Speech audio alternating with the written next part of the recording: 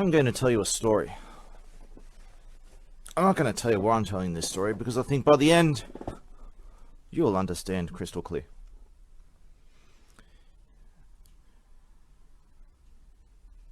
My story, I tried to tell it in 2013. Unfortunately, it's important for me to tell things that happened during the early parts of my story. Some kind of family abuses that happened. Not so much external family, but internal, immediate family. It's required for my story to show why someone in my kind of situation that I was in, what predictably and systematically happens to people in that situation. Vulnerable, the innocent and vulnerable. It also explains why I have been on a long-term mission to protect the innocent and vulnerable. I am the founder of what is known today as Anonymous, provable founder. Anyone wants to offer a challenge otherwise will first get an argument, get evidence, and then face me in public live stream and we'll see where it goes, because many have. There's a long history. I also used to be, for lack of a better word, an international spy amongst many other things. There's a long story behind this. If you want to find that story, you can find it elsewhere. It'd be too long to say here. Just going to get a little gist of things.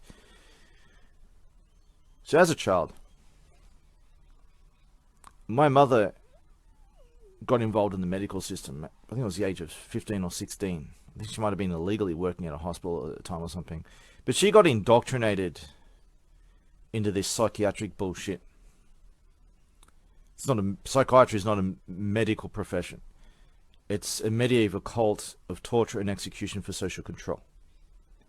And over the last 100 or 200 years, it has become progressively re-endorsed by the new way of governments through so-called democracies and all this kind of crap, as a way to take people out who have not otherwise committed crimes, to silence and take people out. There's nothing medical about it. There's nothing scientific about it. There's no such thing as a chemical imbalance. Look this up. They even admit this. It's all bullshit.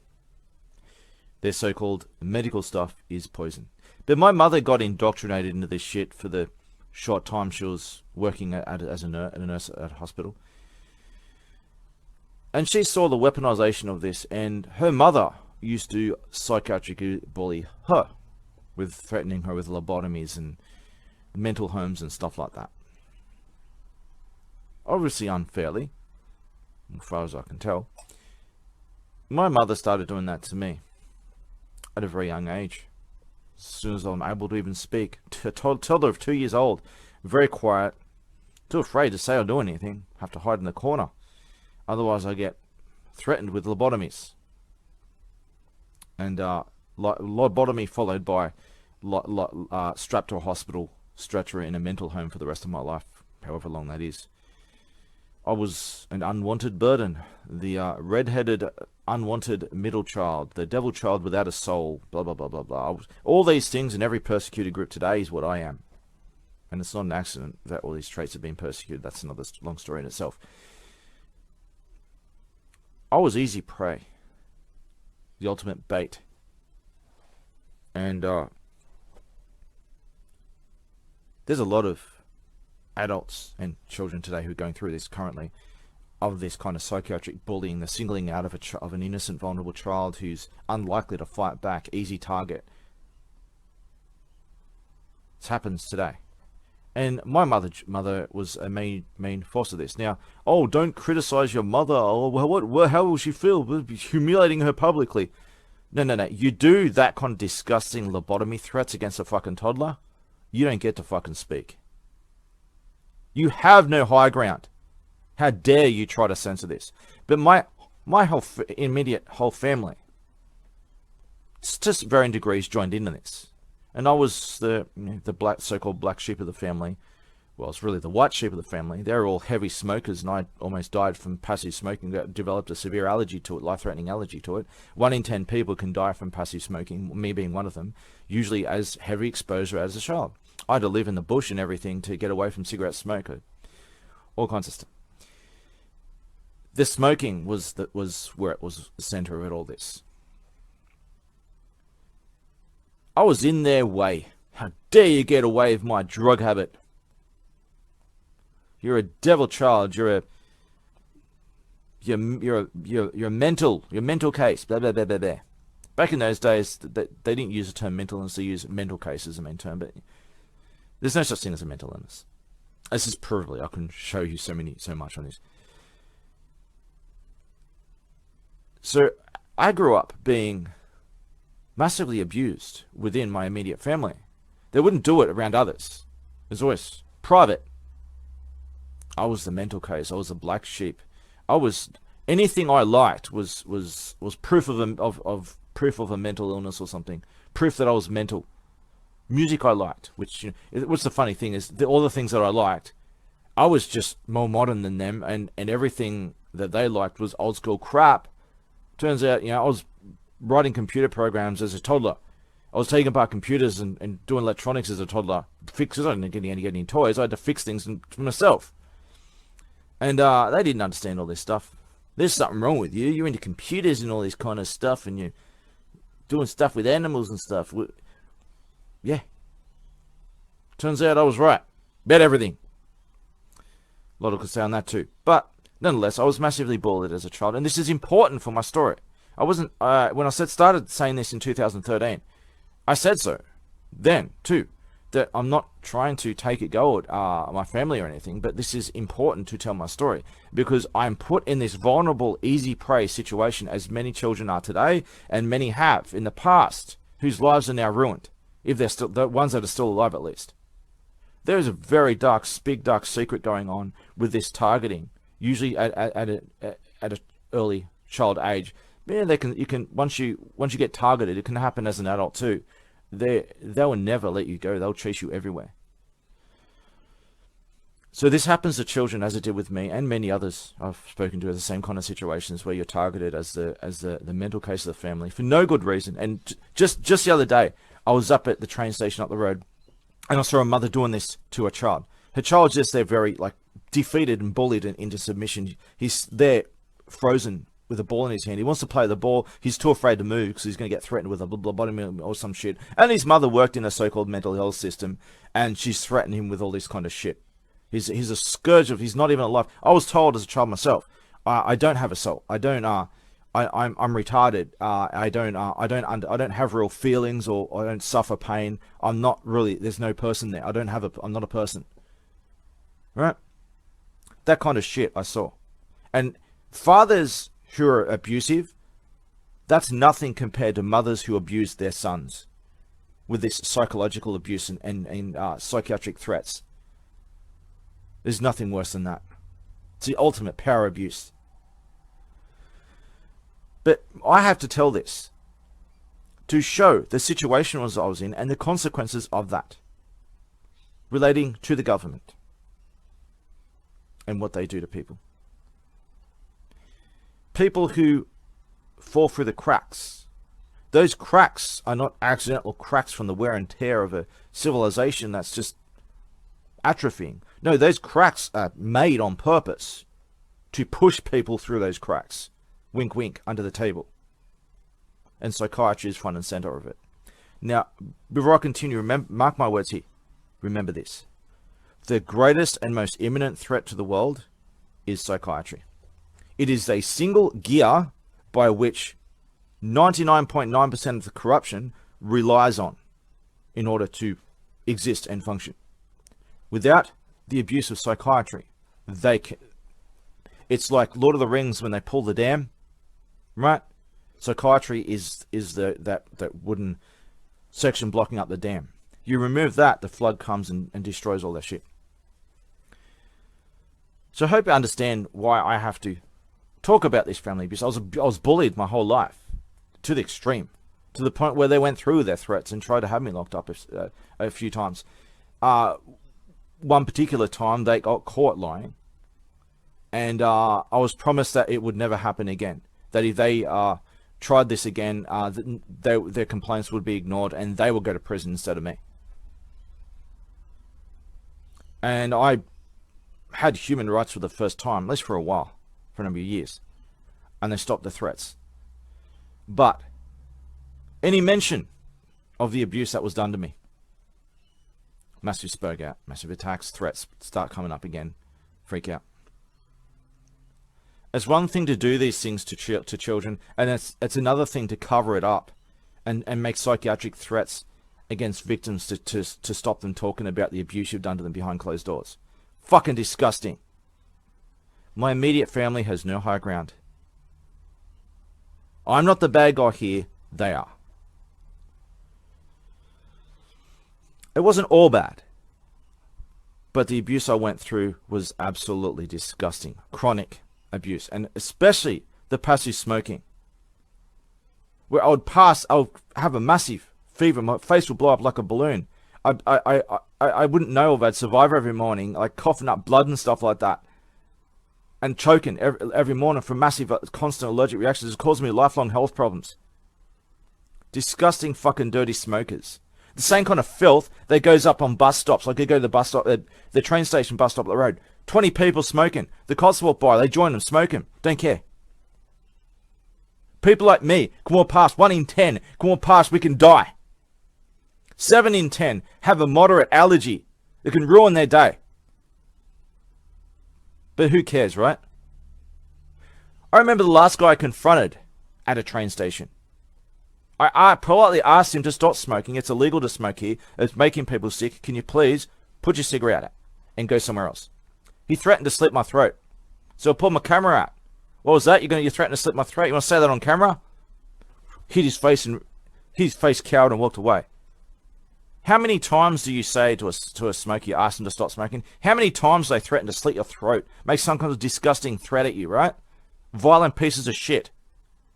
And if you're smoking, consider that you're probably not as good of a person as you think you are. You're probably gutter trash. There's no excuse for that shit. None. But I was abused by it massively. Well, and smoking was at the center of all this. How dare I get in the way of their filthy drug habit? Ruin on anyone else's lives, including their own, for a short term, for a few moments of a drug high. I call cigarettes an apathy drug. It rots your soul. It rots your personality. It rots your moral compass. But that was front and center of the family abuse, and I had to say all this. I wasn't having a go at my family when I said this. I had to say this as part of my story for something else I was trying to say regarding my work as a founder of Anonymous, as a spy, and why I do what I do, and what the evidence I have, and what's actually going on in the world, and how to solve it. I was framing the situation that I'd been put in that made me easy prey like so many others, and what I did about that.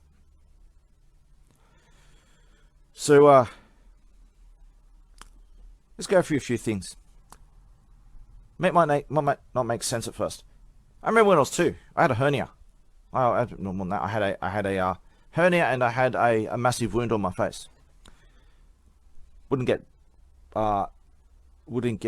treatment for it. It's a massive infection I got on my face. Couldn't get any medical treatment for it. Right. My parents would never take me to doctors or anything. But I did go to a doctor about my hernia. I asked for something else, and then I asked some routine stuff, and then I asked about this hernia. It was really bothering me, and it was very painful. They said, they poked it and said, it's just a bit of excess fat. No, it's a hernia. Several times across my life, I've spoken about this hernia. I've torn it a few times where I get bedridden from it. Just different answers every time. Blow you off and just go away. This is about my teeth. My first time at a dentist. Yeah, it was about like 5 or 6 years old, maybe 7 or 8 or something. Yeah, I was young. I don't even know if I was in primary school by then. It was anywhere between maybe 4 and 8, I think. The dentist got a drill and just went zoom, zoom, zoom, zoom, and drilled holes in every tooth, and pretended he'd done something. That's all he did. And I tried to tell my parents. He just drilled into every tooth. He just went, dun, dun, dun. He didn't actually do anything. He didn't fix any problems or do even check anything. He just put the drill on, and then I got gaslighted by the dentist and my parents. Stop making things up, you're telling porkies. You got a vivid imagination. So many, I might interject and do secondary videos over the top of this one in case I forget things. There's so many things I want to mention. But I'm framing something here. This is the so-called civilization and government system that we're living in. I forgot to add in here what happened to me during primary school. East Batter Bay Primary School. In year 1, we moved from Sydney to the Central Coast.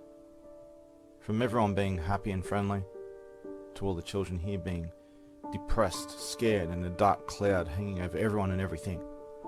In year 1, my teacher could tell I was different, and did tests to confirm I was some kind of unusual genius. My parents scoffed at him aggressively and insisted I was retarded and worthless. This telegraphed the family abuse situation and how vulnerable and alone I was to the rest of the teachers in the school. That school had been hijacked by a group of psychopathic bully teachers who rendered the other staff, teachers and principal powerless. They ran the school in a hierarchy of bully or be bullied. They would choose one vulnerable, easy target to make an example of to the rest keep the rest under fear and control. The previous target was recently gone. Some said he left the school, others said the bully teachers killed him and his parents.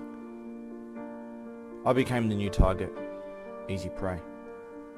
I have stories elsewhere of the extent of what they did to me. Long stories. I'll just abbreviate here. I had the same teacher for years 2 and 3, who mocked and taunted me every few minutes of every single day. In year 5, teachers in training were put into New South Wales schools as assistants to learn from real teachers. So-called real teachers, right? These assistants saw what was being done to me, despite great efforts to hide it from them. They brought a hidden camera video camera into class to record the extreme abuse being done to me. But it was covered up, they were caught and expelled. I was also put into a small class for retarded kids every Wednesday afternoon with the school counsellor. And despite his constant protests that I was completely normal, the teachers violently insisted it, and to humiliate me. It wasn't really about controlling the school. They got a sick form of entertainment and pleasure out of humiliating and power abusing vulnerable kids. Considering what I later did in my adult life as a consequence of this, and what I will do given the chance, I guess I should have listened to the warnings about pissing off the red-headed middle child without a soul. Or the more reminder later of how many other vulnerable innocents were and are, even more so today, being deliberately pushed into the cracks to be predated on by this pathetic, weak-ass filth.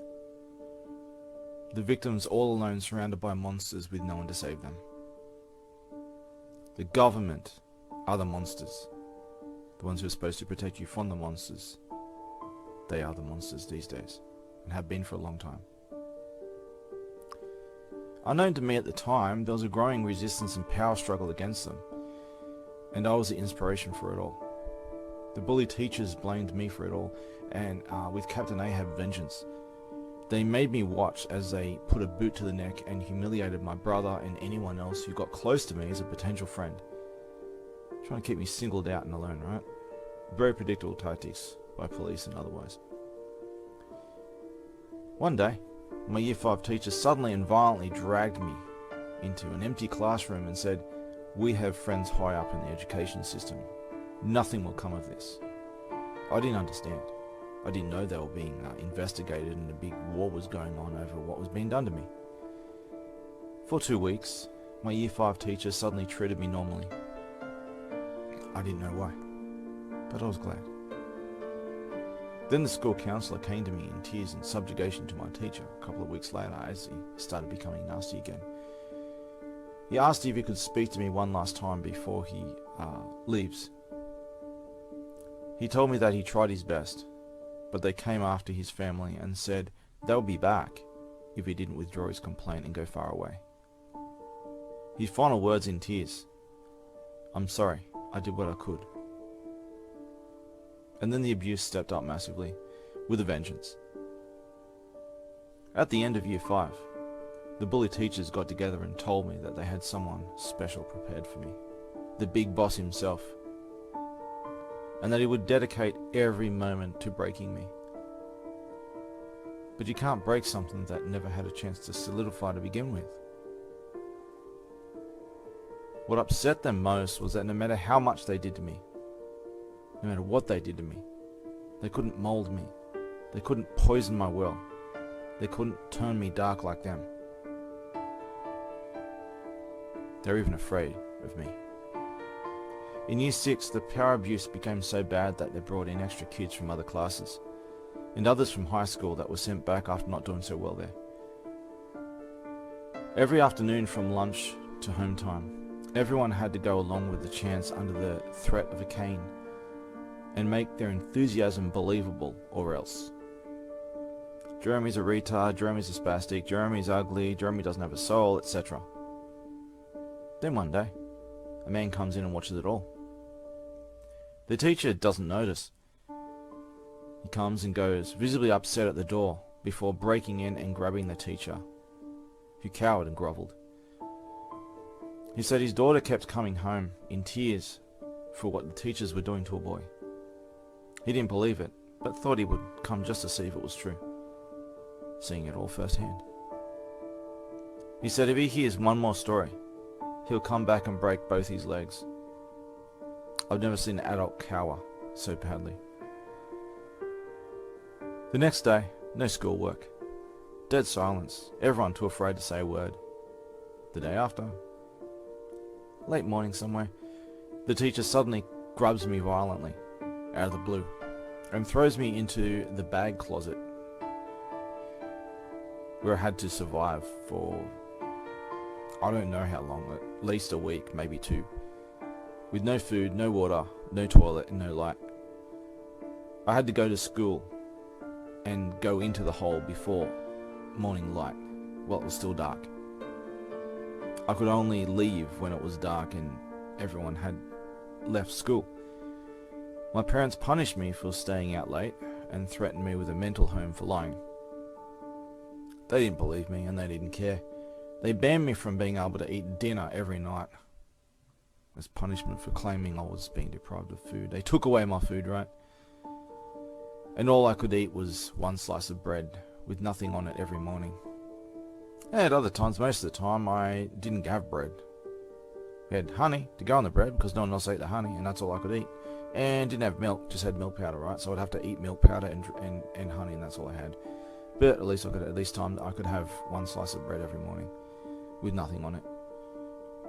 I managed to be able to sneak Vegemite on it a couple of times. That's about it.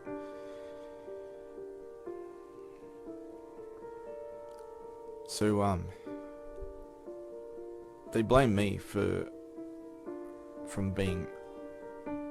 they banned me from being able to eat dinner, and all I could have was a slice of bread, and I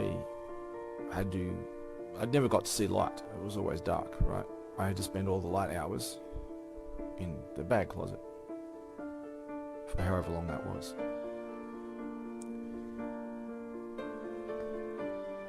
At school, in the bag closet, I ate someone's lunch one time because I was so desperate for food. I apologized to him when he grabbed his bag. He was upset first and realized, and he said, no, it's fine. He turned white after realizing. I mean, they were afraid. Other kids were afraid to see me. They were terrified because of what was being done to me. But then after I ate that lunch, one meal, eventually, the bags were then quickly banned from the bag room, and the only moment I got to see other people every day, the glimmer of light from the closet door being opened. It's a very small closet door. I lost even that. It's in the dark, constantly. No food, no toilet, no water. I resorted to eating a pencil out of desperation, which didn't go too well. There's more, a lot more, but I think I've said enough, and you get the point. This is what happens to the innocent and vulnerable. Chronically, everywhere, especially today, and especially children. Not only children, but especially children. And especially intelligent, capable little boys like myself. by intentional orchestration of the government in a secret system within the system that has been taken over and hijacked by criminals, no different to ISIS taking over Parliament House. What's going on now is not government. These are not legitimate officials. They got in through nepotism. They have no qualifications. And they're doing every manner of evil with power they should not be wielding, that they're unworthy of. None of these people are police officers or government officials. I don't recognize them as such. The cracks are intentional and grow with time until everyone falls through them. None of this is an accident. I'll go back to the main video now. Is any of what I just said acceptable? You got a chronic health condition, you got a hernia, or let's say you got a tooth problem. Oh, I'm going to get to that. How many people on the Central Coast have bad teeth problem, but they don't dare go to a dentist? Even especially the free government dentist. I'll give you an example of me going to a free government dentist. By the way, there was one guy that was a really old guy back in the day at the end when I lived at the entrance. He was actually really good, and he did it real cheap. But and he was retired, but he'd work a couple of days a week because so many people wouldn't. The only way they could get dentistry work was for him. Here's an example. So many stories here. I'll just go to different categories. Dentist. So I was given a mercury filling. They lied and said it wasn't. It was. Got health problems. Anyone knows about mercury fillings. Lied about it, cover it up, blah, blah, blah, blah, blah. And charge you a fortune for it and do shoddy work, mind you. I've had a specific filling that it's fallen out like half a dozen different times. And one of those times being from a free government dentist, which I had to wait many months for. The guy walks in, drunk. I've never seen anyone this drunk. He can't even stand up. He's tripping over trays and stuff. Everything's flying everywhere. He abuses me, yells at me, screams at me. He's violent. He's completely out of his mind. He's just completely crazy. He's not making any sense. Then he sticks a drill in my mouth. He just goes grind. Rips up all my cheek, almost put a hole in my cheek even, through my cheek, and blood everywhere. Then he blames me that I need to keep still. He's the one swaying around, not me. And then the reason why the drill finally stopped, it got lodged inside a tooth, drilling like yeah. Denied that I ever had any hole in my tooth, even though we just made a big one, a new one. There was one up the back of my tooth. It's just a simple hole, just a simple feeling. I could do it myself if I had the tools. Very simple job. Doesn't need any grinding or anything. Just put a little filling in the hole.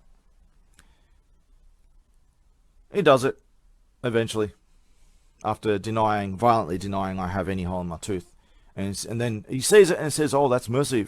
Yeah, okay, why didn't you see it the first 10 times? Puts a filling in it, falls out a short time later. This guy ended up going to prison for plotting and succeeding to murder several people.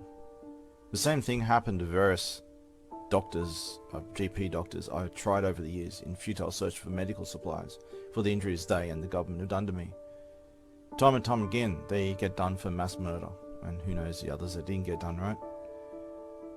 I'm not talking about just simple medical negligence, but actual mass murder over and over again. There are predictable things in common with almost every one of these so-called doctors. They're from third world countries, they barely speak English, and they have fake or shoddy credentials at the best of times. Other dentists, can't do free healthcare because, this is what you get. So you try to pay a fortune, you're paying many times the going rate for the worst shoddy kind of dentists. And the same thing, they give you a crap filling. It falls out, they charge you a fortune. You get ripped off, blah, blah, blah, blah, blah. And they do all kinds of scammy stuff as well. Anyone on the Central Coast watching this, you know what I'm talking about. There was a massive investigation into conspiracies regarding dentistries in, I think it was 1990s.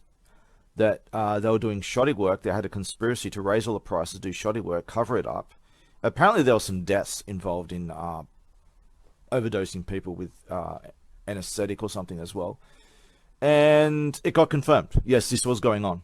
There was a massive conspiracy involving all the dentists on the Central Coast. And it got swept under the carpet. Well, we'll do something about it. Was never heard again. And covered up. Right? Keep that in mind. It's just dentistry, right?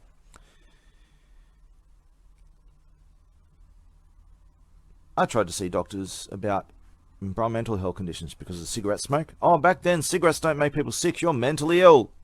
And when it's proven, there's no enforcement of law. You make a complaint about smoking, you're the one that gets arrested, right? And you get death threats by the smokers too, knowing that there's no accountability.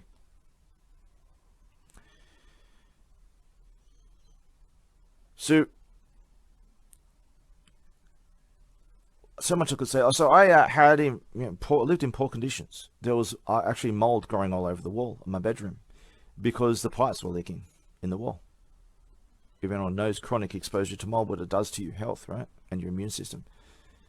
Lifelong autoimmune problems, etc. I didn't just have that. I lived in the most dangerous bush, at the edge of the most dangerous bushland in the world, in the Central Coast. Everything's poisonous. Everything's covered in spikes. Keeping that in mind, spiders everywhere, deadly spiders everywhere. I had a window, well, kind of. I had half a window, one side and the other thing was all broken off. So I had a completely exposed open window for mosquitoes coming in, all kinds of deadly spiders I would get bitten by on a regular basis. It's a miracle I'm alive from all the spider bites and everything, right? I tried to put stuff up on the window best I could. I didn't have the resources to as a child and a teenager. And I developed autoimmune problems as a consequence. What happened? See doctors. You know where this is going. See doctors. Run around in circles. They run you to skin specialists. For my psoriasis, I got psoriasis, and which I can manage these days. But I was used as a guinea pig for experiments. I was lied to and used as a guinea pig for experiments. And the reason why today you know that a certain amount of vitamin A is deadly is because of people like me who are experimented on. I was given, 50,000 AU a day. And yeah, I almost died. And apparently I was one of 3,000 other boys and only 3 of us survived. And one of them was bedridden and apparently died 6 months later. And the other one had kidney failure. And it wasn't as bad, but I think he died too. And so I heard that he dies. I'm not sure about that one. But basically, I'm most likely the sole survivor or one of 3 out of 3,000. It didn't stop there. Experiment after experiment after experiment. I developed psoriasis not from the mold in the walls, the spider bites and all this kind of stuff. I developed that as a consequence of being given vitamin A, extreme doses of vitamin A. I actually didn't finish the course because I was about to die. I would have died if I finished it. Like always, they told me it was in my best interests to finish the course of what they called a new wonder drug for something they made up that is an incurable death sentence. It's my only hope to take this miracle wonder drug. Told over and over again that it is my only choice. So I was used for all kinds of experiments. And then my GP was at the time at Bay Village. He was involved in this worst case scenario conspiracy. You all know about the coronavirus situation. Well, that actually happened in the Central Coast in the 90s. The same kind of thing, only worse. Actually worse. There was a man-made... I just said the GP is involved here. I said before. I'll get to that. There was a man-made virus that was made by the Australian government at Newcastle University with all kinds of other people, governments and corporations and different people around the world. They created it at Newcastle University, a man-made virus. And they are transporting it to a university in Sydney.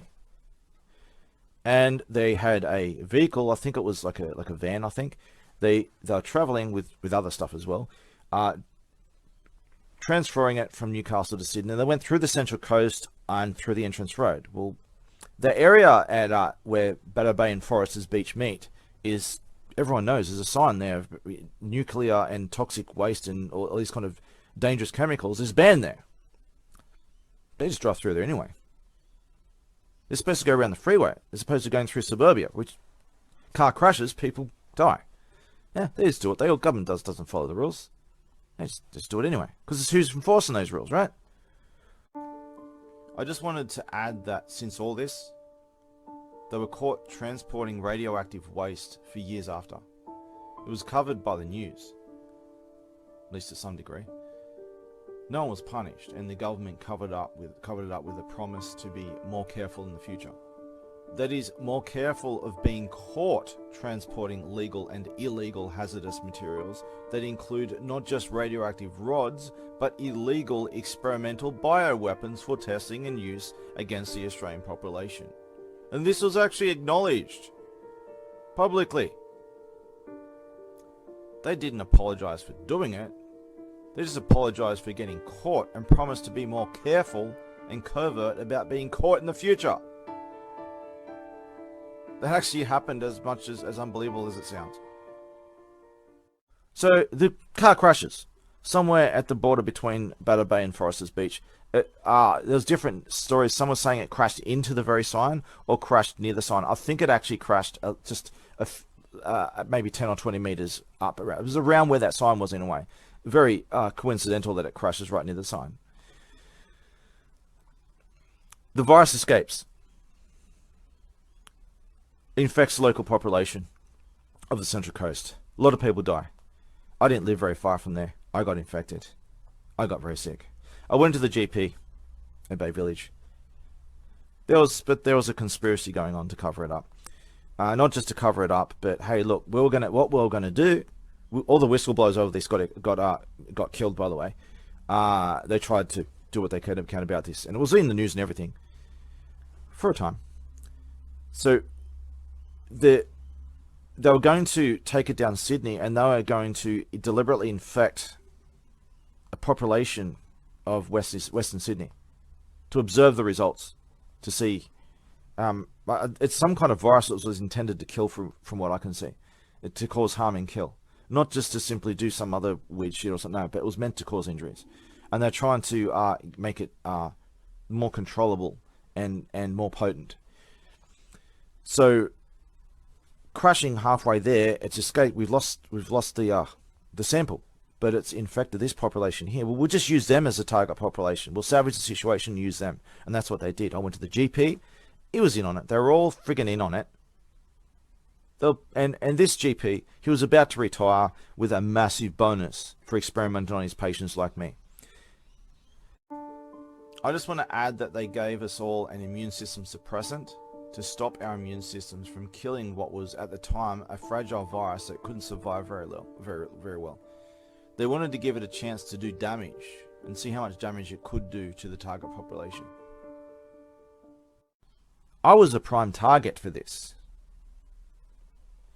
because I was already fallen. I was someone who'd fallen through the cracks. My mother was gaslighting me to oblivion. She even spoke to my GP in private to try to have me locked up in a mental home, but didn't follow through with it, just as a bullying tactic to hold over me or some shit. No, I've done nothing wrong to deserve being treated like this. Nothing. Anyone who knew me growing up, I was very quiet, because if I wasn't, I would die. I'd get killed. I had to be quiet to survive. That's why I spent a lot of time in the mountains with animals or alone with computers.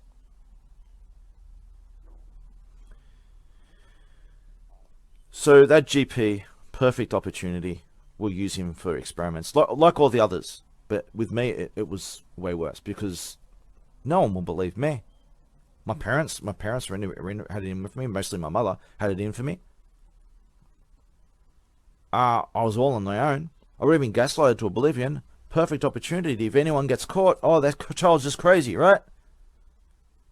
Keep that tactic in mind. That is exactly what the point of psychiatric labeling is. To gaslight and discredit people so that you can do bad things to them. That's the only purpose of it. So I was used in a series of further experiments, just like the skin specialist at Gosford, this GP at Bay Village, Beta Bay, was in on this experimentation crap. I almost died again. Never recovered from that, by the way. And the experiments kept going on and on and on. And I was lied to every step of the way. At one point, after years, being gaslighted by doctors about the damage that was done to me. Eventually scans were done and it confirmed everything. I was in far worse state than they imagined. They didn't understand how I was able to walk. Suddenly I was taken very seriously and given a lot of respect instead of being gaslighted and shitted on every step of the way and experimented on. So I had a whole series of scans confirming worst case scenario. But then letters in the mail began. Some strange, obscure pharmaceutical companies from all around the world, mostly in Europe, offering me a fortune of money to, as I would say, take one for the team and take a one-way trip to be a guinea pig for their experiments overseas, so they can learn more about me. See, my physiology is a little bit different. They didn't understand what I was back then. They didn't understand because I was different. They thought, is this some kind of mutant or something?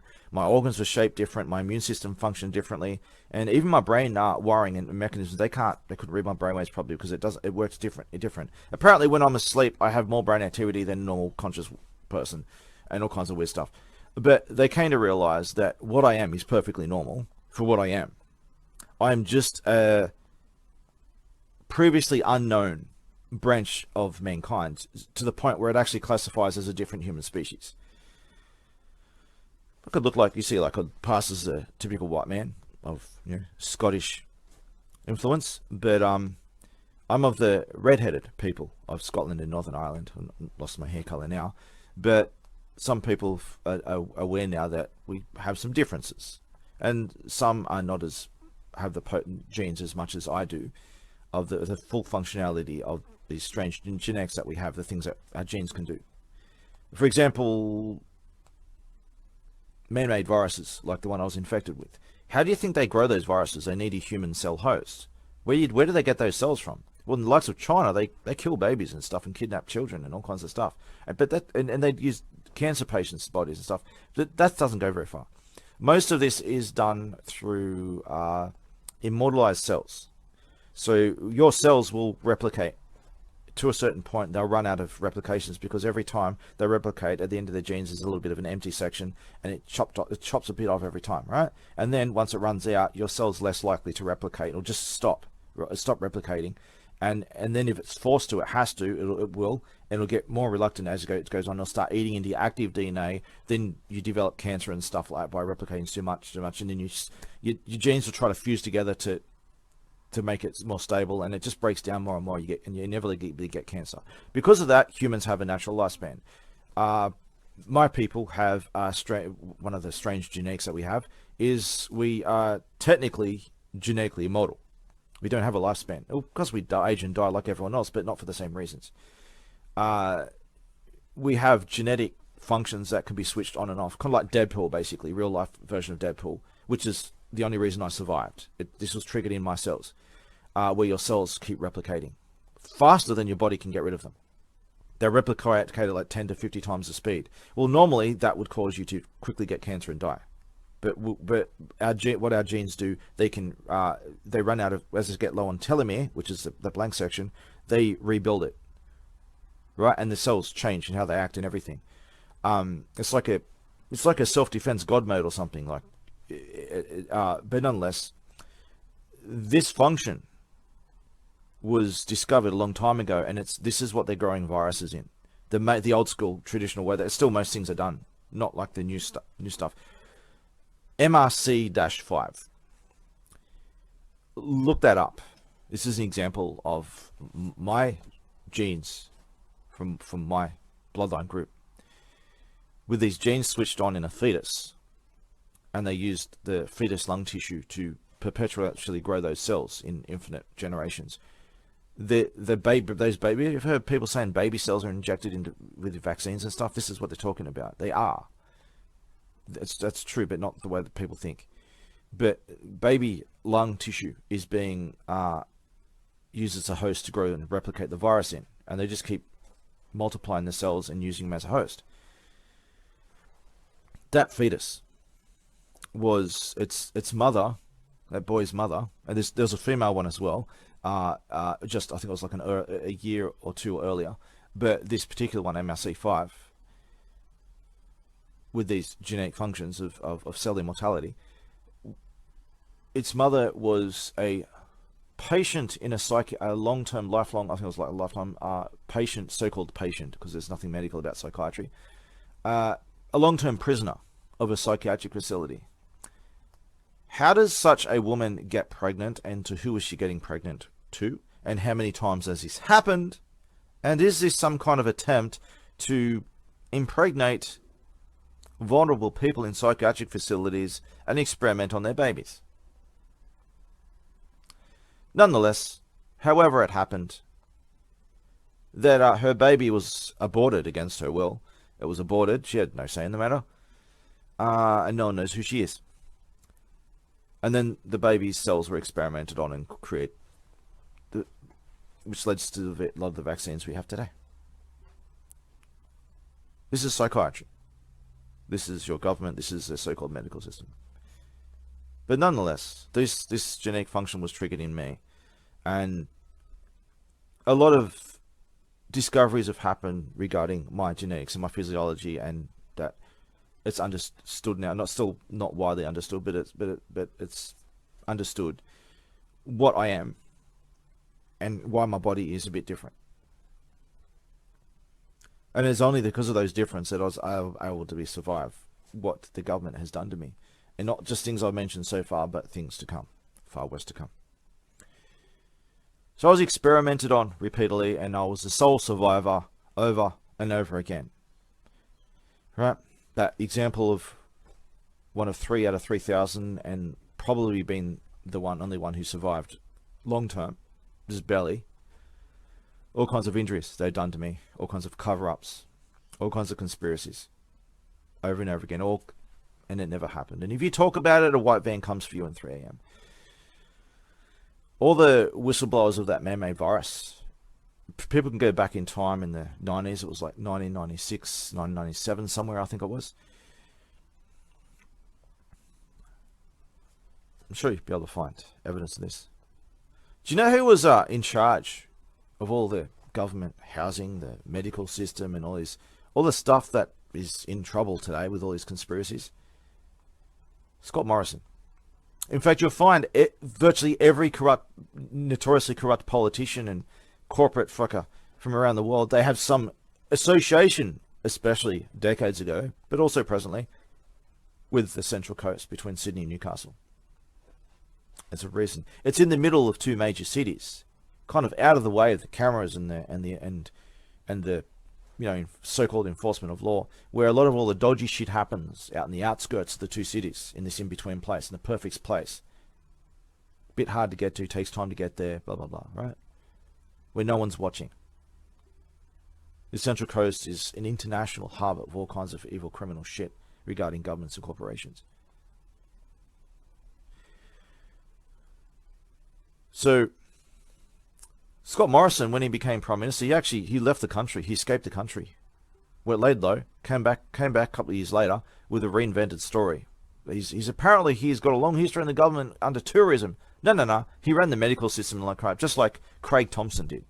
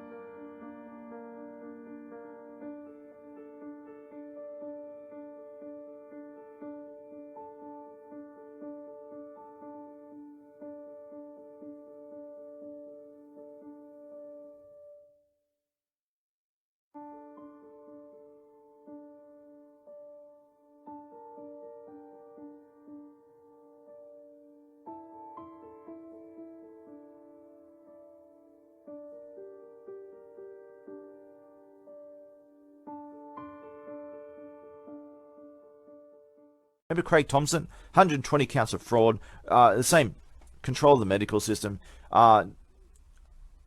They got rid of him because that 120 counts was going up far more than that. 120 counts of fraud, right? Prostitution, all kinds of stuff.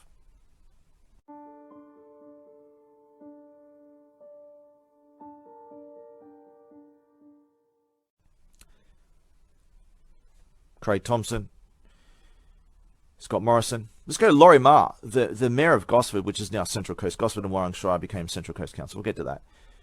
The mayor of Gosford, Laurie Marr, look him up. M-A-H-E-R, Laurie Marr. Was that 100? He got done for who knows how many more? Was it? It's like 120 counts of buggery. You don't want to look up buggery. What buggery is? Like, Australians use the term bugger or buggery.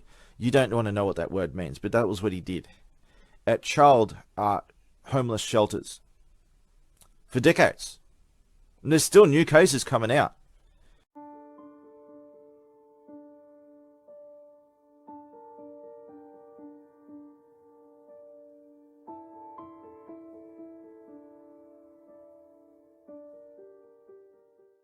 I mean, these kind of people who do these things, they get convicted, but they're often allowed, almost always allowed to walk free and continue doing it with protection from the government. Let's look at George Slowinski. This is a guy who extensively tortured me, actually. Convicted mass murderer who ritualistically murdered his wife. He was involved in the Chelmsford scandal, and this got covered up. I've got a lot I can show on this. When I blew the whistle on this stuff and proved his history, his connection to the Chelmsford scandal, along with what was his name? Under Harry Bailey, it was George Slowinski and someone else, who also they both ritualistically murdered their wives in the same way.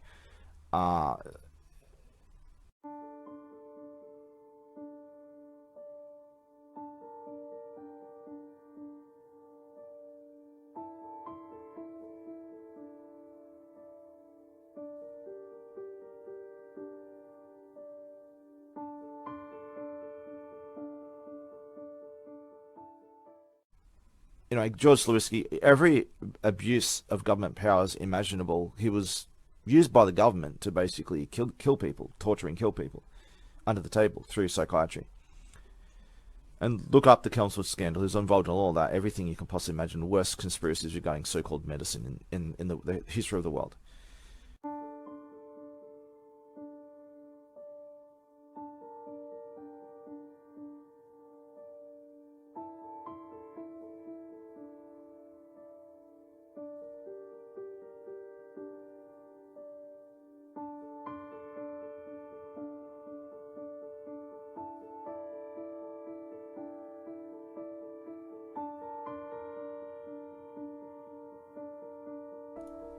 Very little was ever publicly released about the Chelmsford scandal. More than 1,000 people, and who knows how much more than that, were grabbed off the street for bizarre reasons, sometimes even no reason at all. Strapped to a hospital stretcher, wires and tubes hanging out of their bodies,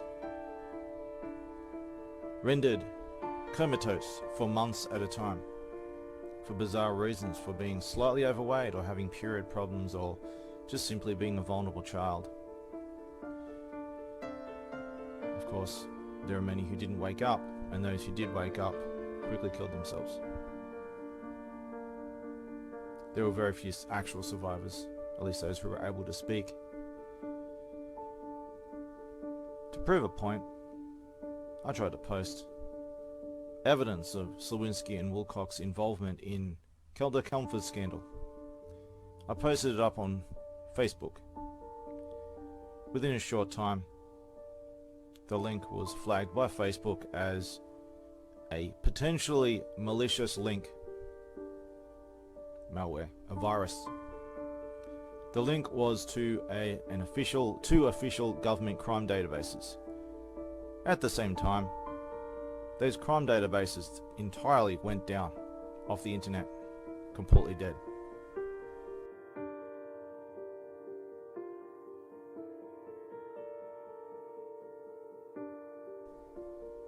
Later that day, they're back up. They've been sterilized. All the references I refer to have been deleted, along with the evidence of anything ever happening. I did this to prove a point, and I do have the evidence to show this happened. To prove a point. Several points that I think are self-explanatory. He spent 4 years in prison. The only reason he spent 4 years in prison, go look up his court documents. You can find some of them online. It's horrific. The medical system made extra effort to make it crystal clear that they did not remove his medical license. It was through technicality that while he was in prison for mass murder, that it just naturally expired. We didn't do it. Why would they do that? Who and what are they afraid of?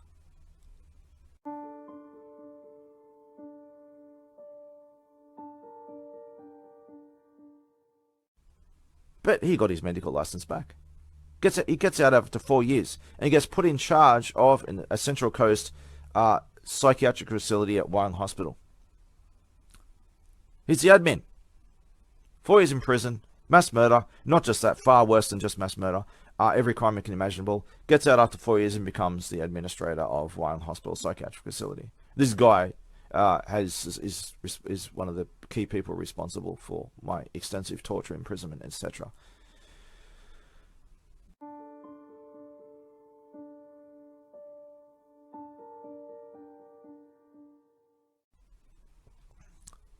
Officially, it's the same word for word. They say this word for word in every government website. Officially, there are no complaints against him. Well, guess what happens if you make a complaint against him and his peers?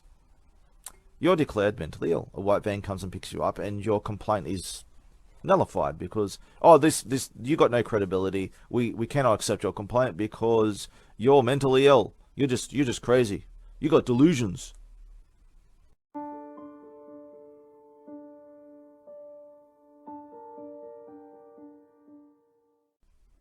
And then that never happened either, right?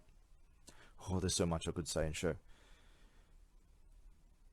Remember that guy? This guy wasn't in the Central Coast, but was on the edge of the Central Coast, on the south edge. The very police officer responsible for teaching child safety and sexual child safety ends up getting caught for going around schools teaching this internet safety for kids and to protect them against sexual predators. Turns out he was a sexual predator, and he got done for at least half a dozen kids.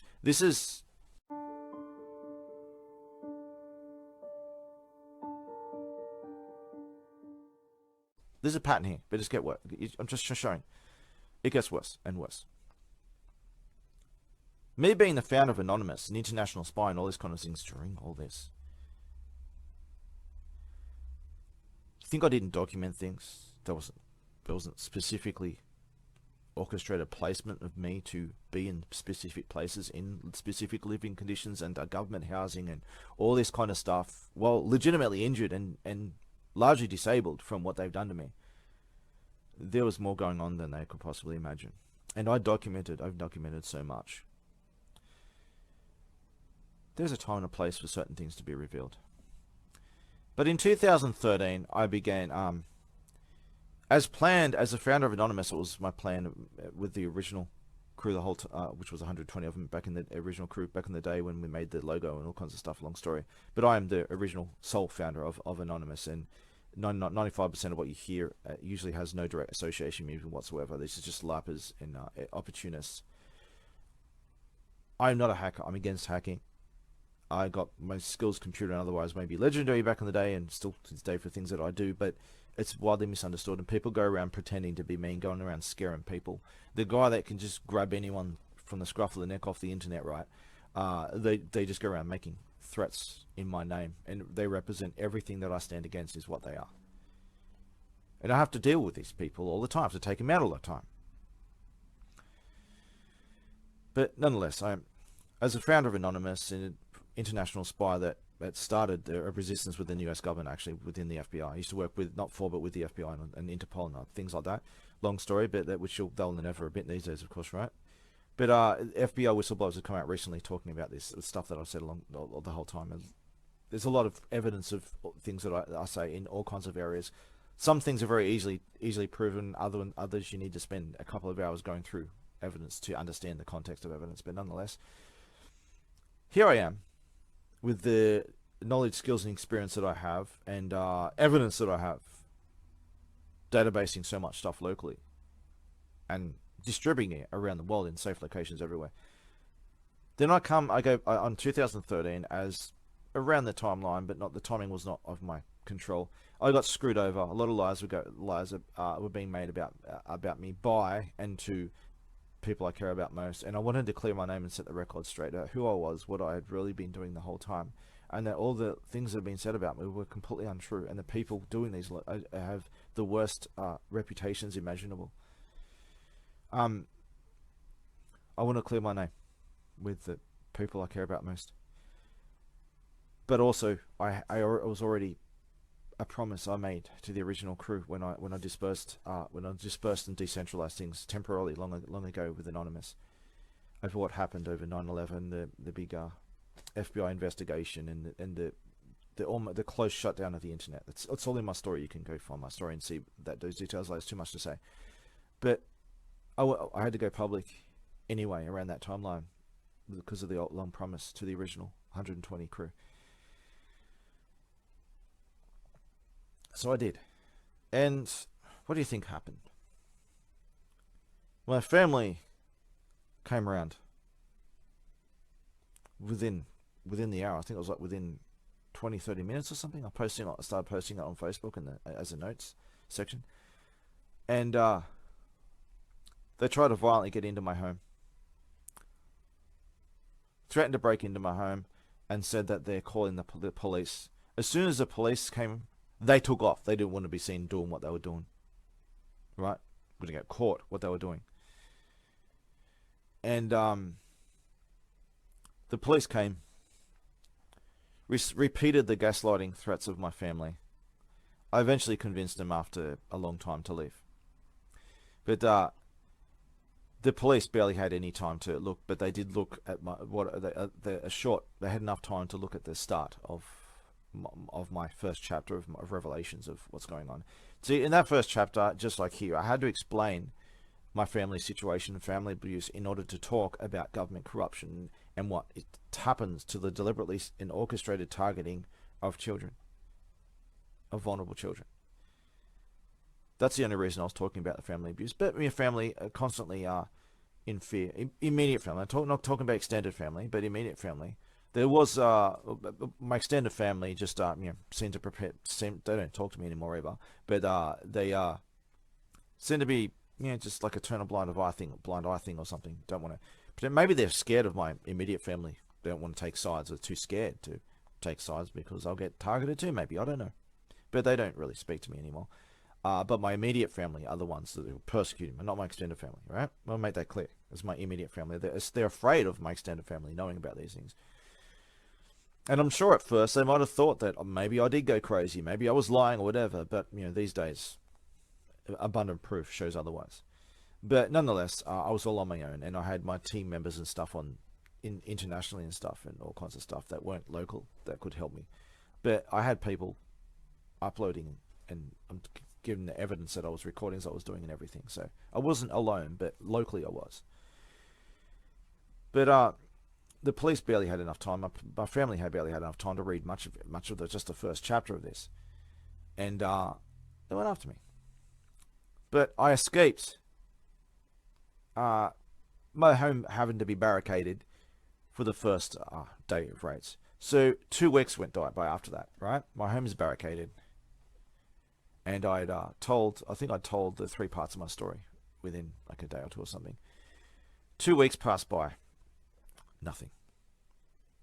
After 2 weeks, the police had been looking into me.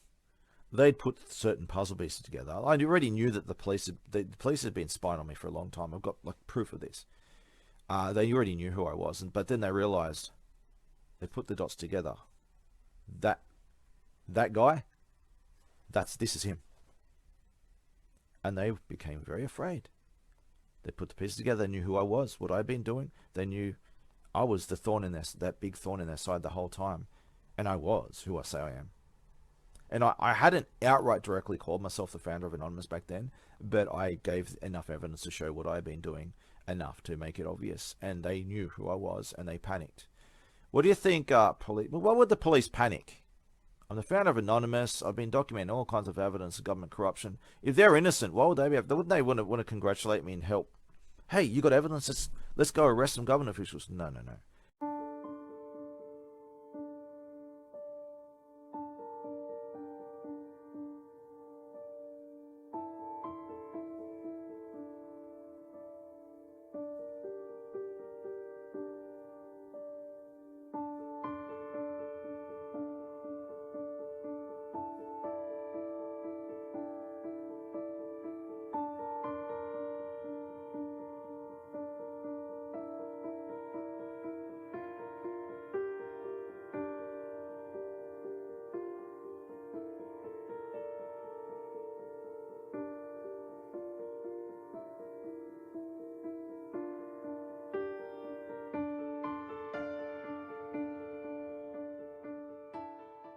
We all know that. Just like the Wood Royal Commission, right? These people were incriminated massively in the Wood Royal Commission into the New South Wales Police Force. Worst case scenario.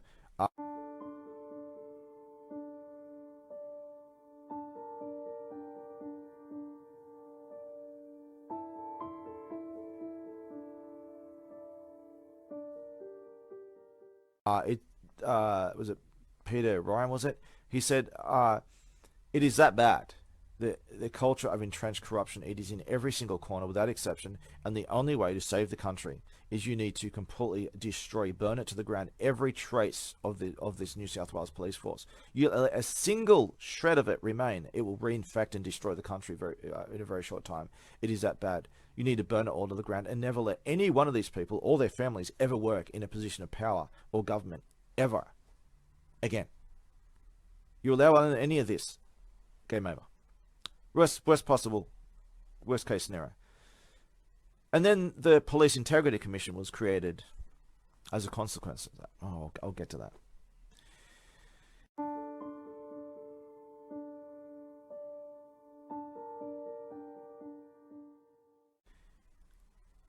And obviously giant cover-ups and people disappearing. It was an assassination that brought this Royal Commission on, by the way. So these police are clearly guilty as hell. Everyone on the Central Coast knows how bad the police are. I remember the Gosford mayor tried to make a complaint against them, and they went after her. Where I am every day, there's like a dozen door smashings and beatings of random people. Oh, we're meant to get next door. Shit, we got the wrong place. Okay, we'll just frame you with some shit we just made up, right? It's a game that they play. They just smash. I've been raided hundreds of times. My doors have been replaced fuck knows how many times. I spent 2 months last year without a door because so many door smashings from police. Not when all this came to a head late last year. 4 of them in one day, in 24 hours. We'll get to that. So the police are corrupt as fuck. It is the worst of the worst here in the Central Coast. Any police you've heard, like in Melbourne or something like that, they're nothing compared to this. What you know today as the New South Wales Police were traitors and slavers who, for crumbs of short-lived power, betrayed and sold their own citizens into slavery in kangaroo courts in the false name of stealing bread and apples while they starved to death. They got kicked out of the UK, taking their slaves with them to Australia. Those slaves included all the surviving, or most were all the surviving remnants of the Scottish royal bloodlines, my royal bloodlines, where those traitorous slavers later reinvented themselves as prison guards and then police. By the way, to clarify real history here, the word slave comes from the white Slavs being so repeatedly enslaved by foreigners that the term was a reference to all white people as slaves. My fellow redheads from Scotland and Northern Ireland are the most enslaved, looted, persecuted, and genocided people in the history of the world. And they never enslaved anyone. And when it came to prisoners of war, what they did to them was not enslave them, but to make an example of them by removing their heads. Why do you think this very filth responsible for violently enforcing political correctness are at the same time saying that red-haired men have no soul? Ponder that and revise what you think is history. All their coronavirus abuse of police that happened, the recordings of police going around basically like a bunch of criminal thugs going around with guns shooting people and stuff like that in riot gear and stuff. That happened here.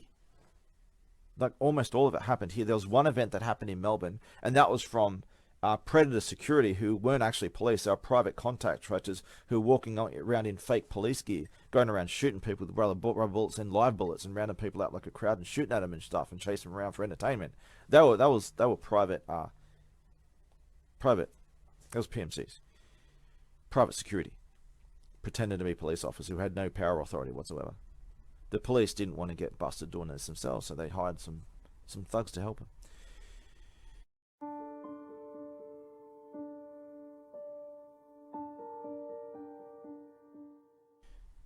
But that's nothing compared to what went down here.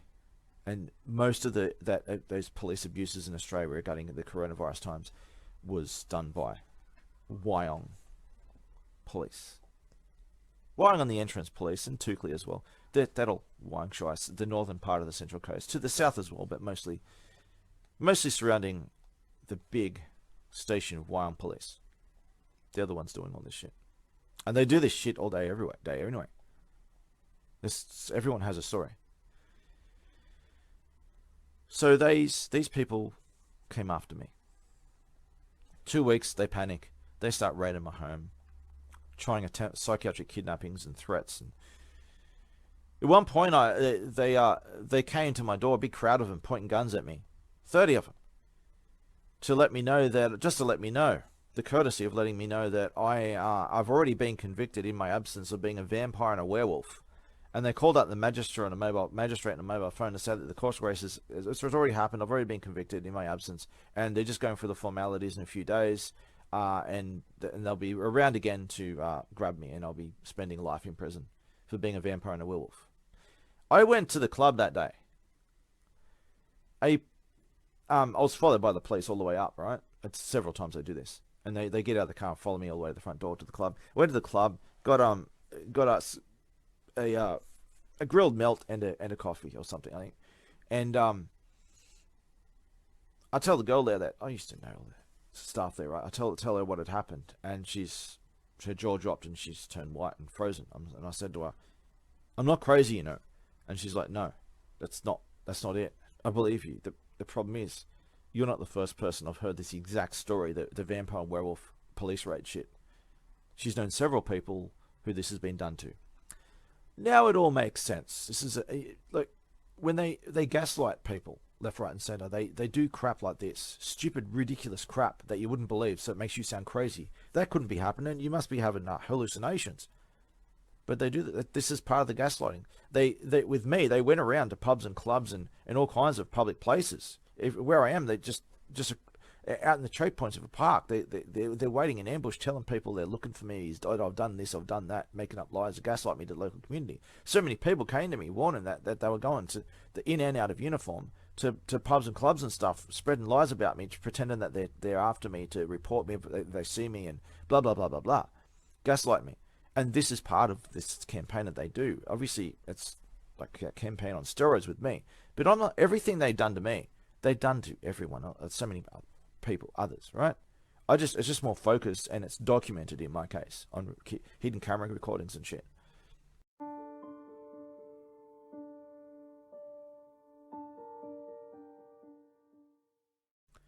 So they went around doing this. And they're also coming to my door, harassing me and threatening me every day. And they're hiring thugs to harass me, which gets really bad. I might need to take a break before I get to this next part, but we'll get to just a few months later, right? So I had my home barricaded for months. I just wanted to clear my name and set the record straight. And they were jumping at the opportunity. The founder, Anonymous, he's alone, he's vulnerable, he's been screwed over, he just wants to clear his name, and he's barricaded in his home. They didn't realize how well connected especially to cameras well connected and people on the internet watching those cameras and backing them up, were. Yeah, I was defeated. I was on the edge of giving up. Everyone had turned against me, but I still had a mission to do. And I presented myself, as I always do anyway, as bait to catch a shark or a sea monster. I use myself as bait to catch sea monsters. I catch sea monsters. I'm the hook that they're afraid, that all the sea monsters are afraid of. But they fell for the bait, and I've got so much damning evidence on them. And what do you think stupid corrupt police, when you have evidence on them, ammo against them of doing this shit, what do you think they do? Do they try to cover up? They back? No, they just do. They're stupid. They're NPCs. You play a game, you play a video game, and you're walking around a city. Are the police the good guys? No, they're always the bad guys getting in the way of the hero, doing stupid shit, right? They're working with the drug dealers and the criminals and stuff, and the thugs, and they're just getting in the way, and you have to kill hundreds of cops in order to do the mission to save the child or something like that, right? That's what it's like. Why do you think games are like this all the time? Why do you think movies are like this all the time? Because that's what they are. They're dumbass NPC criminals who are always in everyone's way. They're not police. They're just a bunch of idiots with guns, thugs with guns. But nonetheless, that's what they did. They just laid the heavy hand on bullying more, getting more camera footage, getting more desperate, so they go bullying me more, getting more camera footage in the vicious cycle. They went around so much to the local community, at the entrance and all throughout other places, Central Coast, where I've moved to and stuff. Doing the same thing. And like when you do it that extreme, like it doesn't work anymore. It works in the opposite direction. People start thinking, why the hell are the police so desperate to smear this guy? What the hell's going on? And it basically gives you credibility points as opposed to taking them away. So you hit a rock bottom at a certain point, and then it starts rapidly going up because people aren't buying that shit anymore. But going to that first rock bottom, there were bad things that happened, and I'm going to take a break before I get to that. I need to take a break to get to that. But we'll just get to a little further. So I had recorded the police about 4 months later at my door, swearing at me and threatening me. And I'd immediately, it was early in the morning, and I'd uploaded that, and I had put that upload to a place, and I'd put it privately on my Facebook. It was not publicly available, but you see, my family were constantly reporting me to the police. All the recordings of the police, someone in my family, probably all of them, were giving that to the police to egg the police on to go after me, to have me silenced. They wanted me basically killed and silenced by any means necessary to protect their fake reputations. Oh shit, what they did to me as a child. Oh, we can't have that going out. We need to take him out. We need to gaslight him. The police are all, they want to do him in anyway. Let's all work together. Let's egg the police on, right? So my family were constantly giving them stuff that I was saying privately on Facebook that was not available to the public at the time. It's not, my account's public now, but it wasn't back then.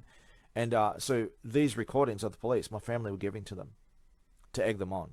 So the police that were threatening me and abusing me and swearing at me in the morning and trying to taunt me and shit, they got hold of it very quickly because my family gave it to them. And they got freaked out, and they came and they raided my home. All day, a day-long siege. Got the recordings of it and stuff too. And what is the problem? What is the problem now? No, I didn't put something on Facebook at all. Okay, look, if you can't get your facts right, please just leave. I would not like to be harassed. I would like you to leave right now. I would like you to leave right now. No. You can leave. You have no right to be here. You're harassing me. I'm going to smash my way. You're $2 and breaking up my husband. And why? Why do you claim any threats of self-harm? I've not made threats of self-harm. You better define self-harm, alright? I'm telling my contact right now.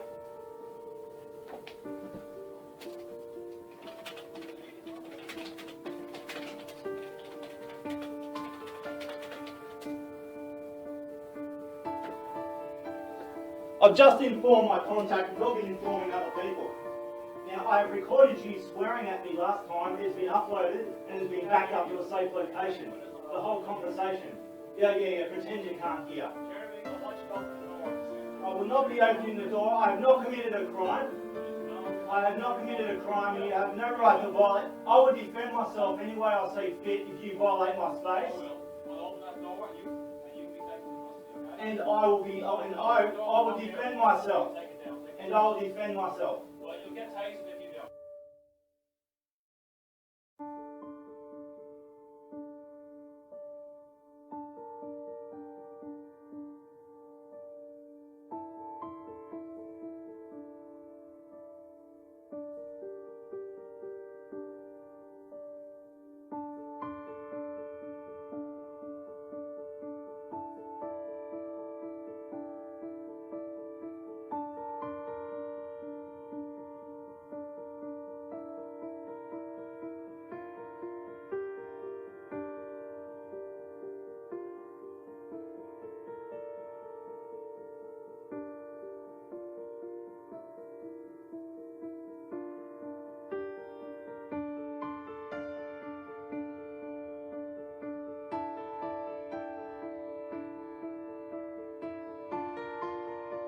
You know that the Law Enforcement Conduct Commission investigates a fraction of the complaints. It's, I think, 2 or 3% of the complaints it receives because it simply doesn't have funding to investigate more than 2 or 3% of the complaints. You know that, don't you, Attorney? Well, I don't know that.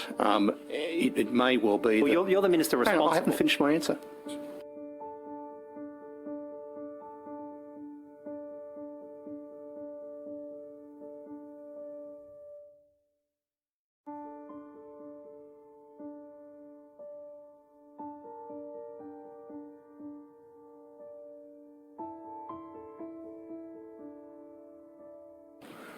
I don't know that.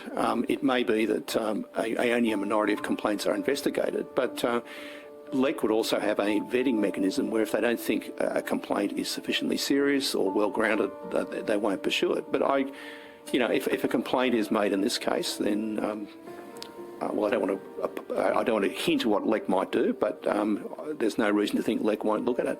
Well, you challenge my proposition that it's only a tiny fraction of the cases that are referred, the complaints that are referred to LEC that are investigated. If it's not 2 or 3%, let me finish. If it's not 2 or 3%, what percentage of complaints end up being fully investigated by the LEC? I'll have to take the percentage on notice. I didn't challenge your proposition that only a small percentage end up being fully investigated. What I did challenge was the suggestion that it is a resourcing issue as distinct from filtering by LEC to work out what cases it considers are worthy of investigation and what cases are either well-grounded or not sufficiently serious that warrant its attention. Well, the LEC has made it clear in its annual reports that it has insufficient funds to do the tasks which it's been assigned. It said that in its own annual reports. You're not challenging that conclusion from the LEC, are you? Well, the LEC and other integrity agencies at the moment have been consulted by government about what their baseline funding should be going forward. As you know, there have been parliamentary inquiries and an Auditor General's report about funding of integrity agencies, and that's something the government is looking at in the next budget. I need to take a break before I talk about where that sees, because that point is where it goes really south, real bad. I need to show you the true face of your government and the consequences if you don't do what you damn well know you need to do. So I'll be back in a minute. I'll just stop the recording. I'll start again after a break. I need a break to be able to talk about this. I'll be back.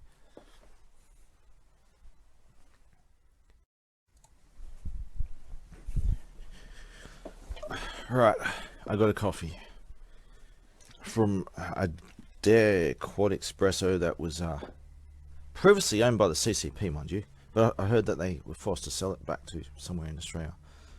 I'm sure it's foreign owned anyway.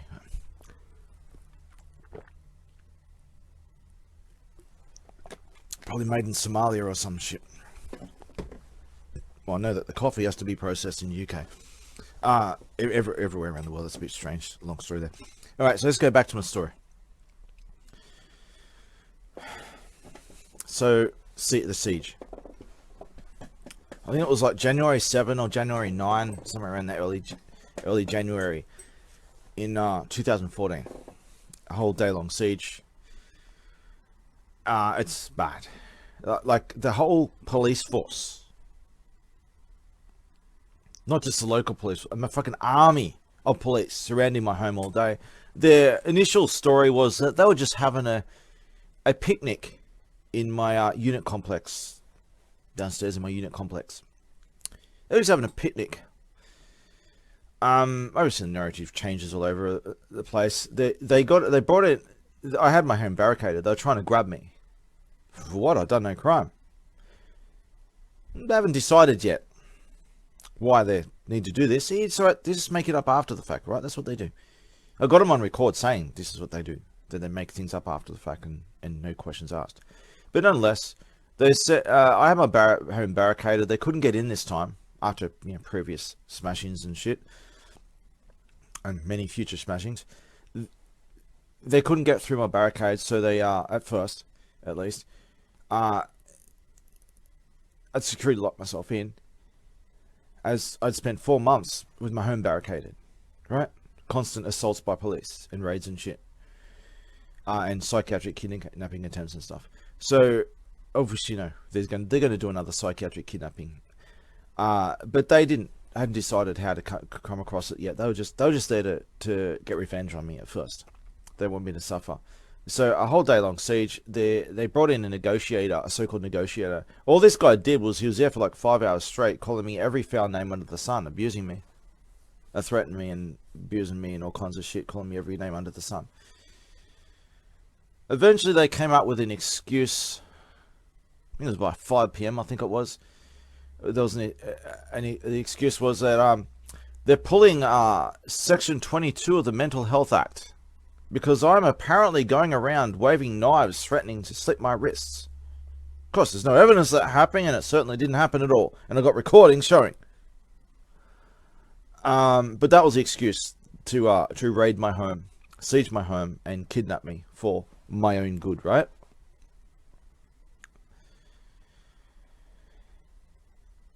Look up Section 22 of the Mental Health Act of New South Wales or Australia. I think it's New South Wales.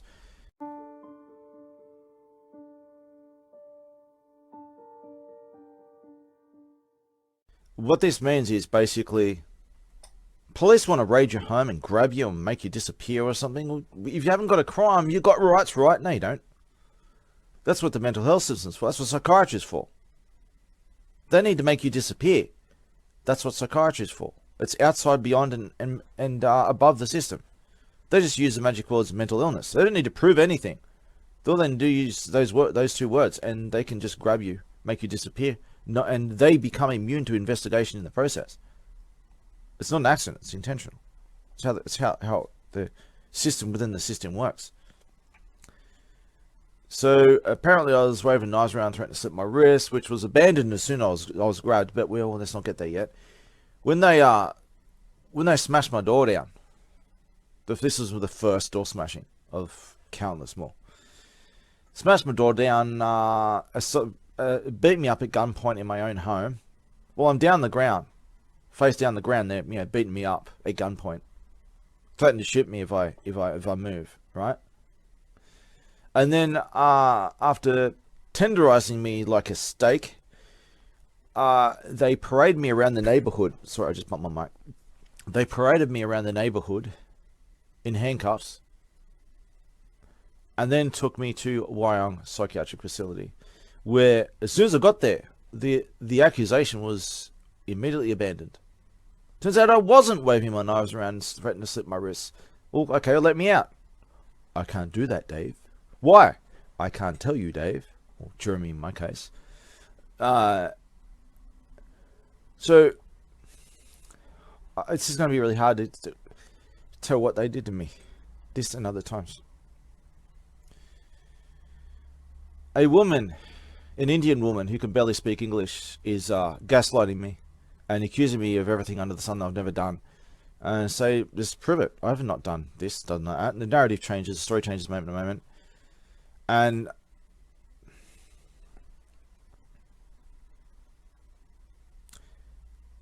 I said to her, eventually, can you speak proper English? I can't understand what you're saying. Speak proper English.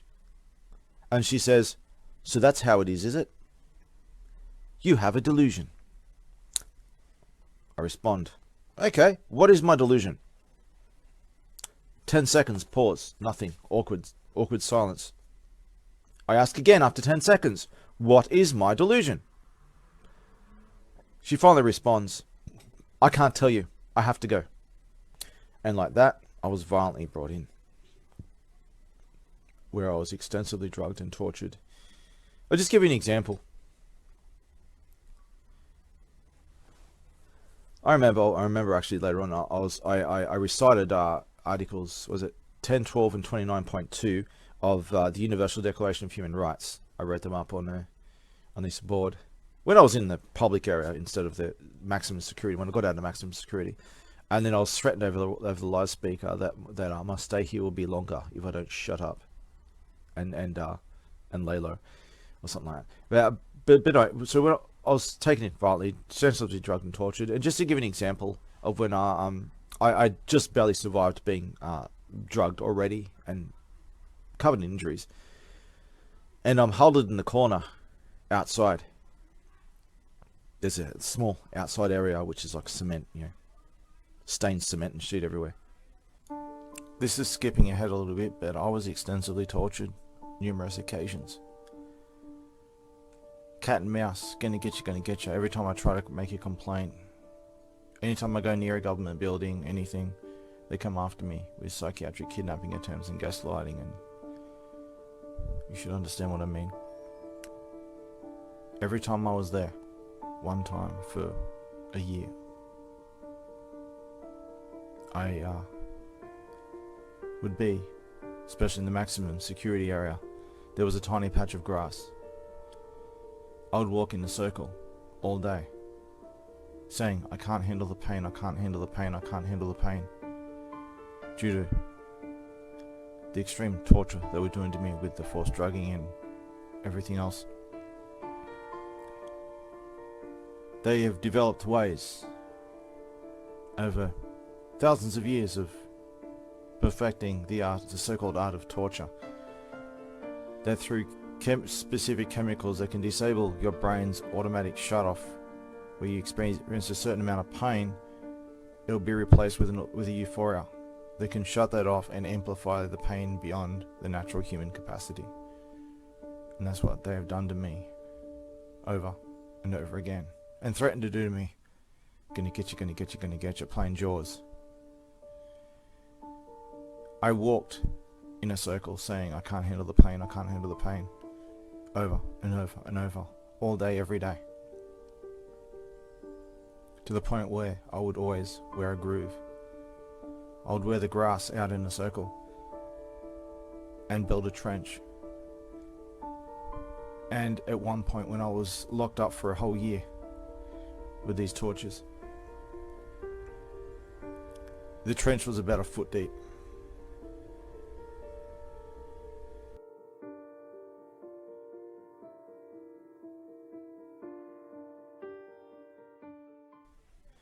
There's a bunch of thugs outside fighting, actually, right now. Good timing. Should be fine. Just arguing. Happens a lot. It's when you live in a shithole, right? Literally a shithole. We'll get to that. Hopefully you don't hear it over me talking. If I need to intervene, I will, but I should be fine. So, we're up to. So, an example of what was a constant thing. I was locked up, extensively drugged and tortured for six weeks, right? It was actually a little bit longer than 6 weeks, actually. So, an example of this, when I was in maximum security, I was in this tiny little outside area with, shit-stained walls and stuff. And, I'd been extensively tortured and drugged already. And they came to me and said that they're going to mega drug me. And, they're going to grab me and mega drug me violently, by force, with a big smoke. It might happen in a few minutes, or a few hours, or a few days, but it's going to happen. and we're gonna do you in so bad. All right. Within a couple of hours, it was like an hour and a half to 3 hours somewhere. Time's a bit sketchy, right? When you're in this kind of situation, you don't know how long time's got by, especially when you're basically in the hole for a week straight, like they do to people. They eventually came and they violently grabbed me, beat me up while I'm huddled in the corner, and dragged me into room 101. If you know what room 101 is. These room 101s are supposed to be illegal, but every psychiatric facility has them because they don't follow the law. They're an exception to the law. This is the torture dungeon of every psychiatric facility, where they don't. The reason why they have these is they don't want the other people to see any witnesses to see what they do to you. So I was this wooden white room with a cold cement floor. There was piss everywhere. There's often shit in here as well, but there was piss all over the center of the room. There's a reason why, because the previous victim, right? They really cleared this up. It's supposed to do this, and this is where I got infected with a belly infection with pylori from this deliberately unsanitary conditions. Because my belly problems began here. They stripped me naked, tied me up like a hog, face down in the middle of the room on the cement in the piss of the previous victims, where I'm drowning in the piss. I can't breathe. They inject me with poison. They call it medicine for imaginary diseases. They injected me with poison that is designed to kill animals at abattoirs. The exact same poison. I began foaming at the mouth, in agony, begging to die, paralyzed, blacking out, drowning in, face down in piss, tied up naked as a hog. Like a hog. I spent quite a long time in that position, while they would come to the door, mocking and laughing at me, and gaslighting me, routinely every couple of hours or so. Remember, everything that's been done to me has to a lesser degree been done to countless more. Every day, right now. Not just the Central Coast. This psychiatry is like this everywhere. But obviously it's particularly bad here. So, I remember another time, I'll just say another thing. I asked for my wallet. I had a lot of money in my wallet at the time when I was kidnapped. I asked for my wallet and for a copy of the Universal Declaration of Human Rights.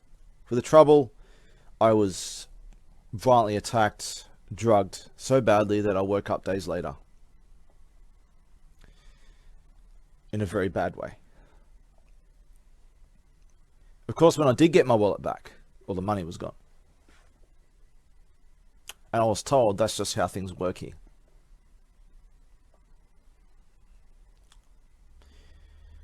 So much I could say. Maybe I need to interject and add some details later. I'll just skip for now. I was extensively tortured, so there was no reason given for why I was there. And after about 6 weeks, just cutting a long story short, they finally decided a reason. My reason for this being done to me was that I had a mental illness of believing a girl might have feelings for me, which obviously wasn't true, but in many levels. But upon finding this out, the whole place broke down in laughter because everyone knew the situation. But the feeble excuse they came up with in the end, that the whole place broke down in laughter. Even it's a torture dungeon place.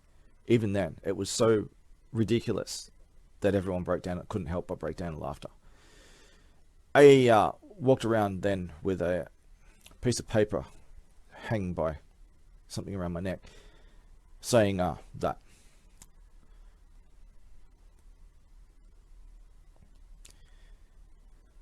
So, hang on now. Yeah, that's right, yeah. This happened several times to me, so I might be confusing different times. But nonetheless, I was delayed there longer than they could legally hold me because of bullshit they just kept making up. Delay. And I had a USB stick I'd smuggled in. Other people tried to smuggle cameras and stuff, other victims, and they got caught. All kinds of things happened. Like could say. People were being electrocuted in the head, by the way. You think so-called electrical convulsive therapy is illegal? No, they do it all the time. They electrocute people, they lobotomize people, they do brain surgery, they try to cut pieces of my brain out. Someone else in the state government blocked them from doing it. They're trying to cut into my head, drill holes in my head, and cut pieces of my brain out and all kind of stuff. George Swinski had several requests to do all this, and they were gonna remove my whole eye. There's a lot more to this than I'm saying here, but yeah, they wanted to remove my eye, wanted to cut pieces of my brain, blah blah blah.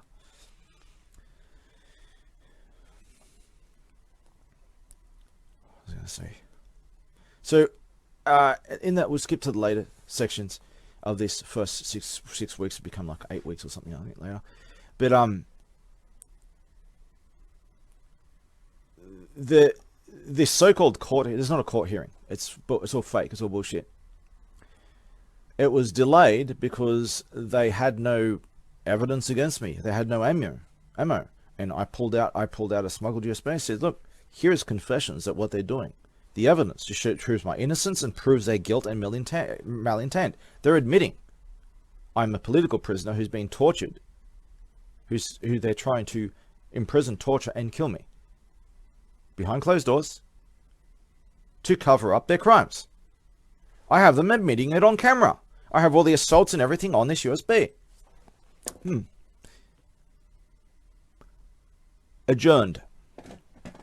And not because of my evidence, but because, oh shit, well, we need to make a more convincing argument to do what we've already prepared to do. We're railroading him, right? It's all railroading. So they are in fear of, certain others catching on to what is going on, to make it look at least somewhat believable to someone who's just skipping through documents. They had to make up some bullshit news story, and the narrative changes moment to moment. And there's so many stories I could say, but finally we go back to the final hearing, and 2 Indian men in white suits turn up saying that they have known me for a very, very long time. Never met these guys before. They don't know me. I have no idea who they were, where they came from. 2 Indian guys in white suits saying that they've known me for a very long time, and I have a history of murdering hundreds of people, and I'm a threat to the community. What happened to believing a girl might have feelings? Now I'm a mass murderer who walks around with katana. I think they accuse me of walking around with 2 katanas, killing hundreds of people every night. Hundreds of people every night with a katana. 2 katanas.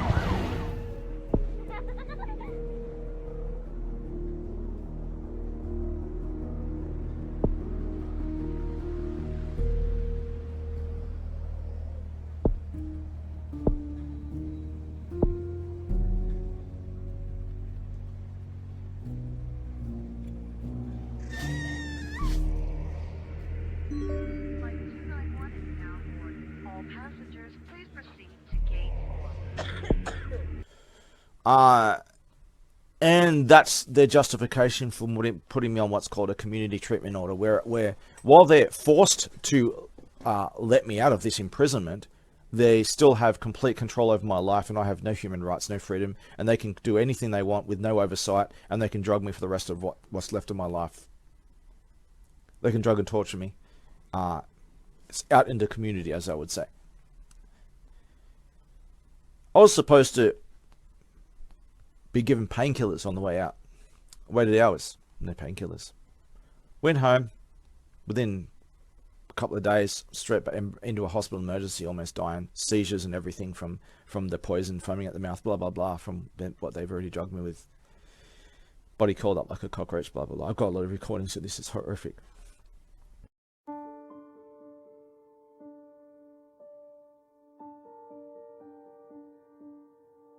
Now, when school authorities tell a mother, as you already heard, that her son is sick and needs to be on drugs, how in the world is she to know that that is simply a lie?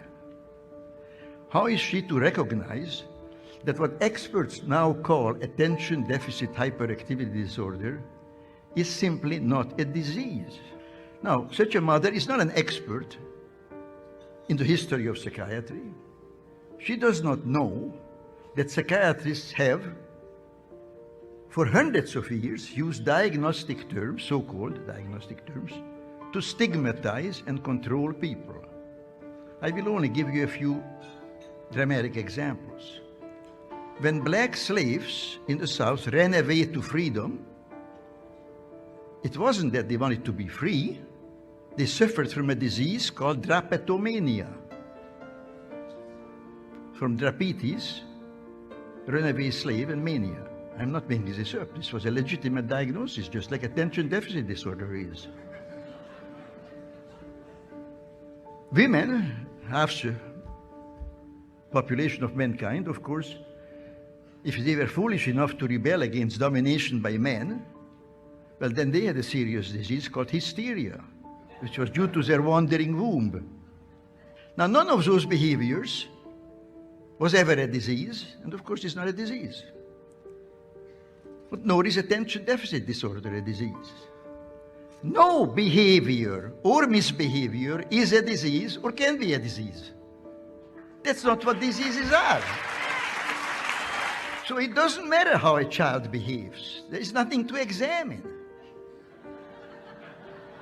If he's sick, then there must be some objective science to it, which can be diagnosed by physicians and objective tests. That's why as soon as you go to a doctor, they take a lot of blood and take x-rays. They don't want to hear how you behave. When I went to medical school 60 years ago, there were only a handful of mental diseases. I think there were no more than 6 or 7. Now there are more than 300. And new ones are, quotes, discovered every day. Labeling a child as mentally ill is stigmatization, not diagnosis. Giving a child a psychiatric drug is poisoning, not treatment. I have long maintained that the child psychiatrist is one of the most dangerous enemies, not only of children, but of adults, of all of us who care to the most precious and most vulnerable things in life. And those two things are children and liberty. Now I ask again, how can parents protect their children from the therapeutic state, that is, from the alliance of government and psychiatry? Basically, I think in the final analysis, they can only do so by disabusing themselves, getting rid of the idea that what ails an unhappy and misbehaving child, and there are of course many such children, in fact all children at some time, that such a child is having a mental illness and the so-called treatment can help him. This is simply not so. Diseases are malfunctions of the human body, of the heart, the liver, the kidney, the brain, and so forth. Typhoid fever is a disease. You all know that? You don't question that. Spring fever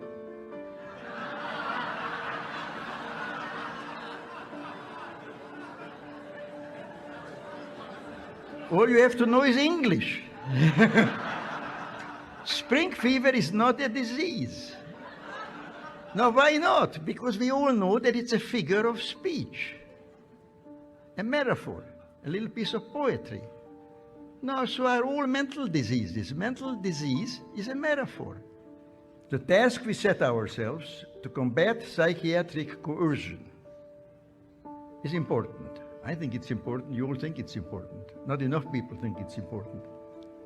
It's a noble task, a task in the pursuit of which We must, regardless of obstacles, persevere. Our conscience commands that we do no less.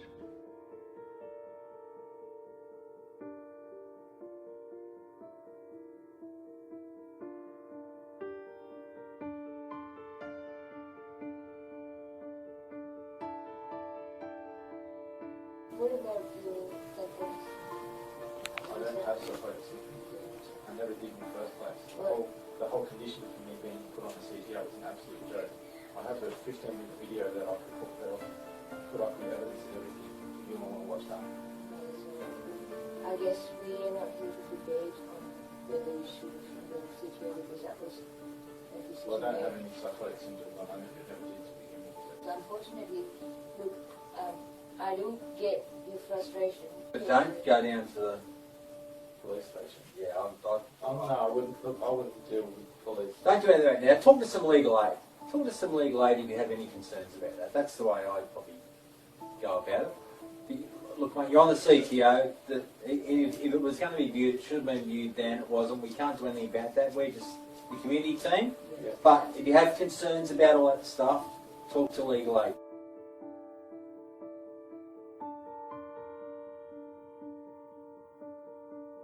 Okay, what is my delusion? Question I've asked so many times. Proof. I have proof to the contrary. I've got witness testimony on camera. As health professionals, we don't need evidence. As health professionals, we don't need evidence. As health professionals, we don't need evidence. Unfortunate, but our position cannot. What's unfortunate is you give me a fucking chemical lobotomy here.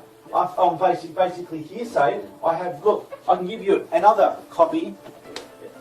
Here. Would you like to watch it? 15 minutes of proof. 15 minutes of proof. Look, I can't watch it. I haven't got a DVD player. 15 minutes of proof that I'm innocent. We don't have it. 15 minutes of proof that I'm innocent. Yeah. What I can't Mate, argue. I don't want it. You have it. Look, what I can't argue with you, and I can't argue with you, is that the hospital has had you in I've there. not been given a hearing. I've not been assessed. The hospital has had you in there for a fairly lengthy period. 6 weeks, and then right at my tribunal, I wasn't given a chance to defend myself. And you've had the opportunity to go to the tribunal. No, I haven't. Look, I'm in the position of a member of the police force who's given an order by a judge. I can't. And I'm reporting a crime here. Well, look, we have to agree to disagree, unfortunately. I don't want to do this, but these things don't kill people. Yeah, well, I'm sorry, but I went to the emergency department and almost died before. Well, you're looking a lot better now. Well, I'm not feeling better. I'm not looking a lot better. You're a liar. You're just running through the motions saying, oh, you feel better, so blah, blah, blah. No. I do not feel better at all. I'm telling you, I feel worse. I'm telling you the simple fact of what must occur. I can't feel my arms and legs right now. Well, all right. I'll have to leave it at that. Sorry if you're upset, but we will have to come back on Tuesday with that. I'm upset because I'm violently sick from these drugs, and I'm probably going to go to the emergency department again soon because it's getting worse. Well, look, that that is your option, but if you do, there'll be some kind of objective assessment of your science. Yes, and they objectively assessed me before, and they gave me a whole lot of painkillers. What good is a phone call if you're unable to speak?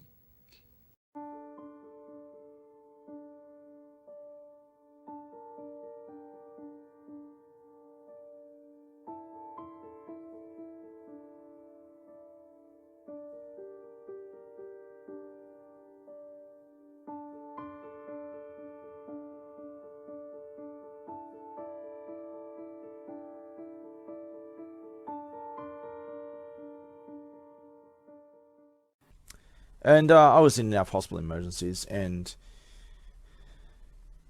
some people would say that just keep coming back to hospital emergency until someone's forced to investigate. Others would just go along with it and try to threaten me to shut up and stop going to hospital emergency. They brought the psychiatry people in several times to threaten me and mock me. If you don't shut up and quietly die, we're going to make things worse for you. We're going to lock you up again. We're going to torture you even worse. You're going to die even worse conditions. All right? It's what they did. Constantly mocking and laughing at me too. This isn't one or two people. Every single person who works in any single mental health system is a psychopathic piece of shit beyond the point of no return. Case closed. There are unredeemable sins. Being involved in the mental health system is the worst possible sin. You talk like some kind of metaphorical mark of the beast. Consider having a status, a name tag, an employee of the mental health system. Point of no return. Every single one knows about this, and sometimes some of them play victim to save their own asses when their peers are getting busted doing really bad shit, and they're always involved in it. They damn well know, every single one, without exception. They're just trying to save their own asses. Harry Bailey, who ran the Chelmsford scandal, he started off as a whistleblower. Not all whistleblowers are innocent victims. In fact, the term whistleblower can mean different things. A lot of people think it like someone who's in a criminal organization who wants to blow the whistle on their buddies. Those people are not innocent, right? They have a role of guilt to play. But most people, like myself these days, consider whistleblowers anyone who's blowing the whistle on crime, whether you're inside or outside the organization, whether you're a victim of it. Victims should be held in the highest regard, as opposed to people who work in those organizations. But victims like myself get the least protection. So these Indian men say that, and then I'm put on a so-called community treatment order with no oversight, under the table kangaroo courts, and they have control over my life for the rest of my life. I go into hospital emergency back and forth, and they end up kidnapping me again, torturing me more, blah blah blah blah blah. I end up I got people from locally and internationally to turn up and even do video testimonies for me and stuff. And what it took was, it took me saying, if you don't stop this bullshit and cancel this stupid drugging fake legal order shit, I'm going to end my life, and then I'm going to release all the evidence that I've put in. You damn well know I've got it all. It's all going to go public, and you'll all be executed on live stream for all the world to see. Suddenly I'm magically cured, and it's admitted that I was never so-called mentally ill to begin with. Wow, what a surprise. How quickly the narrative changed with a threat of consequence. It tells a lot about this filth, right? I remember one woman, Miss Maureen. Try not to name names here, but Maureen. Just say her first name. I've got her on record saying this. Her justification for drugging me and fucking with me and gaslighting me and to the extreme was that she didn't like my personality and wanted it gone. Do you think these people really see this as medicine for real diseases? This is poison to kill and torture and mutilate people. There's nothing medical about this. This is a cult of Hermes with the caduceus, the protector of liars, thieves, and shifty merchants. This is a cult. The Greek god Hermes. It's Hermes. The caduceus is Hermes' staff. It's the necromancer staff. It's a necromancer cult. It's a psychopath cult. And Hermes being the Greek version of Lucifer, the Greek equivalent of Lucifer. This is basically just a satanic cult. Like, I'm not talking about silly little edgy crap that you hear about from conspiracy nutters. I know, I'm talking about real shit, and psychiatry is at the top of it all. That is the real death cult, is psychiatry. Look it up. I can show stuff. On it. I've got documentaries I made on this.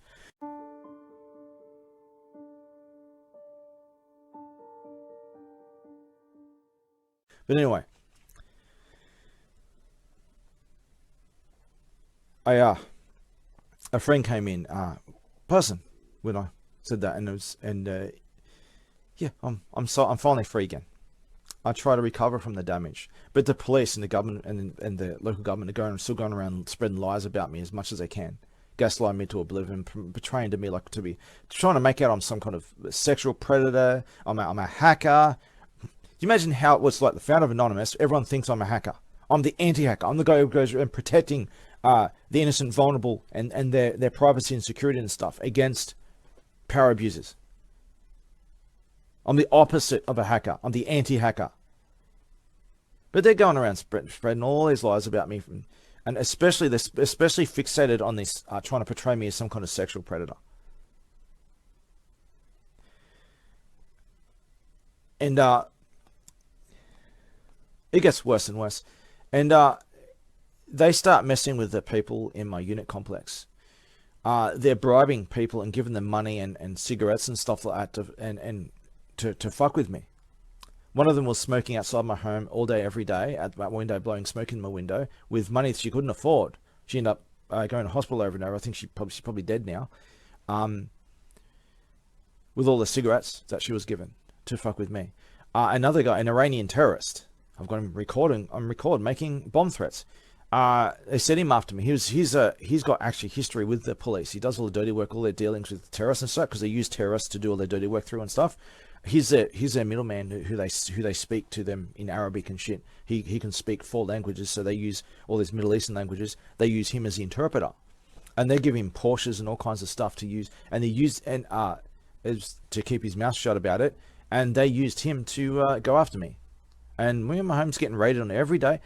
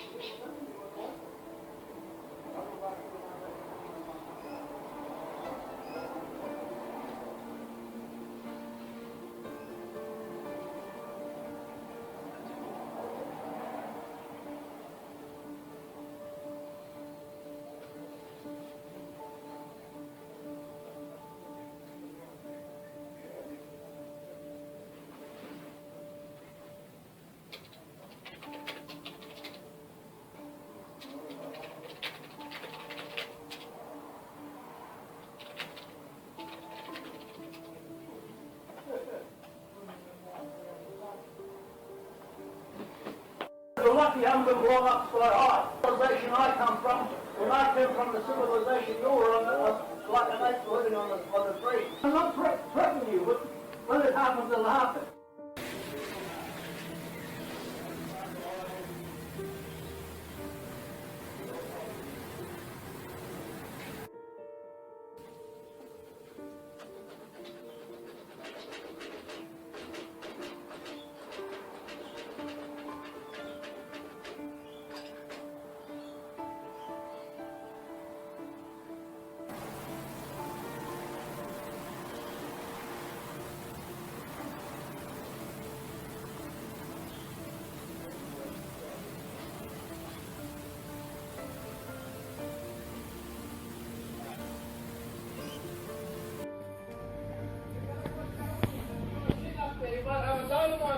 But they also tried to get a guy who was an Australian diplomat who was unfortunately, he tried to retire, start a business and a bakery, and it was in a bad space, couldn't get money, had to file for bankruptcy, ran out of money.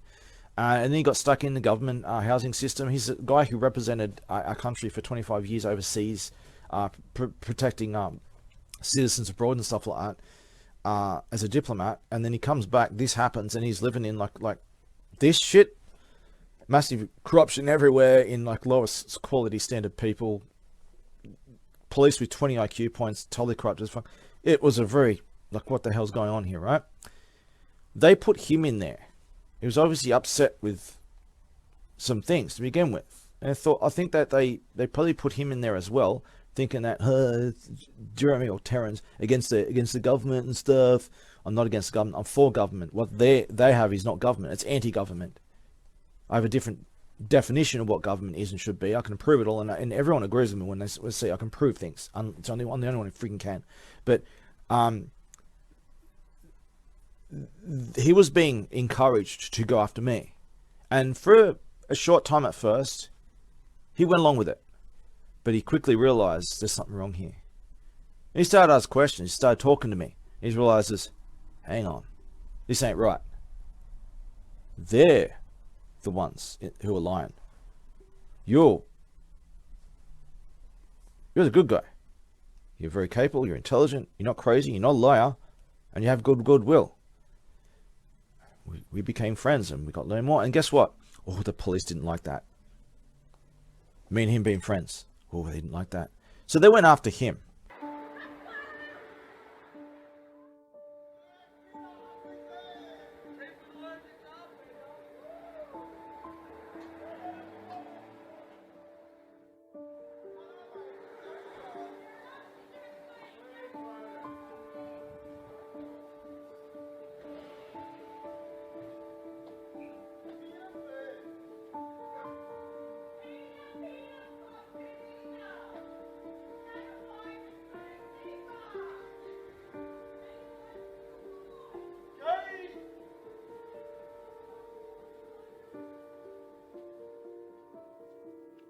They've come out of jail. Oh, get out of here.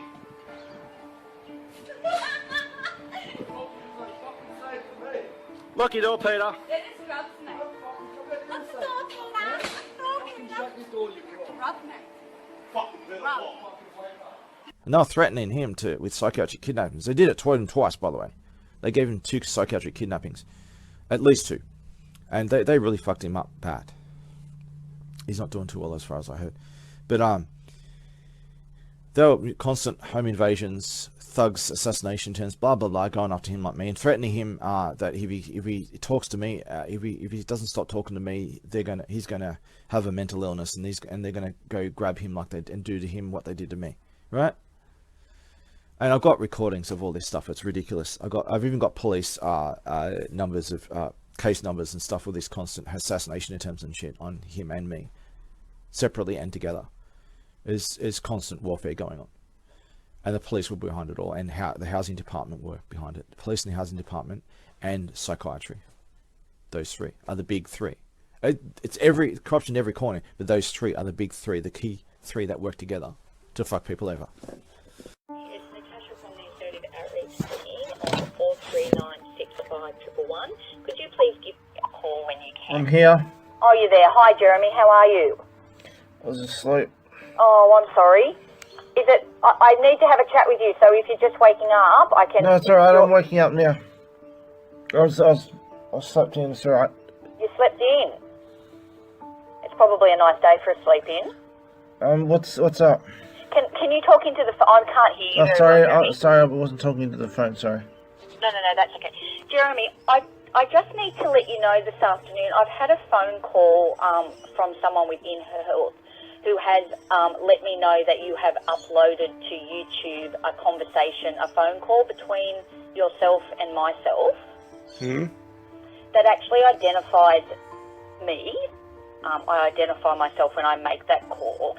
Jeremy, as I haven't given you permission to use that as a public recording, I've been advised to ask you to remove it effective immediately. Well, no, I won't be. Okay, that's fine. Well, Jeremy, I just need to let you know that if that's the case, then I will have to follow that up with our privacy people within health, because it is a breach of privacy. Can you refer to what video it is? Because I upload hundreds of videos. Yeah, it's not a video, it's a voice recording.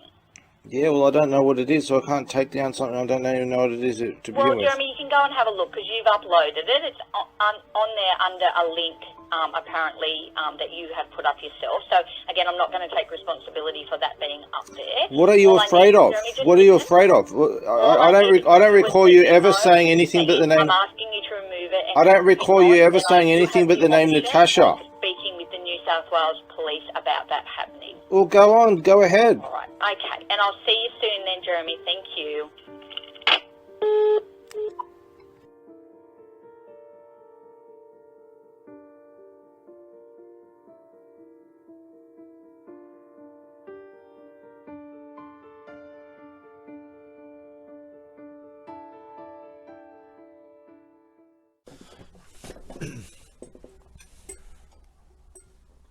So, he ends up being screwed over in kangaroo courts, framed, blah, blah, blah, blah, blah. He disappears. He's come out of disappearing since, but he disappeared. The police are after him, trying to take him out and fuck with me. Just to give you an example, I'm so close to giving names here. Let's just say Lisa. Lisa, who's supposed to be the big boss of the housing department. She calls me up at like, I think it was like 7:30 a.m. on a Saturday. Yeah, half an hour after my diplomat friend and neighbor was grabbed and kidnapped by police and interrogated and fucked with. And asked, I've got the recording too, the audio. I've got a copy of the so-called interview, right? Audio. It's bad. They poisoned my name and a bloke called Jeremy Martin poisoned their brain about what horrible people we are, you know what I mean? I'm getting the thicker file on it.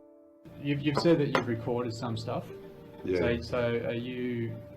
So when things appear, all this stuff's been emailed to because the police, you can't take a copy, but all the stuff's been emailed to video recordings and actually conversations, and it's all recorded, okay, and video evidence as well. So how are you recording this? Through my neighbour. Okay. Mm. All right. And if you don't need to know any more than that. Well, if these, then why aren't you reporting it to police? I have reported it to the police. Gavin Bull. With the recording? No, because he said he can't take them, Gavin Bull, at the entrance police. You sure about that? Yes. Okay. But I've got the ombudsman's number as well, and I'm going down that track this week now. Is it possible that look, I've got copies of everything, and Gavin Bull has read them. Mm. I've got copies of them, all transcripted conversations. Yep. Okay, and the police just read them, don't even want to take a copy. Its transcript means nothing. It's got to be the recording. Yeah, well, I've got four tapes at the moment on him. Yeah, it's all there, mate. Okay. You can listen to it. Is it possible that you are trying to provoke? But you've indicated that you're the one that's doing the recording. I'm not doing the recording. Someone else is doing the recording. But are you getting that person to record, or is he's doing it of his own volition? So he's recording in support of me. In support of you. Yes. Yeah. Right. Going back, he's been there 10 years, as Jeremy. Yep. And the same tactics. This is a sort of intimidatory behaviour, and he's just watching it play out with me. Exactly the same treatment Jeremy got.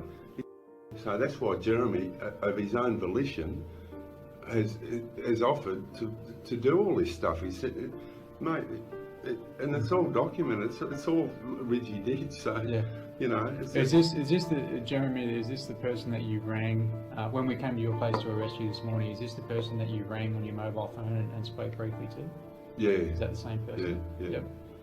And the police had come and spoken to me, and I told them exactly what I told you. But it's all step by step, and just a build-up of events. But the police grabbed him at 7. She calls me at 7:30, asking on a Saturday for 7:30 a.m. asking me to pass on some silly, meaningless message to Peter when he gets back from being grilled by the police. Donna from housing calls me up on my birthday at about I think it's 5:57 a.m. or something, I think it was.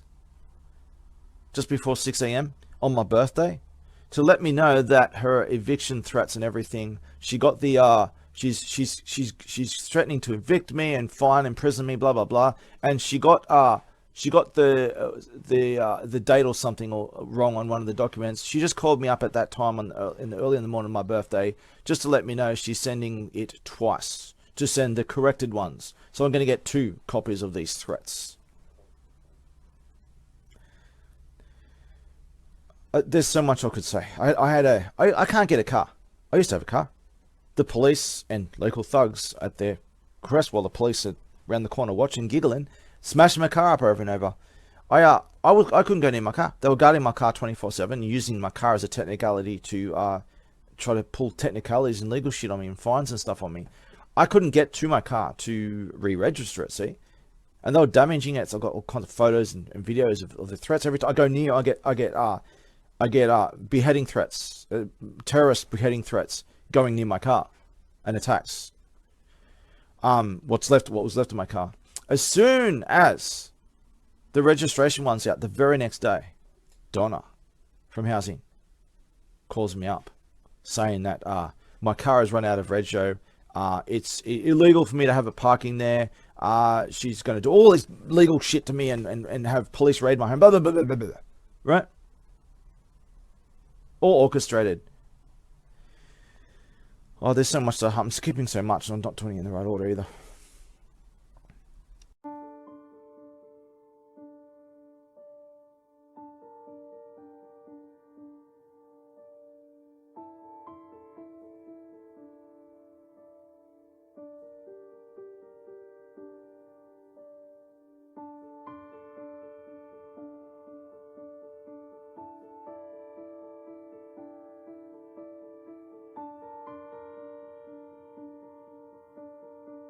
Maybe it's time for, for them, maybe? I've spent my life standing up to evil. That is what that symbol there means. And, it is wrong to just turn a blind eye and just ignore problems. That's why problems exist, because of turning a blind eye. I mean, but you think you as a person can stop it? Well...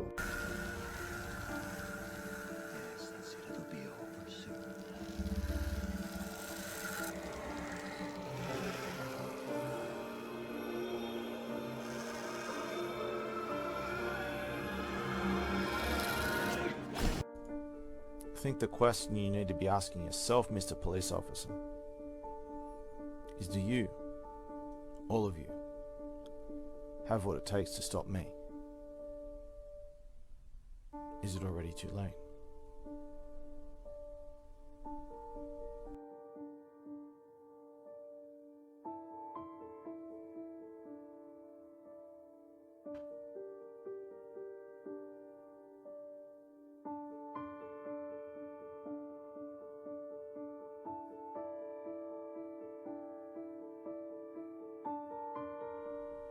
I'm not as alone as you would think.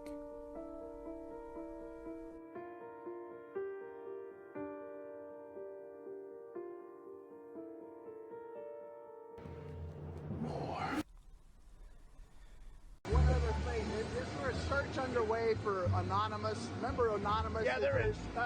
It's not so much a search. I know who it is. Can't tell you that. But I know who it is. But we won't get into it.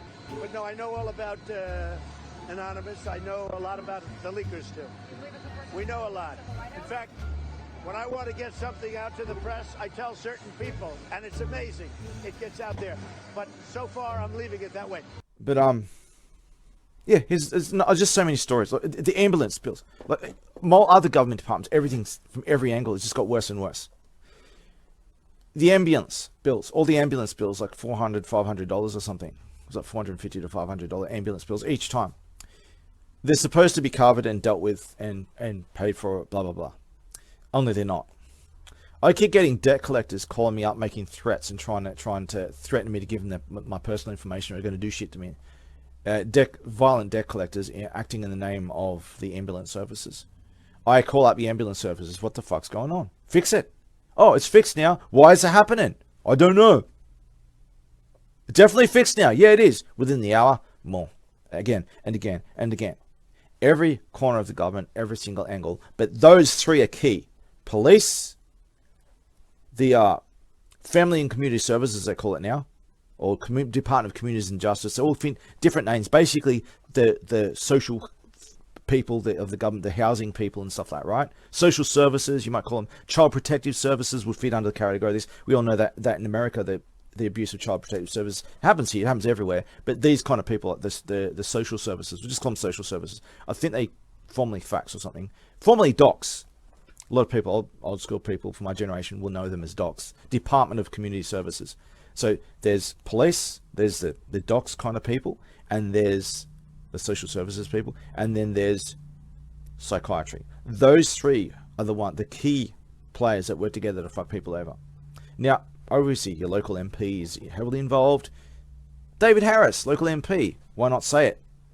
I got recordings of the cover-ups, the assassination attempts. Oh, God, wait till I get to some things.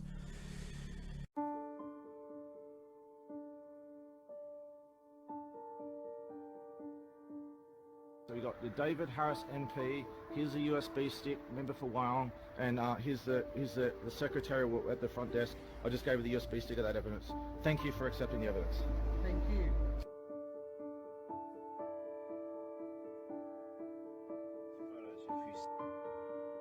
Said it when they broke into my home.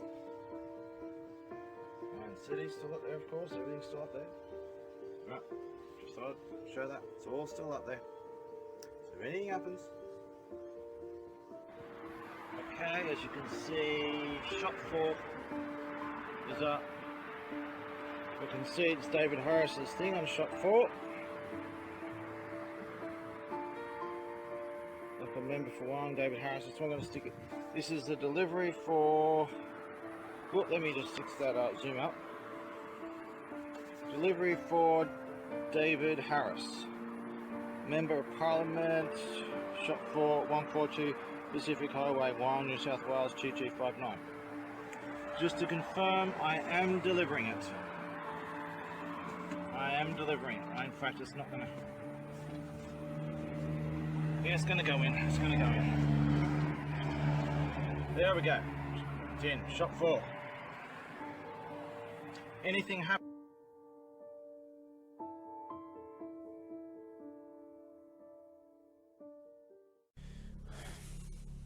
David Harris is now the minister of everything, by the way. We'll get to that. So, all this stuff with my diplomat neighbour, that was about 2015. Let's go to 2016. A lot happened. It's just getting worse and worse. Harassment, assassination attempts on an everyday basis. I'm followed everywhere by police trying to run me down and stuff. Blah, blah, blah, blah, blah. It's just extreme. I've got so much documentation, recordings of it all. So, 2016 happens. And they're so desperate because they've got so much evidence of all this and so much more. That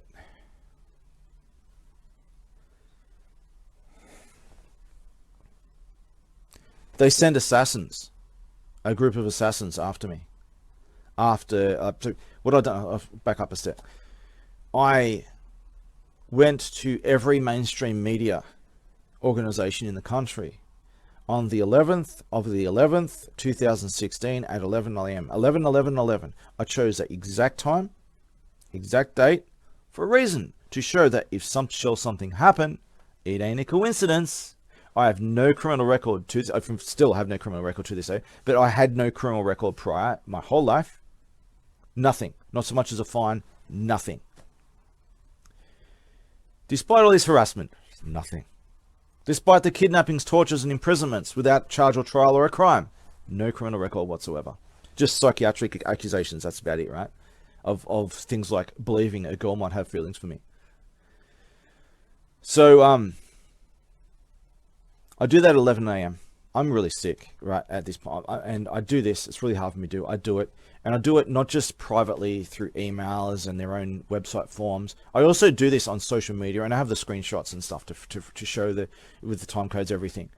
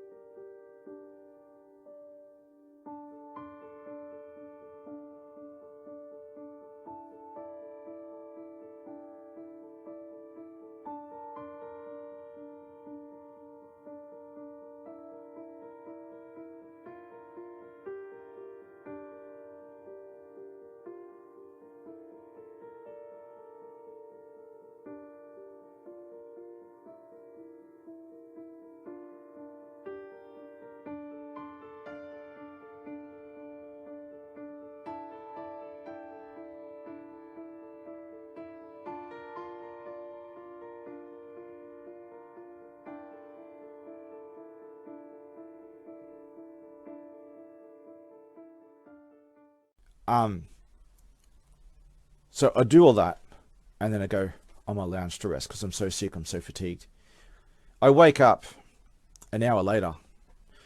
There's assassins outside my home with swords and knives and all kinds of batons and weapons and stuff.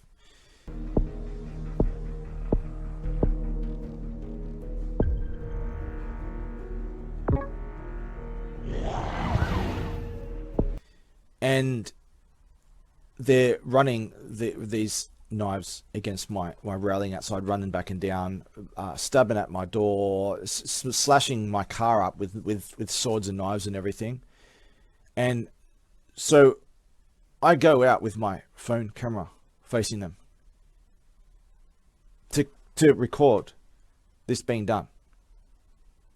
And I obviously get attacked. You're crystal clear, I'm being attacked. They're admitting it. They're initiating the attack. They're admitting their ill intent, that they're there to frame me, to fuck with me, to kill me, to assassinate me and shit. They admit all this shit during the recording.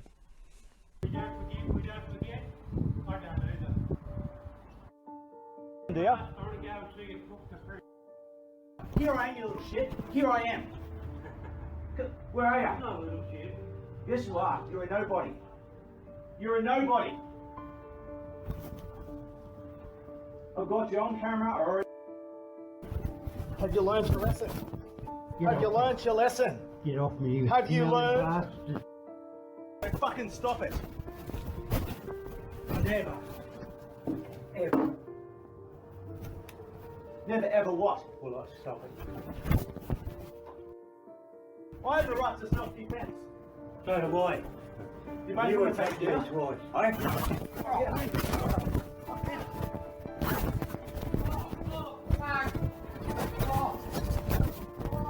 That's what happens when you come at me and attack me and slander me. I escape back to my home, back to the barricades, and I immediately get that recording to people on my team on the internet abroad in other countries. It's uploaded, it's done, and I've also, all within 15 minutes, because I have to do this, I have to get good and fast at doing this because it's the only way I survive. The camera footage, the live streams, everything, the transcripts, this is what's kept me alive. The evidence keeps flowing. So long as the cameras and evidence keep flowing, I remain alive. The moment the power goes out, or all of my internet connections, wireless or wired or otherwise, everything goes out, I'll be dead in a heartbeat. So I also put a message and a burned DVD of the recording of the assassination attempt and the corrupt government and police involvement all within the recording on the door. Crystal clear, DVDs taped to the door, message taped to the door. And this, what happened about 15 minutes later, or is also on record. So apparently within 15 minutes they had combed the whole neighborhood and got witness testimony and gathered evidence that they can never refer to, and it's already been decided all within 15 minutes. By the way, they were waiting around the corner during the attack. They were giggling around the corner. I saw them poke their heads back and forth, giggling. So 15 minutes after the attack, they were there the whole time. They've sorted everything out, and I am to be arrested and charged and imprisoned, blah, blah, blah, blah, blah, right? Basically a violent raid, blah, blah, blah, blah, blah, right? I almost died from the assault that they did to me. So they violently assault me. I'm not even trying to defend myself. They violently assault me, lock me in a 40-degree van with no air conditioning in the back of a police car, laughing while I can't breathe and I'm about to pass out from heat stroke, hoping that I die in there. And I got bruises all over my arms from everything from what they did to me. And they take me up to the police station.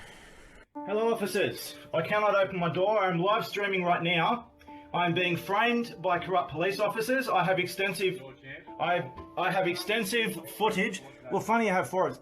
I'm speaking to you right now. I can talk to you right now. I'm live streaming right now. I've been attacked again. I have extensive evidence. Read the door. Read the door. We'll be kicking the door in about a few minutes. Well, I'm live streaming. I have not committed an offence. I've done nothing wrong. You want it for an affray? Alright? Either open This is ongoing. I'm live streaming again. This is ongoing. Jeremy? No, it don't. No, you don't. You're not having permission. No, you don't have permission. You don't have permission to open my door. Jeremy, I'm just letting you know my name's Dennis Customer Matt Boyd, alright? I'm from the Police. Yeah. Mate, at the moment I'm placing you under arrest for an assault and affray. I have not. I've done no crime. You have no evidence of it. Do you understand that? Yeah, I've done no crime. You got no evidence of it. Anything you say or do, I will record.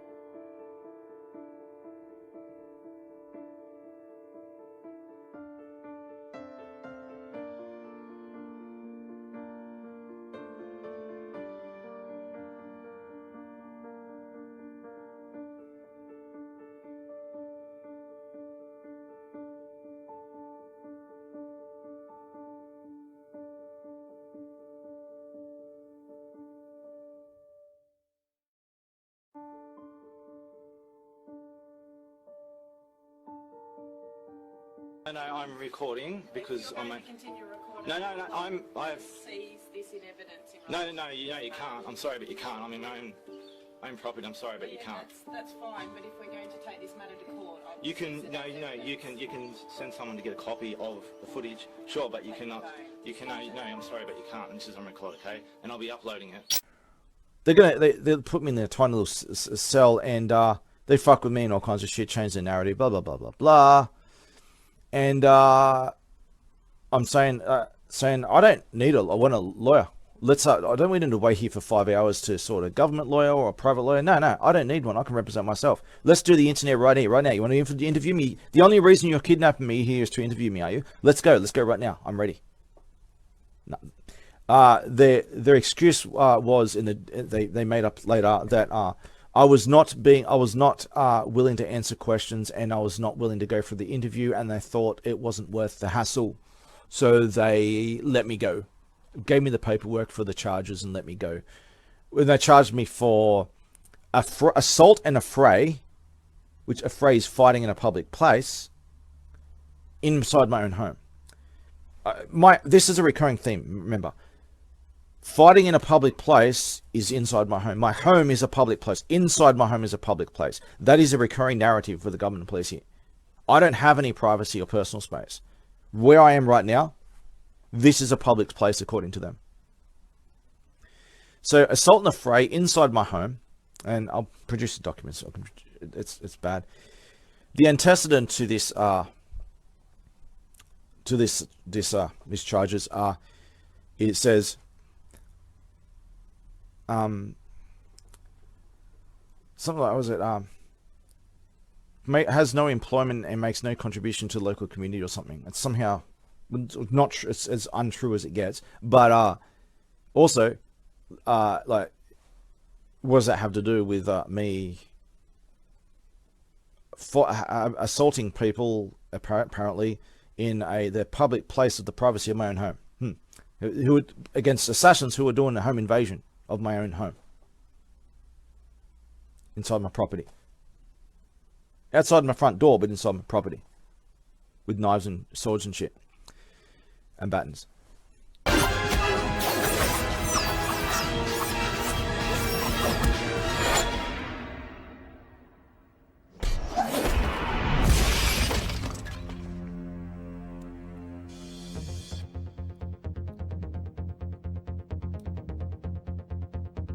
See, he's just a man.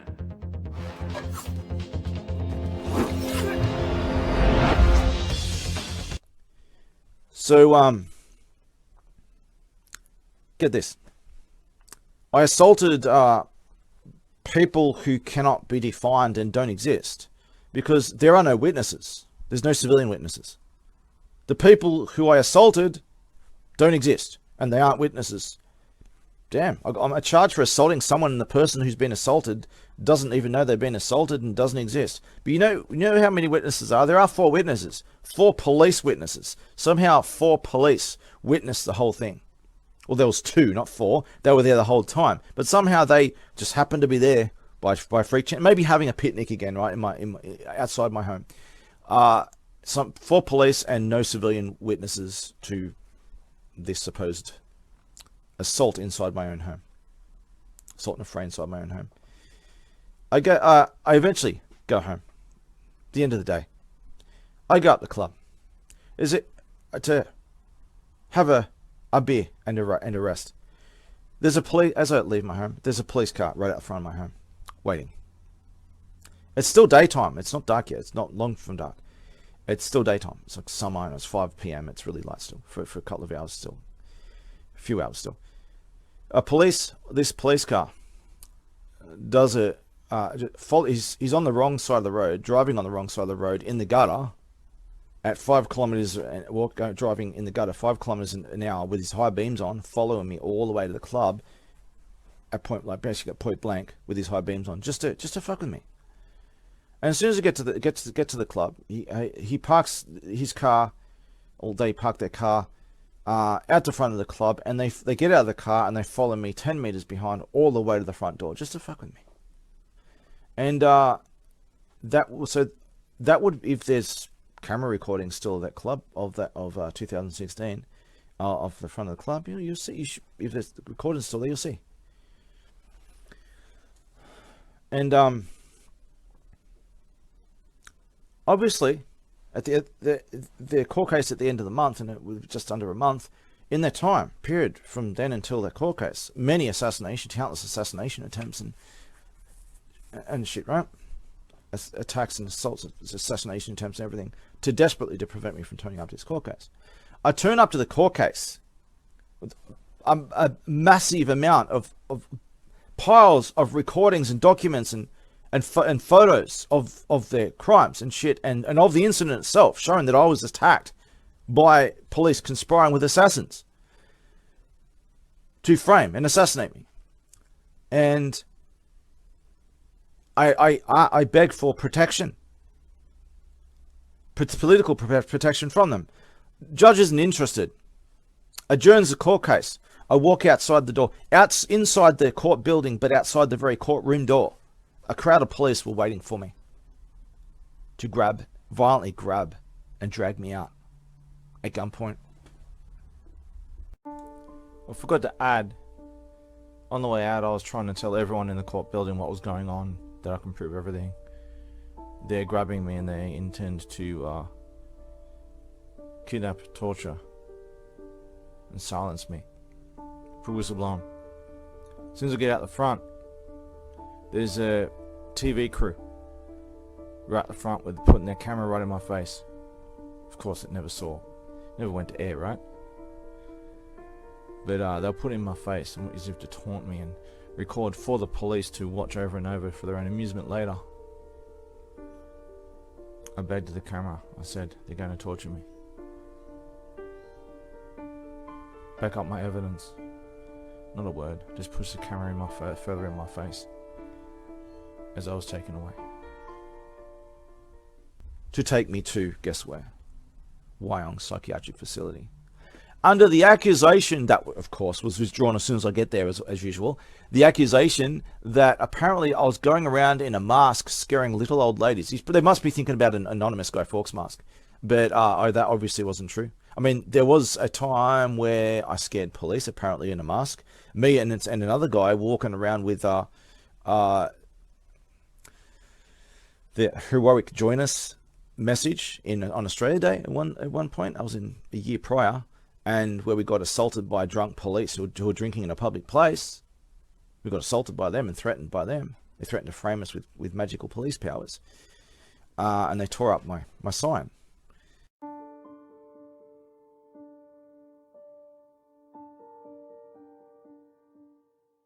But yeah, I'm sure that was one of the intimidating police news. You know, I've had many times 30 police car officers pointing their guns at me at my door, accusing me of threatening me, saying that I'm going to go to prison for the rest of my life. They're going to take me to court and charge me and grab me over intimidating police. 30 police at my door at gunpoint, accusing me of intimidating police, without specifying how I've done so. Just me being there at my door, talking to is intimidating police. If 30 police with guns are afraid of little old disarmed me, injured and disarmed me, behind a door, a door, if you're still intimidated by me, I think I think I don't need to say any more about that. I've seen some really weak people, but this takes the cake.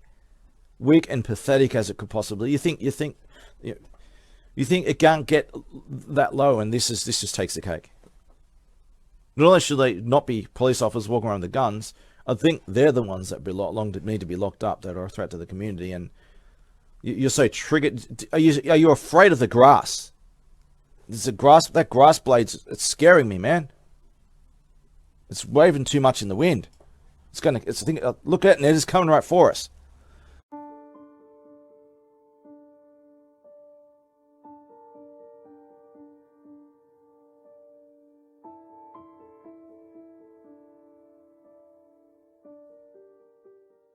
But anyway,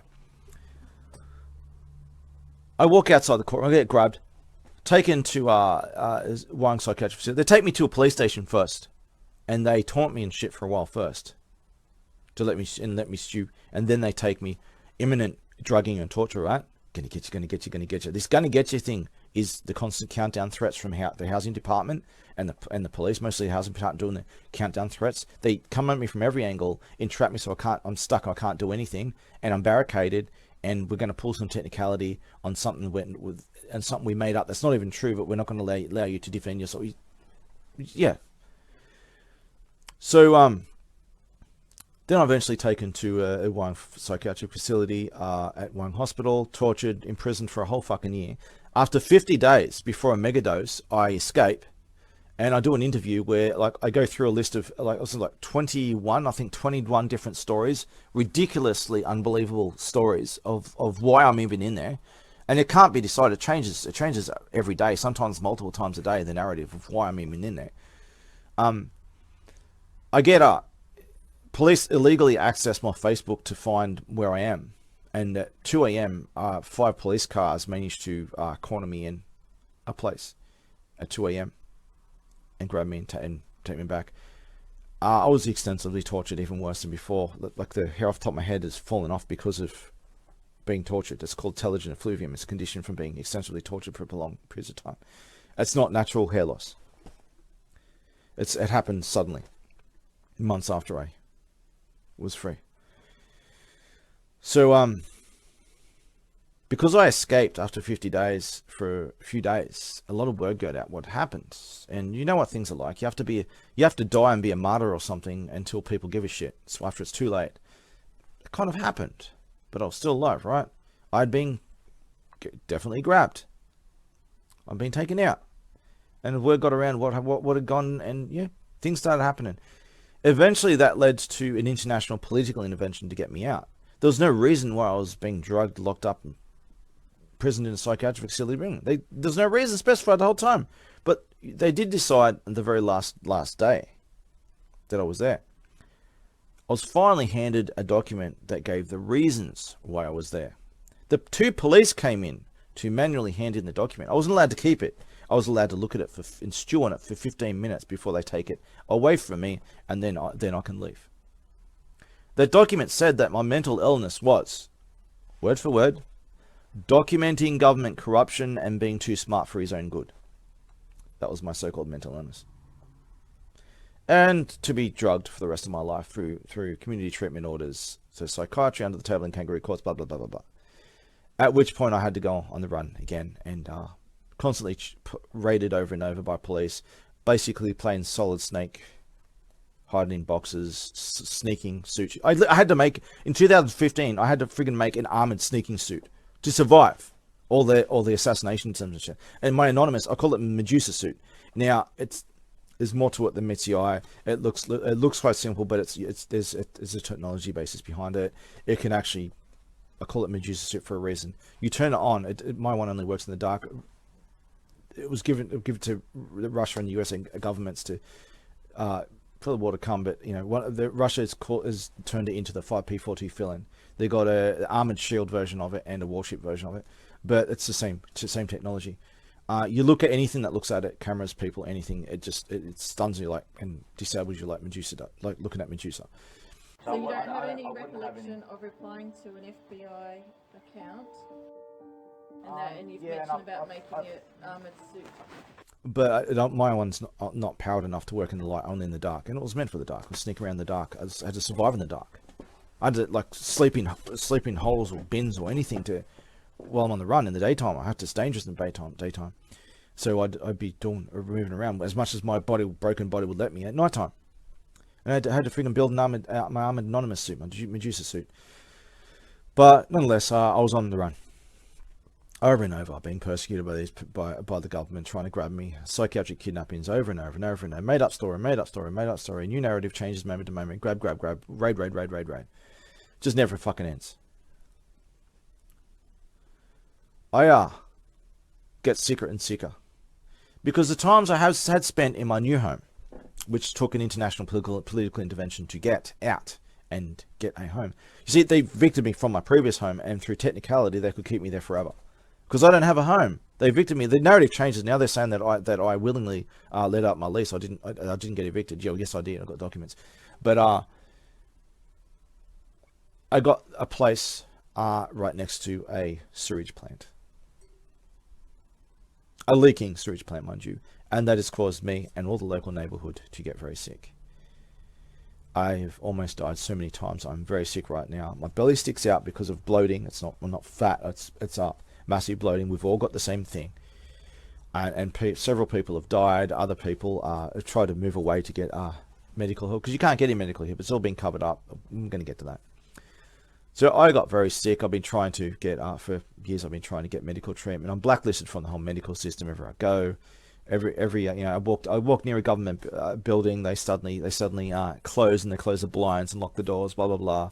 I have a lot of politicians and stuff on Twitter. I've preemptively blocked me. All kinds of shit, like blah blah blah. So let's start.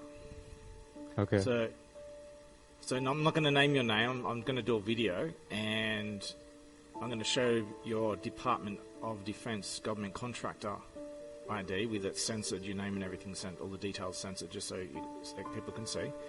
So you're a government contractor for the Department of Defense. You've got an ID card to prove it.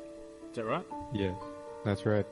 Okay, so you've known me for quite a few years, and you were there for the Manhattan campaign and everything, and you've known me for quite a few years, and am I the kind of person who lies? No. You're a very honest man. I've never seen you tell a lie. You've always told the truth. Thank you. Now, I say a lot of things that are really controversial, such as being the founder of Anonymous, and then there's let's not even go there because it's a long topic. Because I say a lot of controversial things, but I back this stuff up with extensive evidence, don't I? Absolutely. More evidence than most people ever would get anywhere. Like, most people don't even get anywhere close to the kind of evidence that you bring forth, so yes. In your experience, am I the founder of Anonymous? Yes. Thank you. So you are a government contractor for the Department of Defense, and I'll show you your ID card in the video to prove it, and with my YouTube channel on it, just to show. And you pretty much confirm that I don't tell lies. I am the founder of Anonymous, and the stuff that I say, as controversial as it is, that it's all in your experience, it's all true. So yeah, you have all the evidence to back it up. Yeah. One more thing. You confirm that you've been there ever since you've been knowing me since long before I went public. But since I went public, you were there you've been there to experience and see the recordings and stuff as things happened. Of everything that's been the targeting, the harassment, all the attempts to frame and assassinate me, all this kind of shit that's happened to me, that I've been progressively putting videos up of. You've just seen a lot of this stuff firsthand, like pretty much as it happened, haven't you? Yes. Yeah, and I'm not making any of this up, am I? No. Thanks. I don't think there's anything else we can talk about. It's about it. Pretty much shows the point.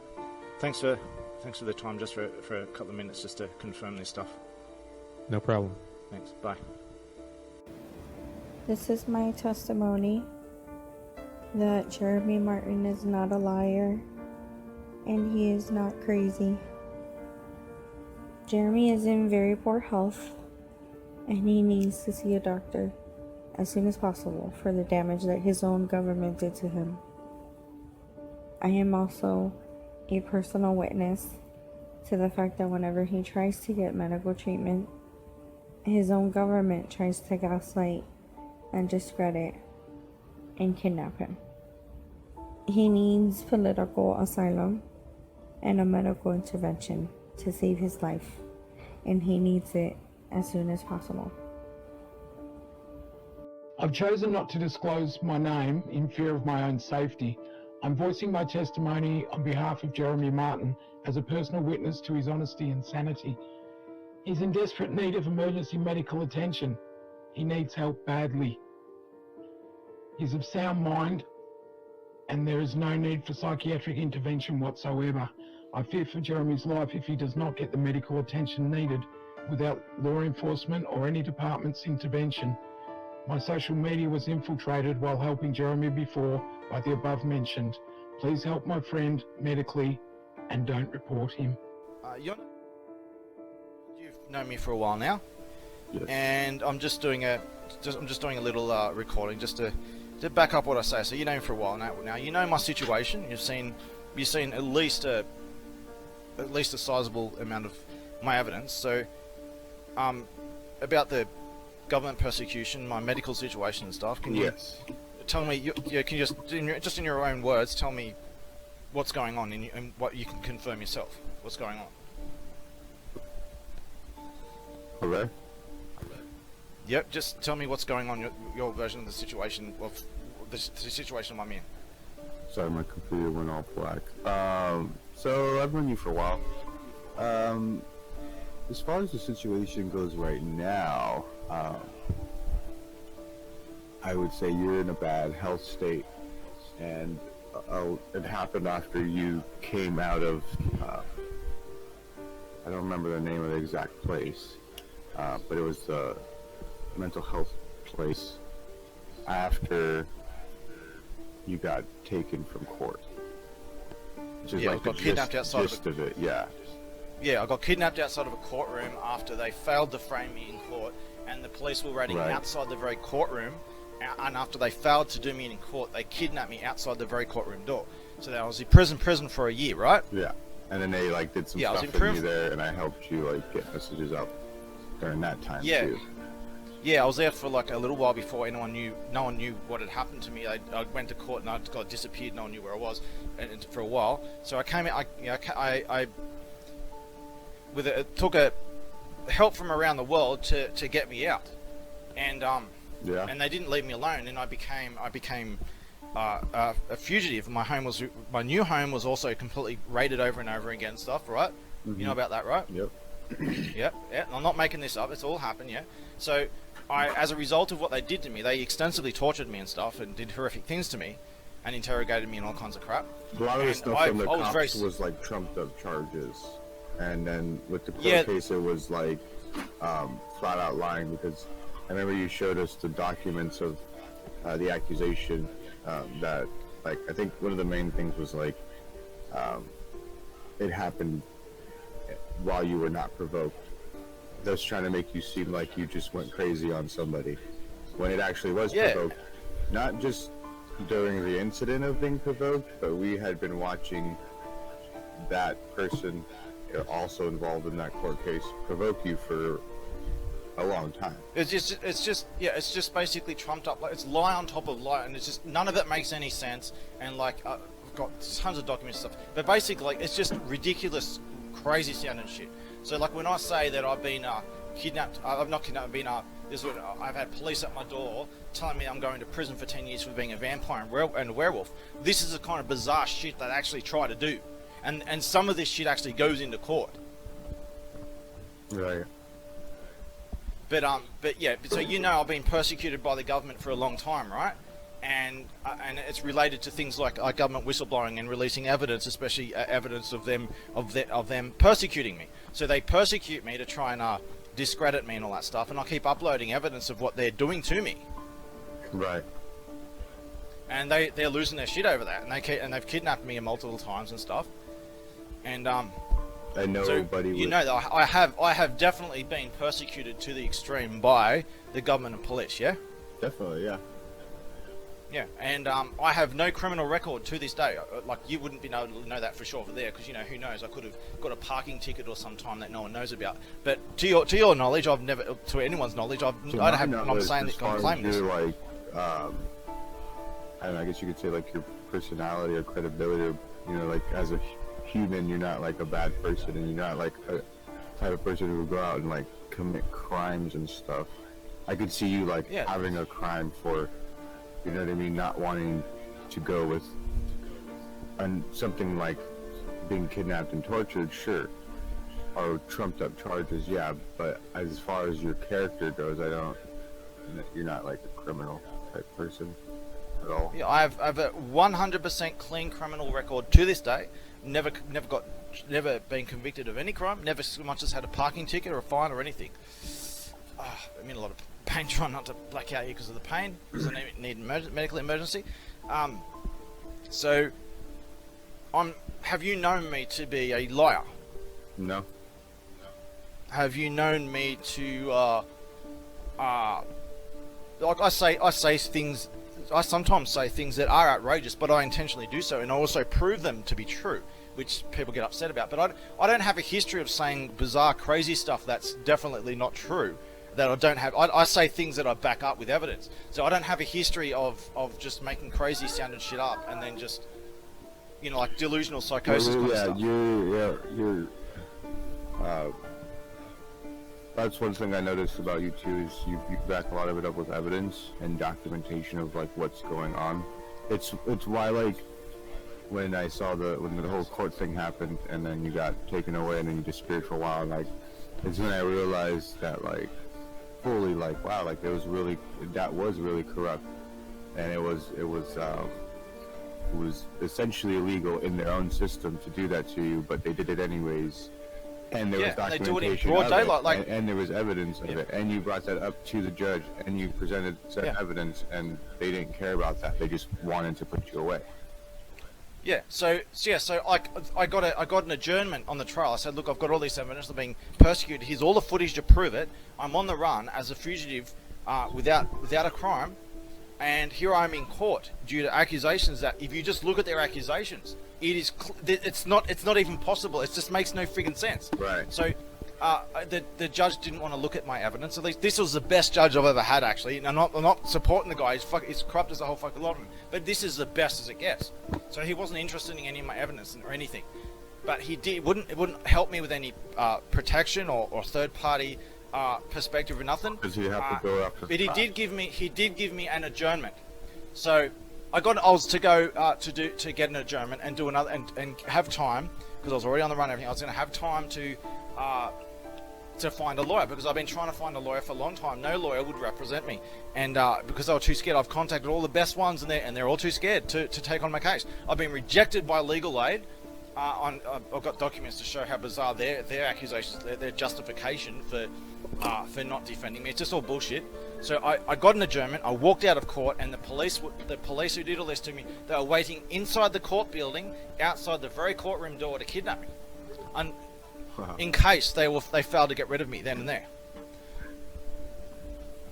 And there's more to this story about why this even happened. It was a failed assassination attempt, one of many.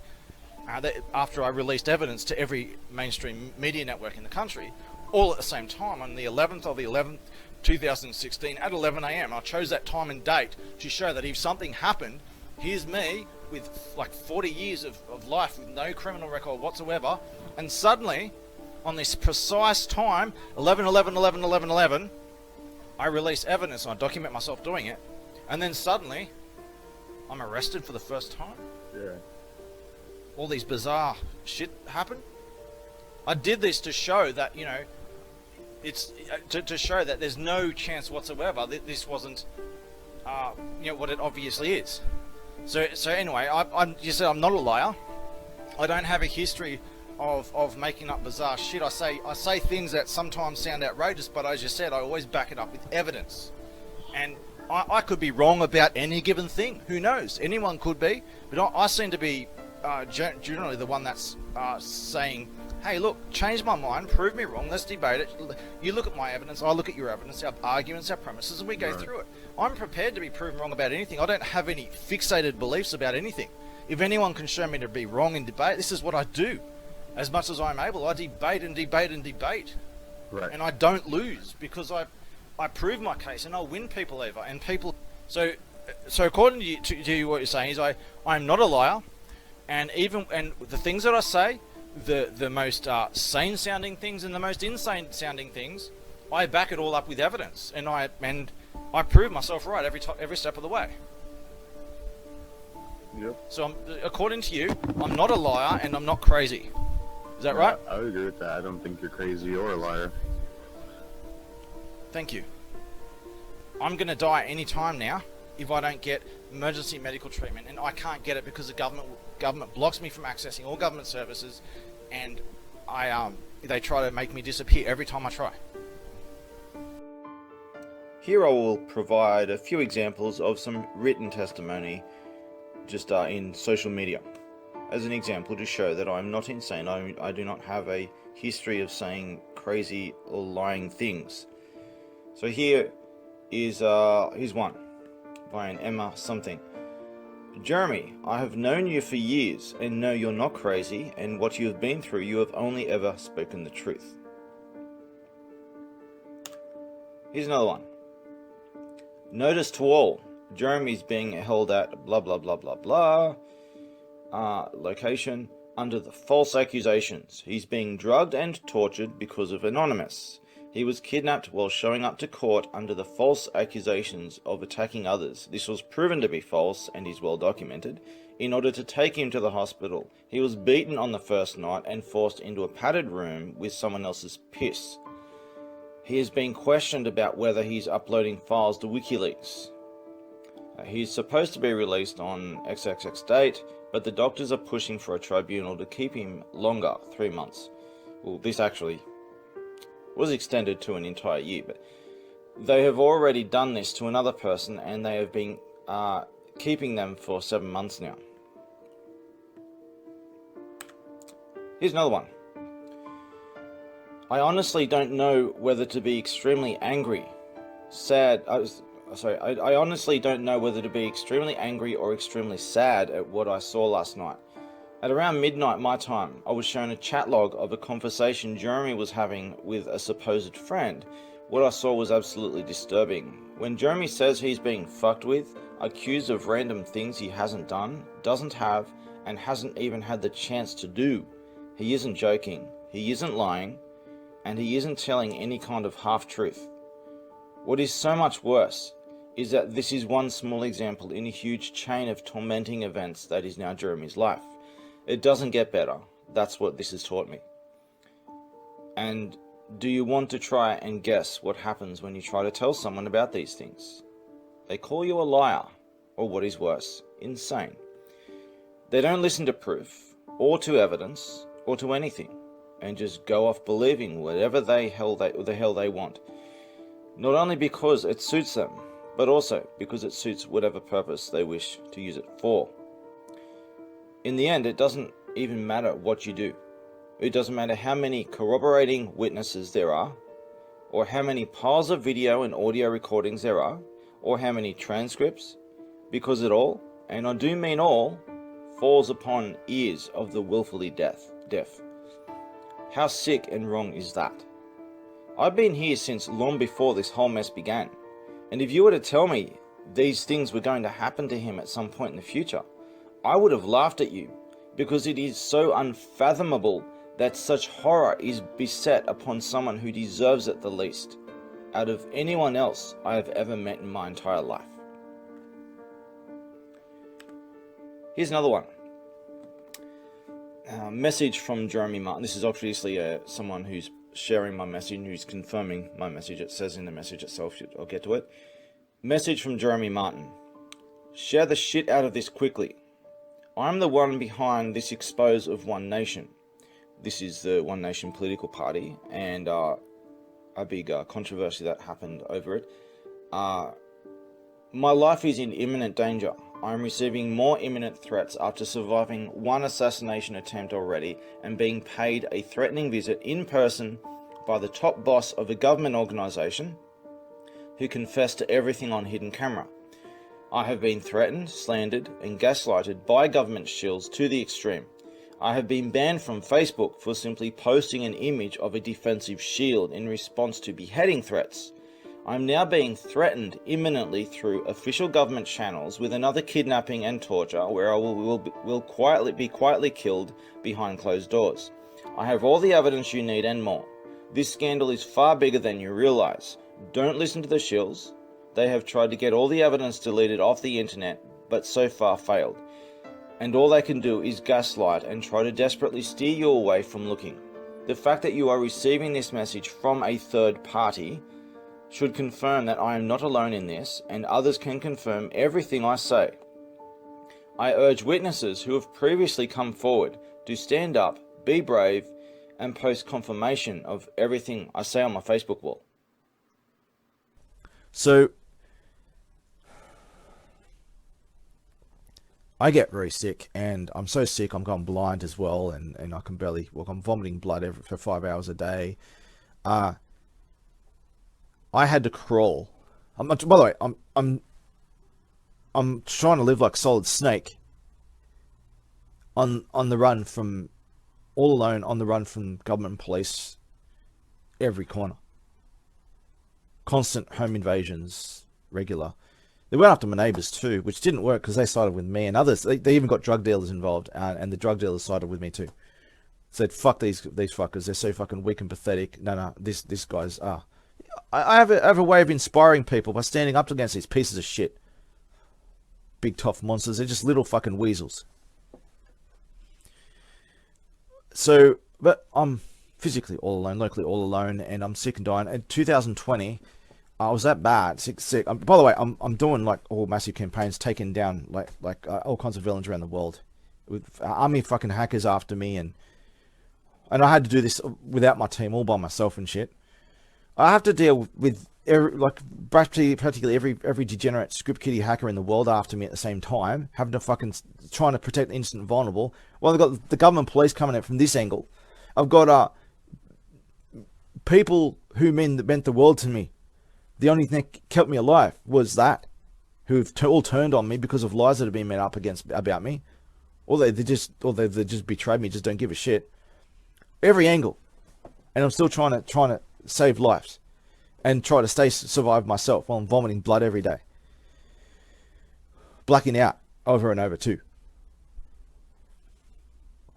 2020, late 2020, it was like November. It was like I think it was a week before my birthday or something, or right before my birthday, and I try our desperation to go to a hospital far away. I have to crawl across train stations, bus stops and everything. A bus driver had to actually help me get into the hospital and help carry me into the hospital. I'm crawling around blind. I was blind. I had to get there. Like I had maybe like 10-20% vision at the best of times when I was conscious. Somehow made it all the way to John Hunter Hospital. I go in there. I have a prepared message, a link to show just where to see the evidence of my situation, the danger I'm in. I said, and it was basically, look, this is my situation. I have no criminal record. I've done nothing wrong. I'm being pursued by government assassins. Here's the recordings of them trying to kill me. Here's the recordings of the government confessing to this. I'm being blacklisted by the medical system everywhere I go. I'm about to die. Either give me the medical treatment I need, or just tell me flat out you're not going to let me go.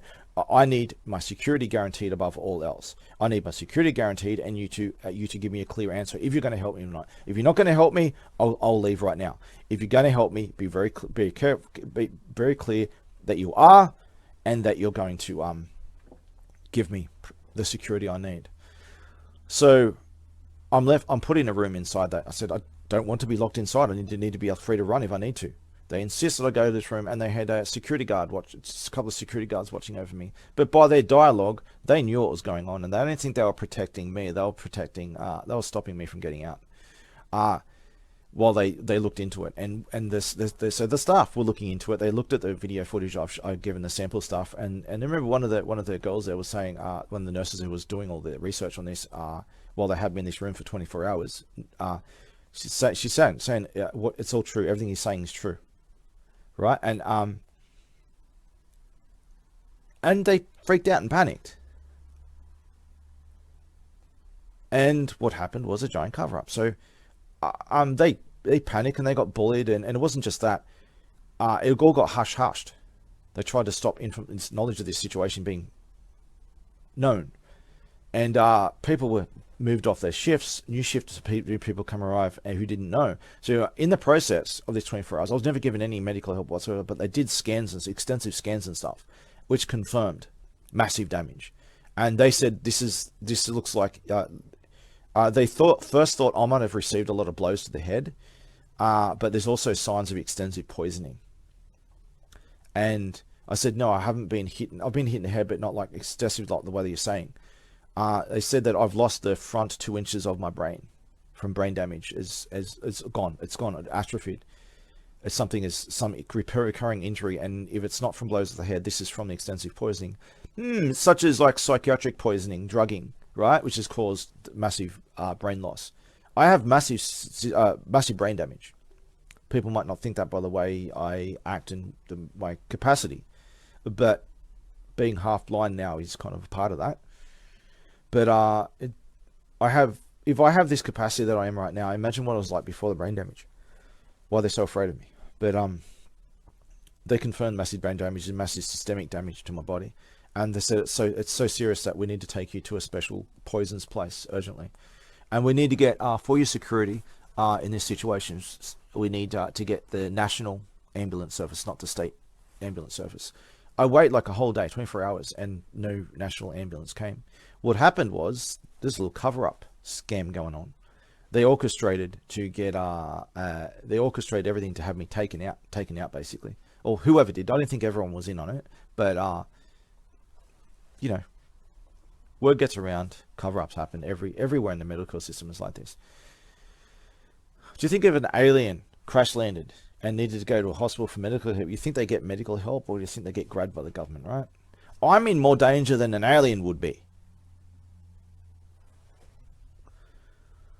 So, I was taken out of the hospital after 24 hours by a state ambulance, New South Wales ambulance service. And I get to the destination, and then a creepy baldy man comes up to me and says, "Jeremy, do you know where you are?" And I said, "This is the situation, and I'm supposed to be at Marta Hospital to be treated for the extensive poisoning and stuff like that, to help with the injuries I've received." And I am the warden, or whatever it was, administrator, warden, somehow the registrar of Marta Psychiatric Facility. I have a short bit of video that I got out before my phone was taken. I live streamed to Facebook, and it's been backed up elsewhere as well. You can see who these people are, and you can see the weird ritual shit they were doing. They was beginning to do it. What happened was they formed, about 30 of them formed a circle around me in this strange ritualistic pose with their legs wide apart, their hands behind their back. Some of them started doing it forward, but they're supposed to do it backwards, so they would correct and put it in the exact same pose, and their heads looking up like this. And you can see in the recording that they're starting to form this circle before my camera was taken. And you can see the ambulance dude covered in tattoos. They're all covered in satanic tattoos, these people. Not all of them, most of them. Most of them are covered in satanic tattoos, but some of them are in places that you can't see behind the clothes. But most of them, their arms are covered in satanic tattoos and shit like this, right? As you can see in the video. Including your phone, okay? Yes. So everyone, I've been taken to Marta Hospital in the psychiatric. I tried to go get medical treatment to save my life. I've been taken to a psychiatric facility.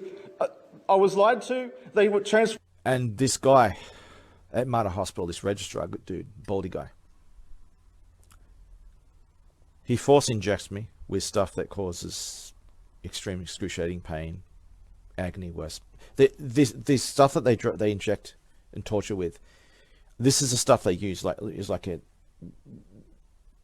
Gitmo and all that kind of stuff, and in the prisoners of war when they would torture ISIS members alleged ISIS members who were just innocent people in the where in no man's land where there's no laws, and they just torture people for entertainment through psychiatry.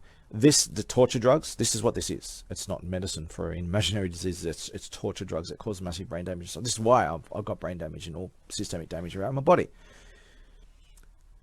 I was injected with this stuff, worst pain of my life, of course, foaming at the mouth, begging to die. But I got paralyzed. Within a couple of minutes, I was paralyzed. And before that, I was rolling around the floor in agony. And he's saying, waving his hand like a psychopath, like a Hannibal Lecter, this is all psychosomatic. While they're all like gagging and like on the edge of vomiting and stuff at what they're seeing him do to me. And when I'm completely paralyzed, he pulls out a knife and starts cutting my clothes off and molesting me while I'm paralyzed in agony, blacking out of pain. That was the first day. I was eventually taken back to Wyong psychiatric facility, drugged, tortured, community treatment orders, railroaded, blah blah blah blah blah. I get out, go on the run, bleeding out, home invasions, same shit all over again, over and over again. But guess what? The accusation, which, you know, it's the last day or something, or even after you're out, they finally come up with something they're accusing you of. What they decided on this time was I had a mental illness of believing the government is corrupt. Word for word. Believing the government is corrupt in quotation marks. Interesting that, because not only is the government corrupt and does everyone believe the government is corrupt and there's positive evidence of it, the very Central Coast government, because of me being so sick, I wasn't aware of this, about within a week prior, had been disbanded over corruption, incompetence, and the missing hundreds of millions of dollars missing funds and stuff. And it was so bad that over a long time that just days earlier, the local government had been disbanded, local council had been disbanded, and replaced with an administrator for several years. No one knew who he even was. A mysterious secret administrator, the administrator they call him.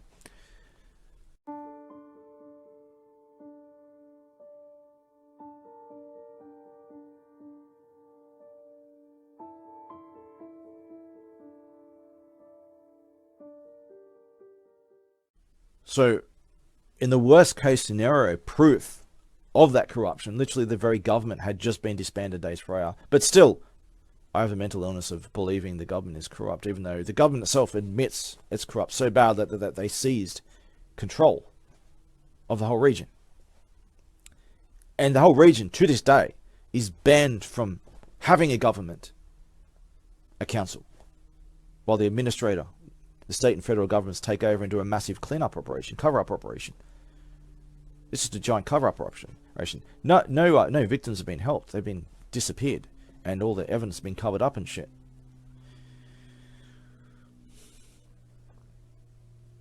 So the same cycle repeats itself, and I'm on the run. Blah blah blah blah. It gets worse. And the housing department raids, and with Baldyman and co. On hidden camera, cutting my power, and then saying on backup power without realizing it, confessing all their crimes, all their intents to assassinate me, all the conspiracies they're doing with the police, like all kinds of recordings. I can't believe they actually literally said on the hidden camera recordings, this is a real life Neo, basically. I want to put some examples of this up, but right now, I'm going to clip this video and I'll put it while I was on the run. I'll give it one second. While I was on the run this time, sick, dying, on the run, raided over and over. The housing department and people pretending to have powers that they're imaginary people who don't exist with fake government IDs and stuff, all proven, all camera. Trying to kill me, raiding my home and stuff like that in the name of the police, in the name of housing, and especially in the name of repeated smoke alarm inspections. And these are in the name of Downer Group. And there's a lot of victims of this Downer Group shit. It's bad. But this Baldyman guy, this assassin provocateur guy who doesn't exist. I'm supposed to have assaulted him. Now, I 10 years of never in court cases, mind you. It's all coming to a head here with this new charge of assaulting Baldyman, which obviously I didn't. He's the one who assaulted me, and he's on camera admitting to trying to kill me and threatening me and shit.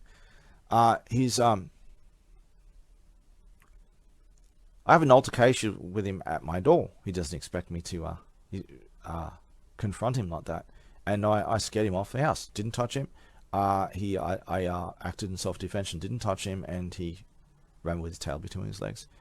You can see the recording yourself if you want to see it, but might show a few pictures of it or something. So they're using this guy to frame me, right? And then so that I can't turn up to court. This is why they do the multi-prong attack. They'll take you to court with something they just made up, and they'll prevent you from defending yourself because they'll do a psychiatric kidnapping in the meantime, right? Then they'll drug you, torture you, and you'll be a gibbering vegetable in a courtroom. Gaslighted to oblivion, blah, blah, blah, blah, right? Which they obviously predictably try, and they do this to everyone. I have piles of recordings. Damning as hell.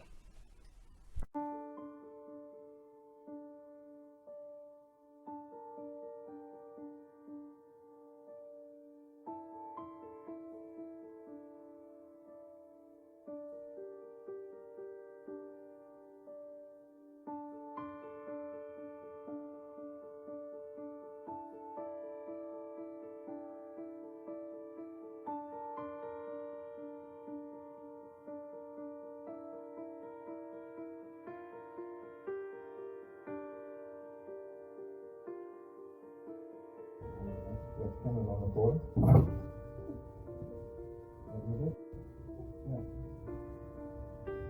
Hello, housing. There's my ID. I need to check the smoke alarm.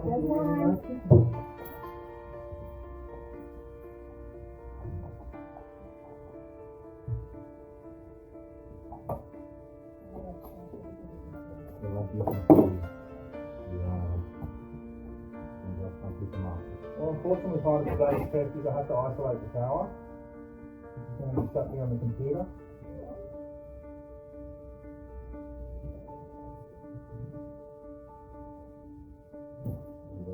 Yeah, that works well.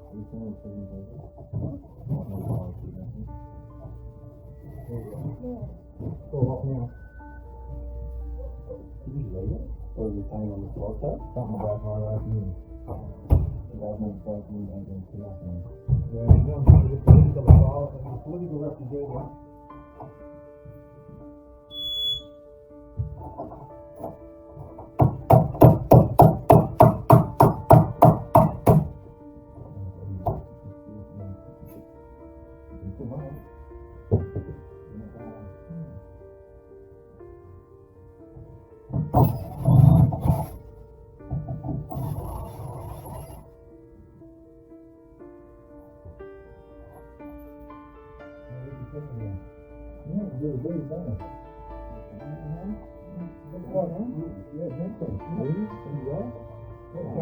Exactly what it is.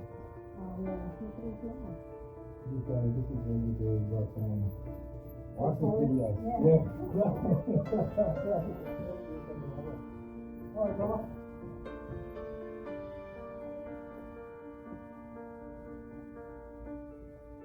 Would you like to talk to us? You get that done tomorrow.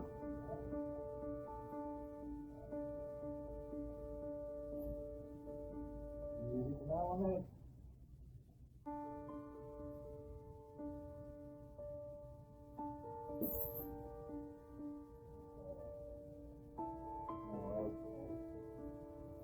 You're going to have to come to the office.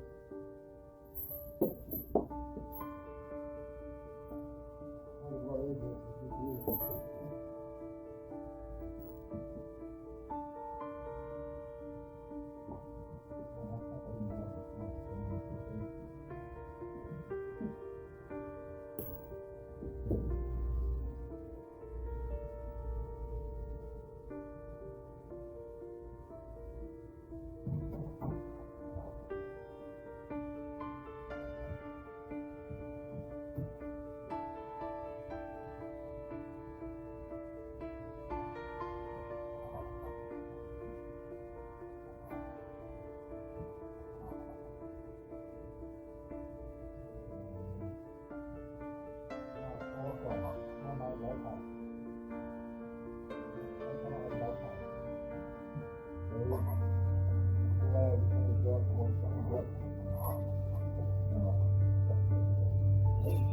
on late. I was pumping yesterday,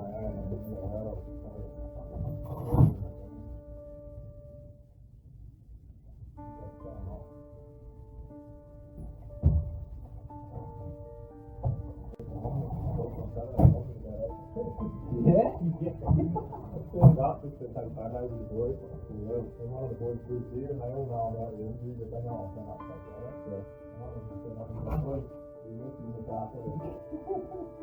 I spent 2 long between 8:30 and 10. Got up in the car and I hadn't even had breakfast. Yeah, I actually thought it was great, eh? He makes this really nice pale ale beer. Really nice in the morning because it's got that fruity sort of flavour. Yeah, right. Yeah. I thought, oh, fuck, eh? I'm like, oh. Not like a heavy fucking cotton glass in the morning. Nah, not at all. No, it was really nice beer. And it was raining, I was sitting on the little camp there with the umbrella and the camera. Just with the long one.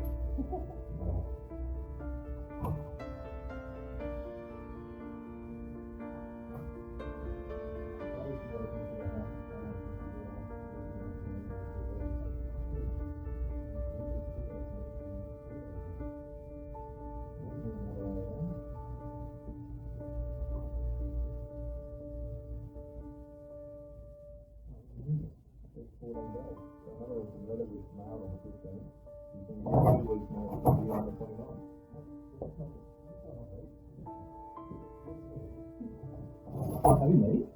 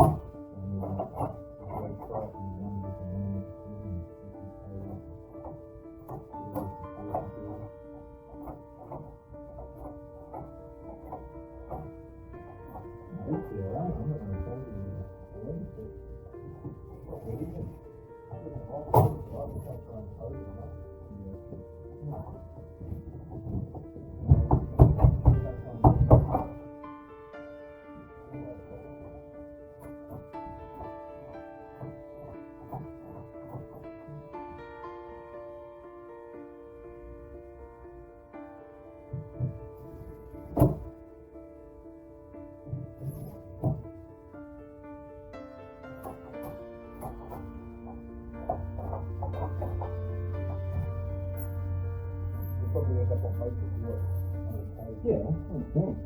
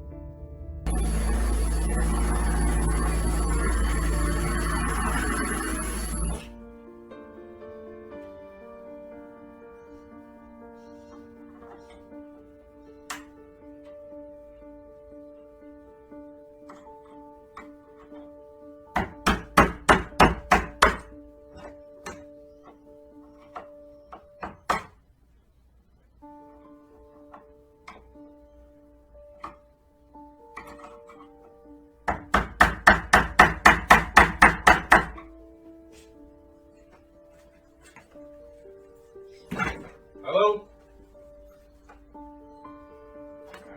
Yeah, camera's on recording.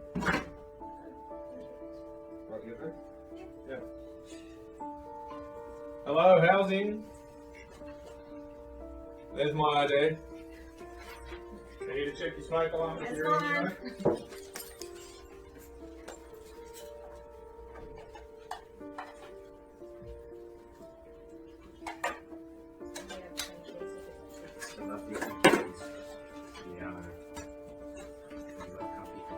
Well, unfortunately, part of today's test is I have to isolate the power, which is going to shut down the computer.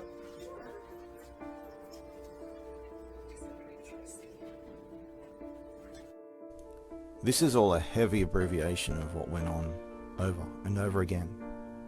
Ambushes everywhere I go, constant smoke alarm checks and entrapment from every angle, letters in the mail, threats in the answering machine, ambushes in dark alleys. The entrapment was extreme, all in collaboration with the police and psychiatry, coming at me from all three angles. These smoke alarm checks, there's a history of this. They're known for doing this. They go by the name of Downer Group. Unfortunately, Baldy Man is apparently going around in a jacket with police insignias on it and a house on it that no one knows who he is or where he comes from or what he does, but different people give you different answers at different times, and then they don't exist. And they don't exist either. Downer Group has all these subsidiaries, including Spotless, who do all the cleaning, smoke alarm checks, and all these other things that don't make any sense. So Spotless is owned by Spotless, the smoke alarm checkers are owned by Downer Group, which is a mining company. It runs all the New South Wales infrastructure in all kinds of ways, not just simply running the housing department maintenance, but also building roads and infrastructure and running all kinds of things that good luck trying to find out what they don't run. But they're not based in Australia, they're based in New Zealand, but they operate primarily out of South America and Africa. But they're also owned by a supermarket chain, the Roche Brothers, in the USA. The CEO, James Roche, happens to be the previous CEO, possibly current CEO, of Oracle. And his family runs and owns Oracle. Oracle runs practically every government computer system in the world. Who are these people? Should they be classified as people at all? Because they officially don't exist. Their reality changes moment to moment. Their identities shift and they don't exist. And they don't exhibit normal human behaviors, whatever they are.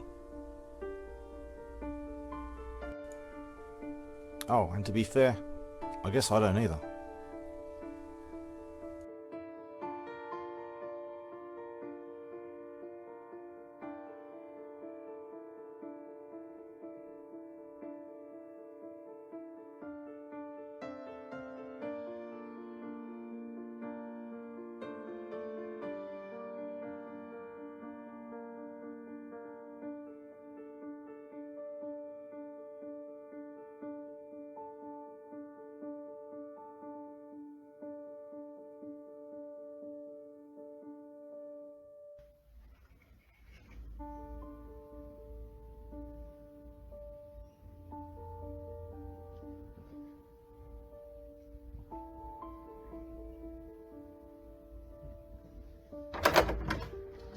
Excuse me, buddy.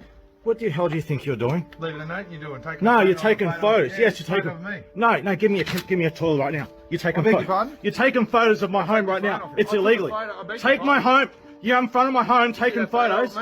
It's illegal. That was me that entered your home last year working with. Oh, really? That's right. Really? Really? I've got you on fucking camera. On camera. Fine. Get the fuck out of here. What's your name? Relax. What's your name? Relax. What's your name? What's your name? You heard me. Leave. I'm going. Leave. I'm going. Leave. You make sure you stay where you are. You Leave. and I'll take whatever necessary means to defend myself. Do you understand? Really? that? I would. Would you like to read my door again? I took a photo of it, bud. Okay. What does it say? I've got What are you saying on camera? You're going to come after me with a bat like last time, hey? You're going to come after me with a bat. Get the fuck out of here. Be fair. Get the fuck out of here. Get the fuck out of here. You're going to come with me with a bat, are you? You're going to come with me with a bat. It's alright, you're on fucking camera. You're on fucking camera. You're going to hit me in the head with a bat, breaking into my home illegally, breaking into my home illegally, telling Housing me was there. you're gonna get me in the head with a bat. Public property. It's public property, is it? It's not your own. Get the fuck out of here. I'm leaving. Get the fuck out of Follow here. me one more time. Get the fuck Alright? out of here. Stay out of my Get space. the fuck out of here. You're in my home. Get the fuck out of here. Get the fuck out of here. Get your own home. And you follow the law. I beg your pardon? You follow the fucking law. Yeah, I'm here with housing, mate. No, you're not. Yeah. Get the fuck out of here. Have a good day, buddy. Good to see you again.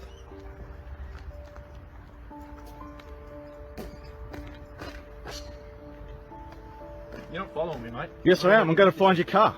Why? I'm going to get your license plate. None of your business. Yes, it is. No, it's not. Yes, it is.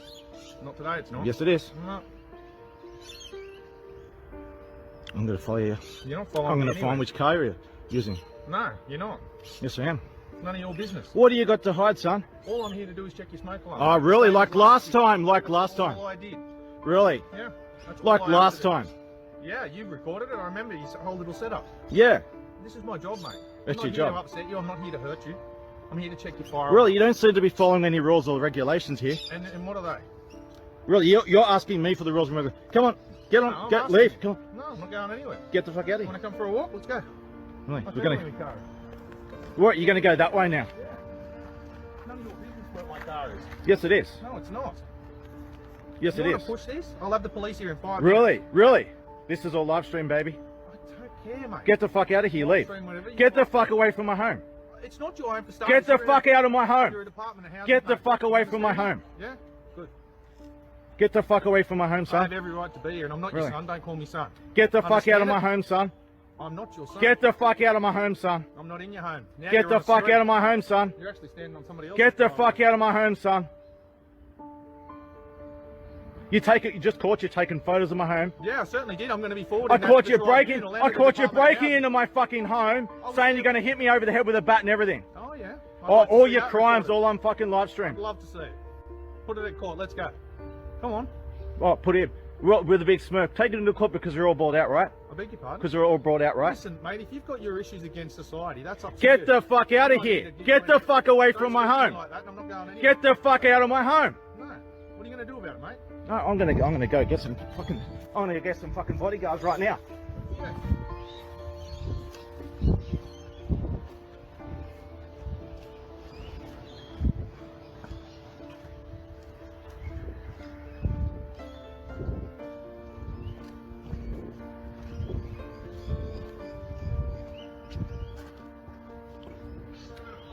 Yeah, I want your car. I want your license plate.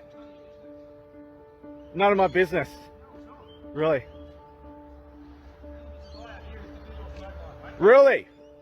It's illegal for you to take photos of my home. It's illegal to do everything you're doing is illegal.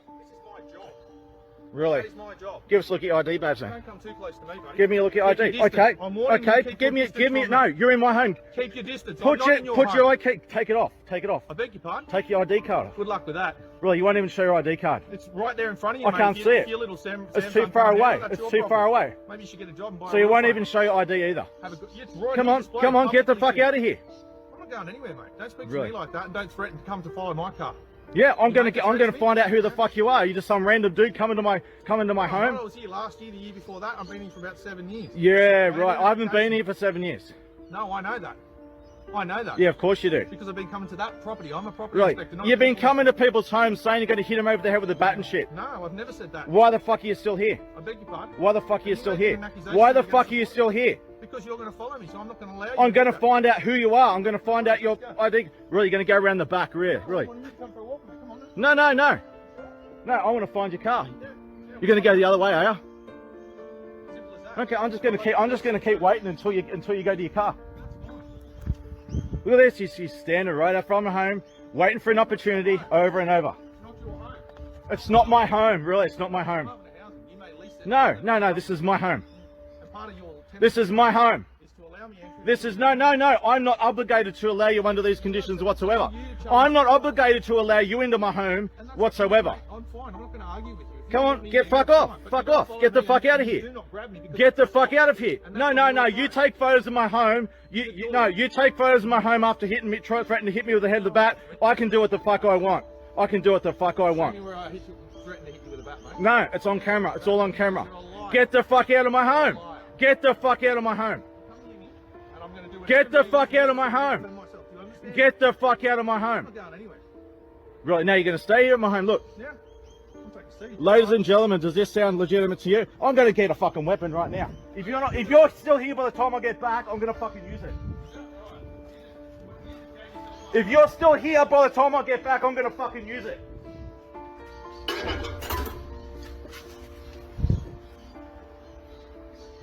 Oh, still sneaking away, trying to sneak away. Why you have to park your car up the road so I don't know who you are, hey? I'm going to get your license plate.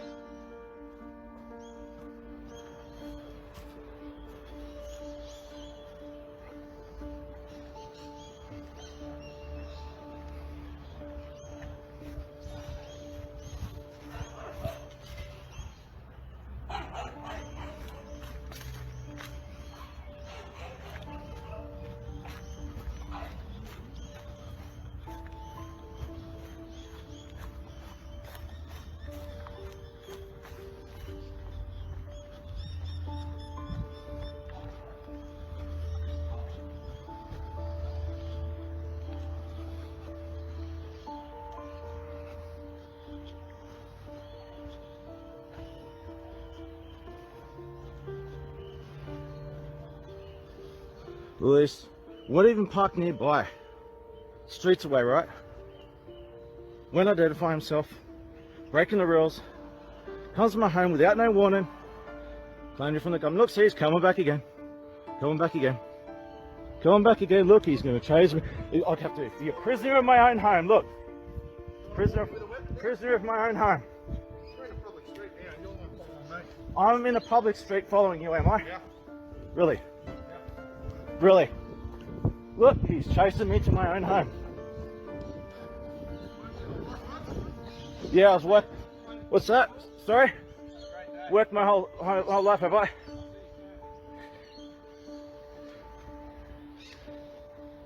Yeah, we got it. Yeah. So you can play it, okay, buddy? Yeah, you can record me all you like. Yeah.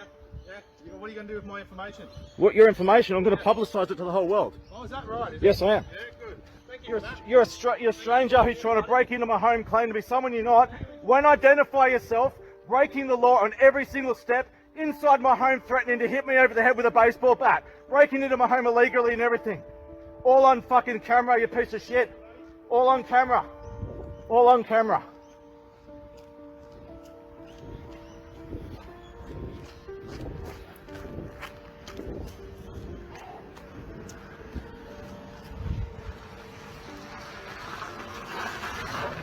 All on camera. These people are supposed to give you warning in advance. No warning, nothing. Turn up to my home, claiming to be from the government, won't identify themselves. The same guy admitted it in my home, breaking into my home, going through my stuff on camera.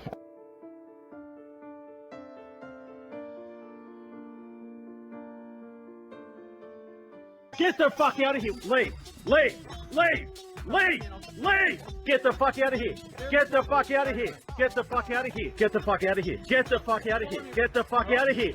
Get the fuck out of here. Get the fuck out of here. Get the fuck out of here. Get the fuck out of here. Come on. Get on. Leave. Come on. Get the fuck out of here. Get the fuck out of here. Leave. Get the fuck away from my home. Get the fuck out of my home. Get the fuck away from my home. Get the fuck away from my home, son. Get the fuck out of my home, son. Get the fuck out of my home, son. Get the fuck out of my home, son. Get the fuck out of my home, son. Get the fuck out of here. Get the fuck away from my home. Get the fuck out of my home.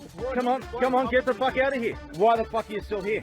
Why the fuck are you still here? Why the fuck are you still here? Come on, get fuck off. Fuck off. Get the fuck out of here. Get the fuck out of here. Get the fuck out of my home. Get the fuck out of my home. Get the fuck out of my home. Get the fuck out of my home.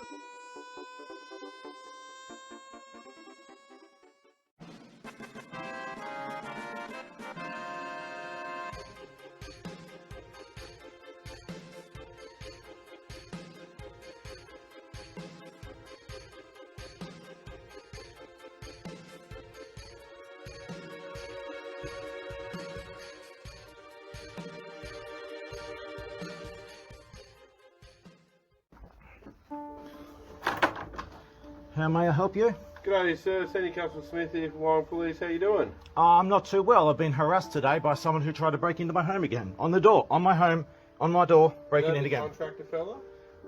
Actually, this is a guy who illegally broke into my home on camera and so he's going to hit me over the head with a bat. Over and over, it's on my door. Please read the door and leave me alone, please. I would not to be harassed by this guy and his buddies. I would like not to have police. I know you guys may or may not know what's going on. I would like to be left alone. Yeah, but do you want us to help you try and find this guy? Or what? I've got a lot of information on him, but look, this is a complicated situation. The door is self-explanatory. I'm a whistleblower, and these people will not leave me alone. Do you know who this dude is then? Yeah, he works for Downer Group. He's in collaboration with the housing department. They've been harassing me to the extreme for a very long time. This doesn't stop. Right. So would you? So this is look. This is his quote. He's the guy in It's hard to blue. read through the screen. Yeah, I'll just close it and you can read it. He's on blue. There's a CD there. There's all kinds of shit everywhere. You can find it yourself. So are you Jeremy? Yes, I'm Jeremy. Okay. Did you threaten anyone with weapons today? I told this guy if he doesn't leave my home, he's taking photos out of my home. I said I will defend myself if he doesn't leave. But do you have any weapons in here? Oh, are you going to search my home? No, thank you. No, I was just asking. No, look, I'm not going to be interrogated. This guy is a criminal. He's coming to my home. He's on camera, all over the internet, all on camera, saying he's in my home, breaking into my home, saying he's going to hit me over the head with a bat and stuff. Who is it? That same guy. The same guy who contacted you. What's his name? The same guy who contacted you. He did not call. Okay, who called you? We got called by a resident here who heard a commotion. I hardly unlikely. I don't believe it. Look, it's on there. It appears you know about a contractor guy, so you've got something to go on. You or him from a bar. Okay, look. You're coming in up here, mate. You're going at a million miles an hour. No, I'm not going a million miles an hour. I'm pretty clear, I think. I think I'm being very clear, and I think that my door is self-explanatory. If you go to someone's door and they've got a message on their door and a warning on their door, you read the door before you knock. So please, read the door. I need to speak to you about what's happened today. No, you don't. Did you put this up today? No, this has been up there for a very long time. With that CDs, a recording of them breaking into my home, telling them they're going to kill me. So something happened today, and I'm coming here for that. But if that was here before today, that doesn't relate to this. today. Yes, it does. Yes, it does. Okay, conversation over. Okay. Evidence on the door. Deal with it, please, Try sir. not to hurt anyone. Trying not to hurt. Well, I'm trying to mind my own business in my own home, and I have a guy coming to my door, taking photos of my door and threatening me. All you've done is yell at me and not tell me who the guy No, is. I'm done. Conversation over. All right. I would like not to be harassed by police ever again, and I would not. No, I don't take advice from police. Well, you're going to have to. No, I don't take advice from police. We'll take it from the law, sir. Don't hurt Okay, anyone. yeah. I think I'm more qualified in the law. I used to be a spy. I know the law more than you Used do. to be a spy. Yes, I For know the law who? more than you do. For who? I'd rather not say. Well, you're obviously not a very good spy. If you Oh, tell us yes, something. I am. Yes, I am. That's why I don't take advice from the police, and this is why these people will not leave me alone. Recordings on the door, on the CD. There's a lot more where that came from. Spy Read the knows door. how to hide, and you're Please not read the hiding door. Please read the door and leave, and go arrest this guy and all his very well. I don't collaborators. know who he is. All right, well, go find You out. won't tell me who he Well, is. go find out. Why can't you just tell me who he is? Well, You want me to do it, but you're not. Yeah, telling me well, who he is. go read the door and go from there. Does it say his name on there? Go read the door and go from there. Does it say his name on there? Go read the door and go from there. There's Okay? no name on there. Okay, no, done. You're Okay? not helping me. How am I supposed to help you? Oh, you're not helping me, no. So you Okay, don't conversation over. Don't contact me ever again. Read the door before you go to someone's door next time. No, Read the warnings on the door. I would just buzz the doorbell. This has been. No, you won't buzz the doorbell. You do not have my position. Now, Why? I don't understand. bye-bye. what the issue is. Bye-bye. The issue is written on my door. Go read it. And don't contact me again. Don't hurt anyone, okay? Don't hurt anyone. Is that gaslighting or something it sounds like to me? All right. You take care. You got it? You got it? Why do I keep getting visits over and over with this message on the door? Over and over again? Is it? Yes, it is. What? Why don't answer the question, please, after this message? Okay, let me just introduce myself. I don't care. I don't care who you are. I'm from Wyong Police. Yes? Currently wearing a body-worn video recording our interaction. Yes, of course. I haven't read your warning, so I'm just here investigating. Really? alleged assault. Never saw every time. Alleged assault, really? Not interested. Okay. What I'm going to do is I'm going to ask you some questions about it. Not interested. Yep. You don't have to say or do anything. Okay, bye-bye. Do you understand that? Goodbye then. Anything you do say or do is being Okay, do I need to talk to you? Do I need to talk to you, yes or no? Do you want to talk to us about Okay, goodbye. Goodbye. Alright, see ya.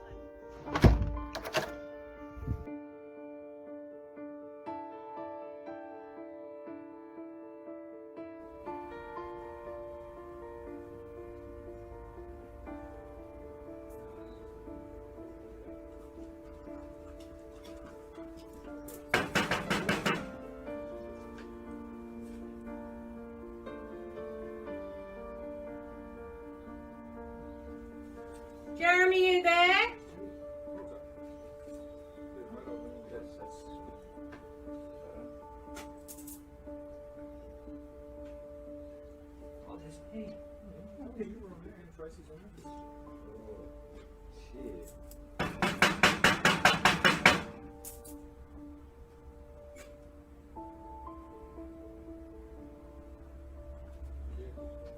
Hello, Jeremy. It's Kath from housing.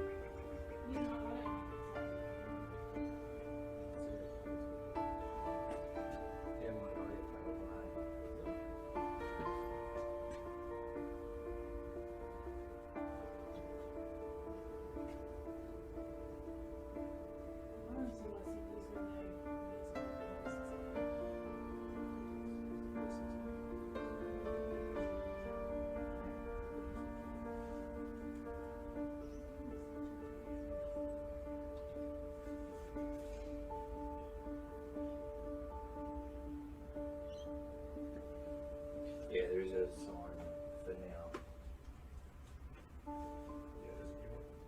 Yeah. I have evidence that we're part of a larger corruption scheme.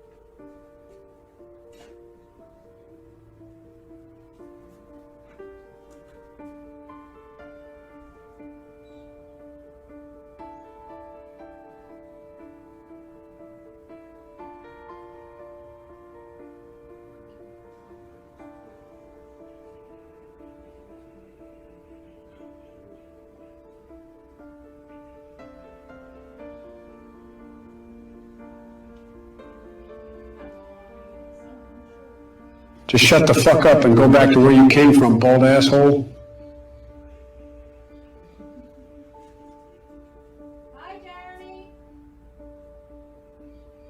What do you think you're doing, Baldy man? Get the fuck out, you invasive asshole.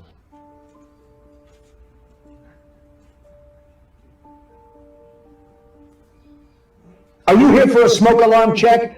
Did you shut down the entire block's power supply for that yet?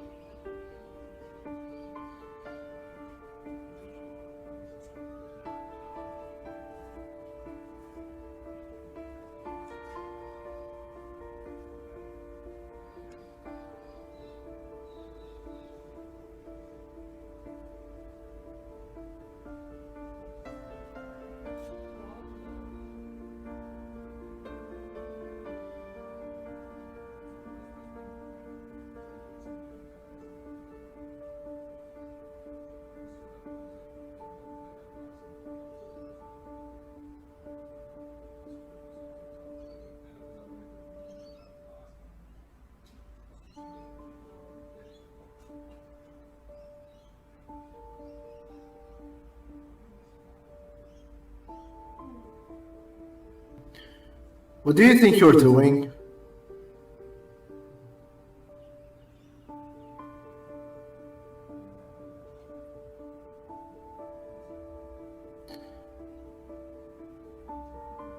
Why are you wandering around his house? Get the fuck out.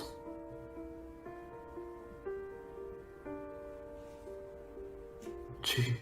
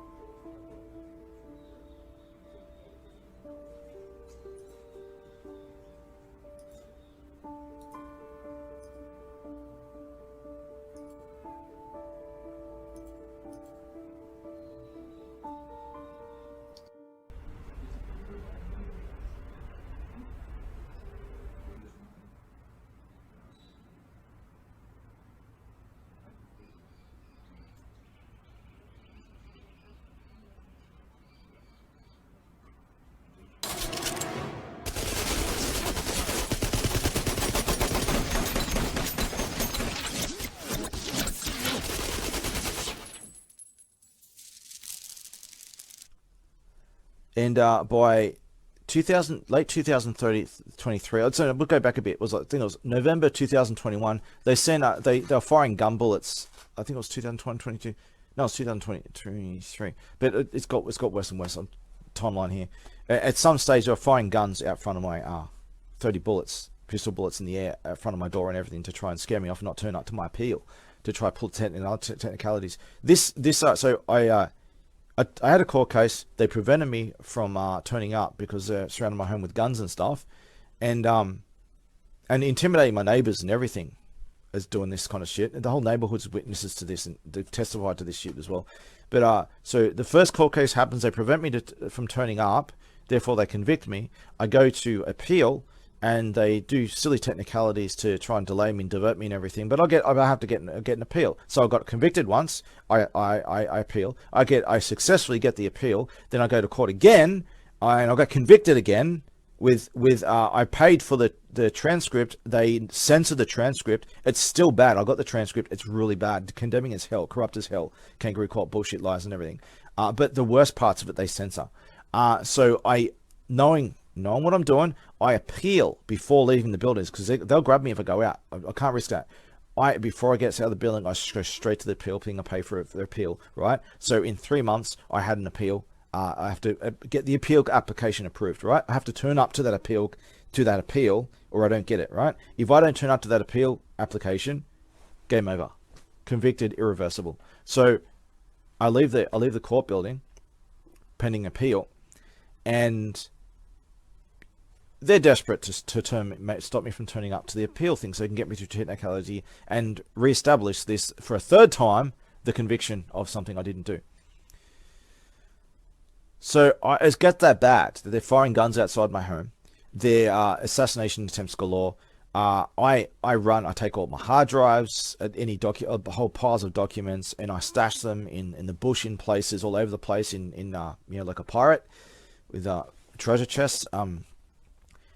And I'm doing safe houses, buildings. I barely walk my name. I'm sick as fuck. I'm half dead doing this, and I have to rock climb with like 30 kilos of documents on me at a time, trying to protect hard drives in radioactive bushland, mind you, and burying things. And I'm being chased by helicopters, planes, and one drone because the radiation and the mountains I was moving around in, the drones couldn't keep a connection. So I was surviving like planes, helicopters, a drone trying to take me out. I've got recordings of things too. My home's being invaded over and over, but I'm not there. All my hard drives are gone. They can't take the evidence. And it doesn't matter if you take my hard drives, right? Because I've got a ton of shit. Even more than that is I've got so much freaking hard drives, piles of them. Speaking of radiation, did you know that Australia is the most radioactive place in the world? It's not just the world's nuclear waste dump and chemical waste dump. It's naturally the most radioactive place in the world. It has a third of the world's uranium resources and 20% of the world's thorium resources, among many other things. Of course, the documented sources of uranium, for example, are not entirely official, meaning that they just talk about, on the maps will only show the places that are being mined, and they won't tell you all the radiation in populated areas, right? Especially in New South Wales along the coastline, a little bit inland too. Why do you think there's so much bushland in New South Wales that they just refuse to develop, for lack of a better term? It's because of the radiation. But what about the established populations in radioactive land? Does the government ever admit it? No. If you talk about it, white van, 3 a.m. And they'll litigate you to hell and take all your stuff and blah, blah, blah, blah. Go after your family, blah, blah, blah, blah. I grew up in Batter Bay in the Central Coast of New South Wales, Australia. One of many examples of, as I said before about radioactive bushland, there's radioactive bushland everywhere, and I've navigated a lot of it, and I can use it to my advantage. That's how I survived. But where I grew up on Batter Bay, Kipling Drive, Stevenson Road, was full of radiation. They blamed mining decades earlier in the West for disturbing the rocks and uncovering the radiation and intensifying it. But maybe a factor, but the biggest factor here is the cover-up.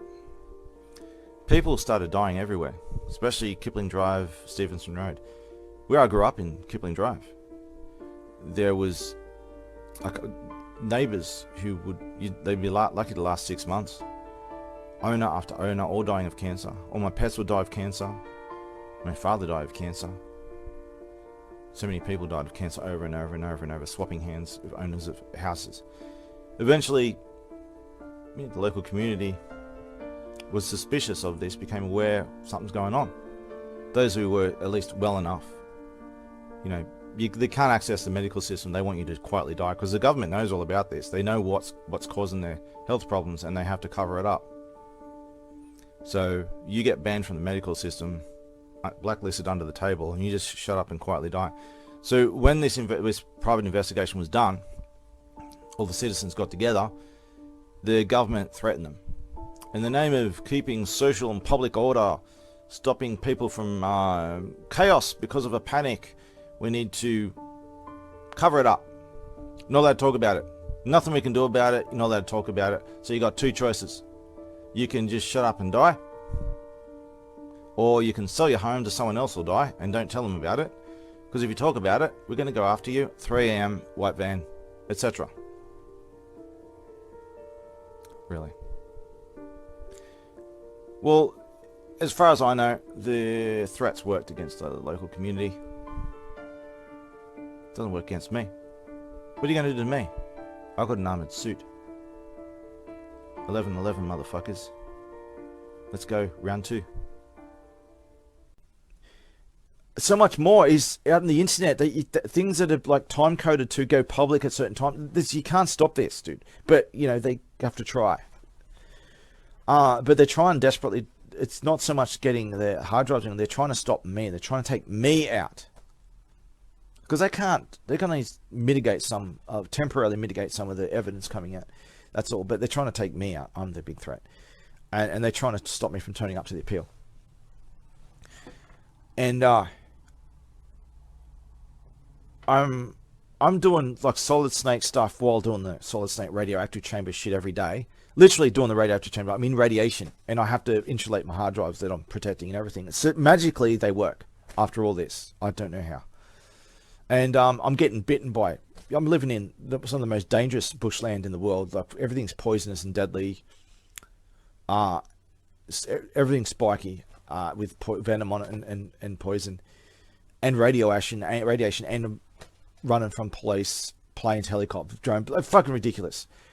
And in the process, I have to sometimes get resources from places and go into people land, right? Into civilization again. And I'm being chased by police here, all over the place. They're watching the bus cameras, the cameras they're watching the cameras at shopping centers, and I'm constantly being chased by them and almost caught so close so many times. I got chased all the way through Sydney and stuff. I had to get out in Sydney and stuff to get.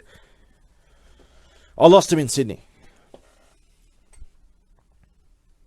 And this is the police are the ones who are chasing me here.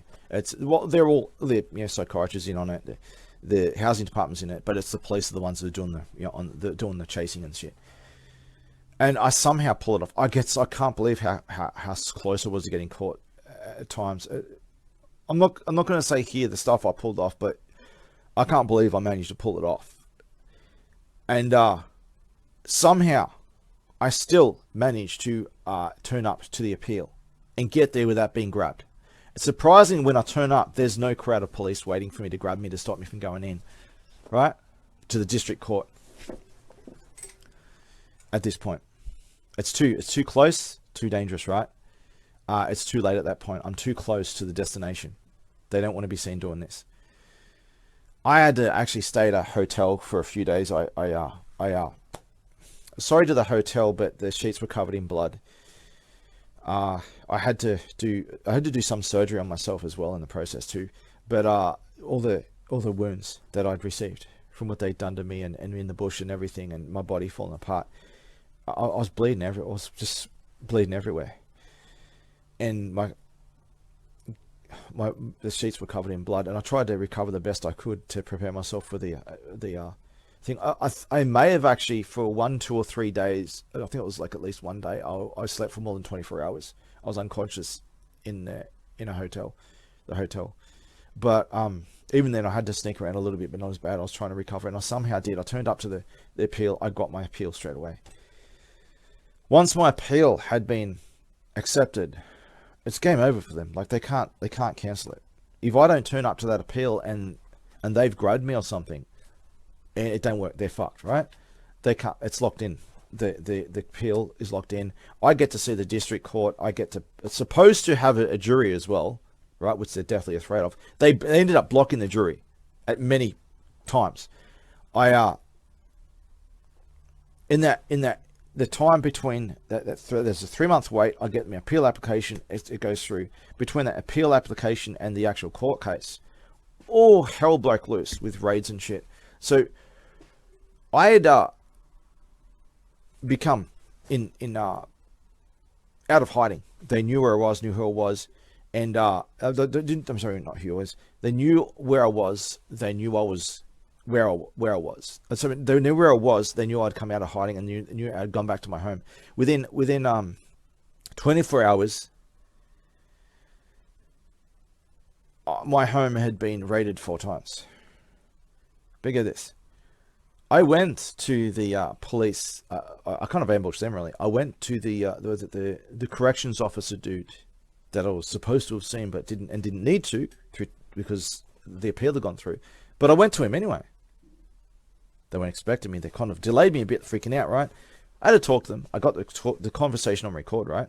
And I gave them evidence of their own people, their own police and everything, trying to kill me and shit. Here's the footage. Here's the photos.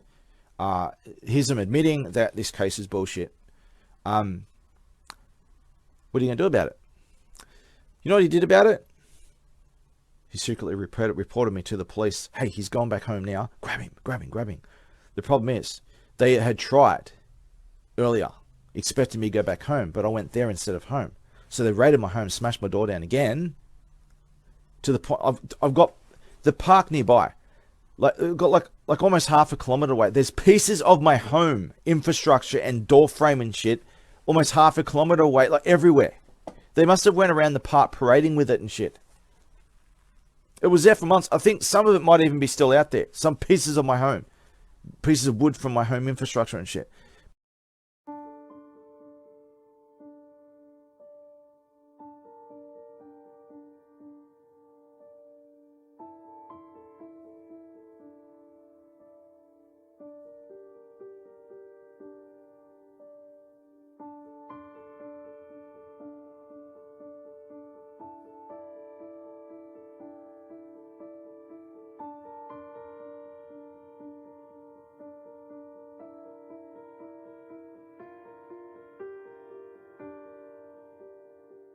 But they don't just smash my door down. They trash everything, smash everything bad, and they come back. It's all smashed up. They just smash it again, like they do with my locks. They smash my locks, and then but even though the locks are destroyed, they'll still smash it up more just to let me know that they did it again and again and again, just to try and fuck with me and our neurotic shit.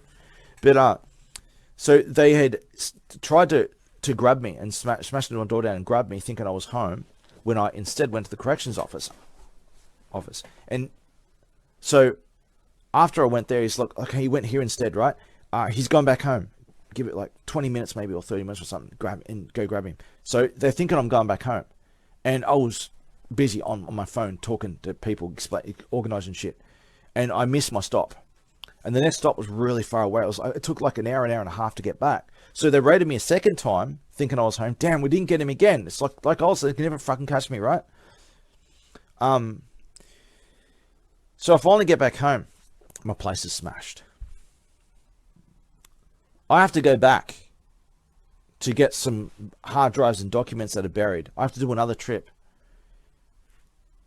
I come back.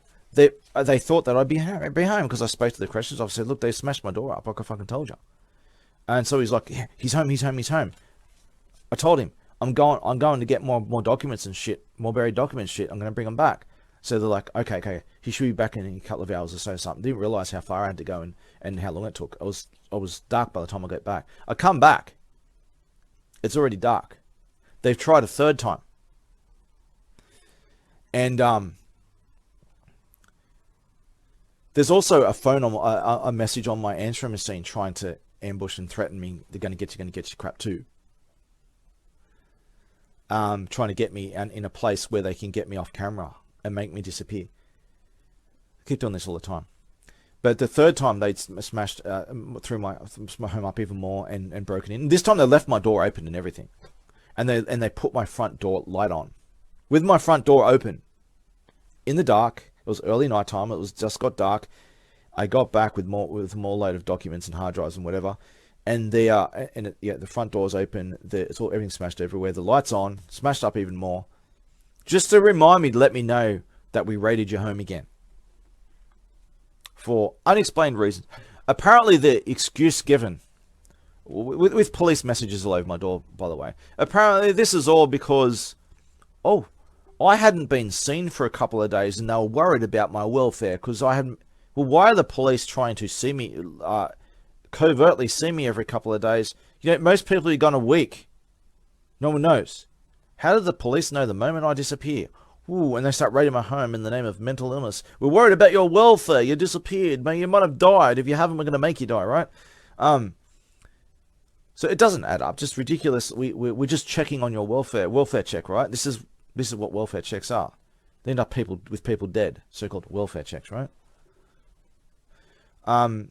So I do some shit to try and get my door locked in place, and it's kind of locked in. It can't open anymore. I've like pretty much drilled it back in what's left of my door into a frame, into what's left of a frame. So it, you know, in order to get through, you're gonna have to smash it open again or something, right?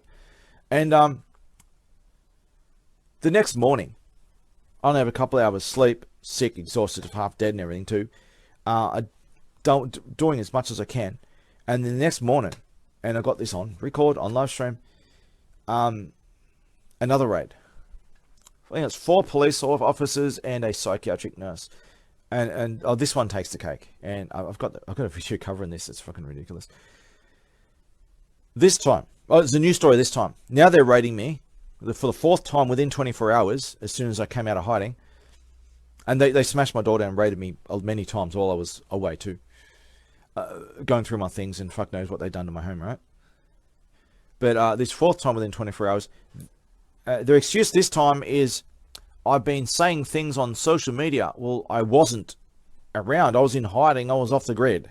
I certainly did not say things on social media in the time that they were saying I did. What is it? It's first I've disappeared, and it's second that I'm too appeared, as in I'm posting some nasty things on social media. What is this nasty thing? I can never answer any questions, never be precise. It turns out, apparently I said the end is nigh on Facebook. Well, I didn't say the end is nigh, but the end is nigh, as everyone knows, it's a cultural, historical meme, often but not always tied to Christianity, about evil people in positions of power getting their poetic and prophetic justice. It's Homer Simpsons. There's a famous Simpsons episode where Simpsons walking around with a bell saying, "Hear ye, hear ye," with a bell. The end is nigh. It's massively ingrained in culture and civilization. It's memed to death for a reason.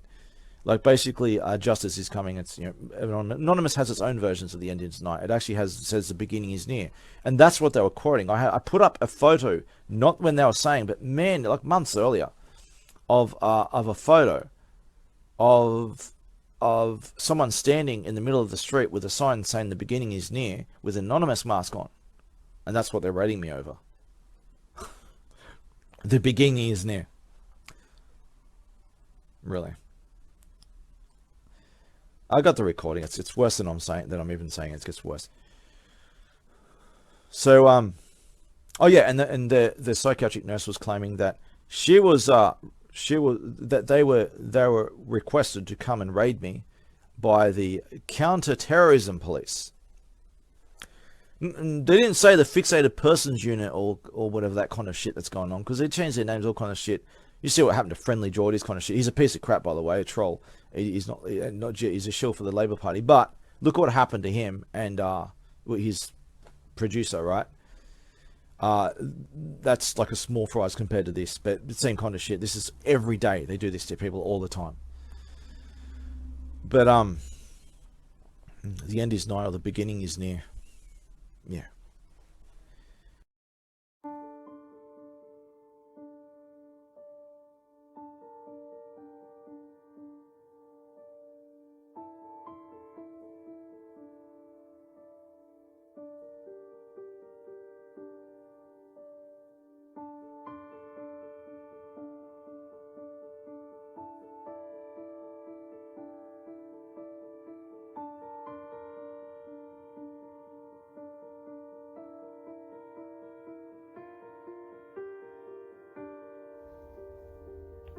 Hi Jeremy, my name's Renee. I work with the Wyong Acute Care Team, the Community Mental Health Team. We received a referral to offer you a mental health assessment and some mental health support in the community. Just being able to negotiate a time to come and see you, or for you to come in for an appointment with us. If you can please give our team a call back on 02 4394 4947. Thanks, Jeremy.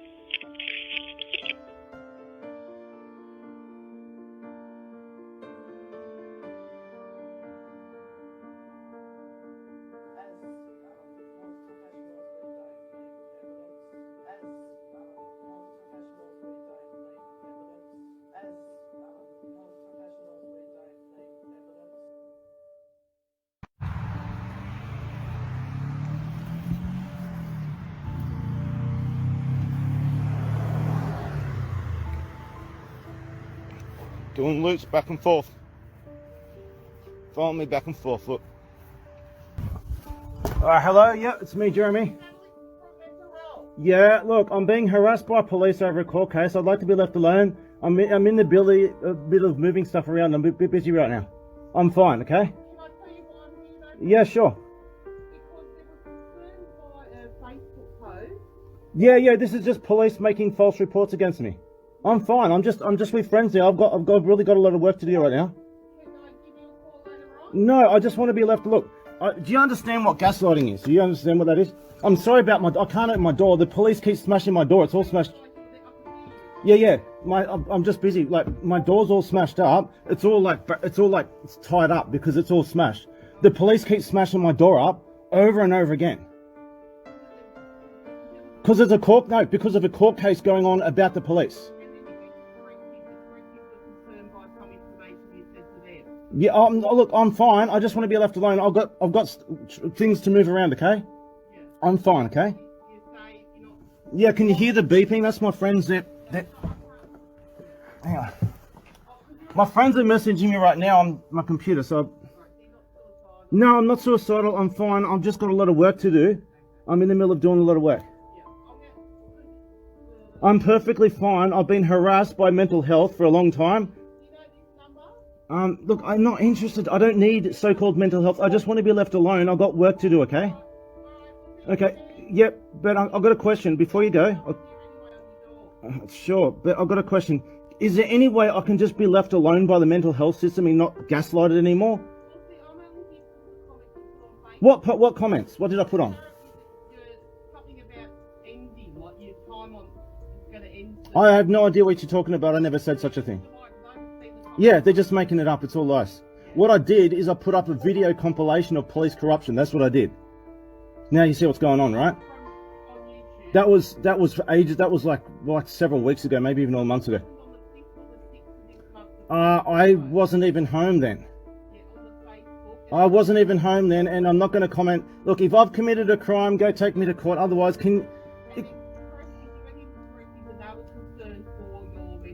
yeah, look, I'm not interested. I just want to be left. Can I please be just left alone? What does it take to be left alone? I've got a lot of work to do right now. I'm sorry I can't open my door. It's all smashed up. Yeah, I'd open my door, but it's all smashed up. Look, read the signs on my door. This is what. Yeah, can you just open the screen door? Because I can't open this one. It's all sealed. Sorry? No, housing keep raiding my home. Yeah, look, please, can you open the screen door? Yeah, these comments on my screen door, if you see the transcripts, those comments are of housing. All the threats, these are them on record, raiding my home over and over for whistleblowing. Okay? Yes, I've just got work to do. I'd like to be alone. Please read these signs. This is what I have to deal with every day. My door's all smashed up. I can't open it now. It's all seized. I'm perfectly fine. I can go get friends on stream to tell you right now. I have work to do, important work to do, and I just keep getting harassed by these gaslighting mental health complaints. You think, is there any way that I can just be left alone?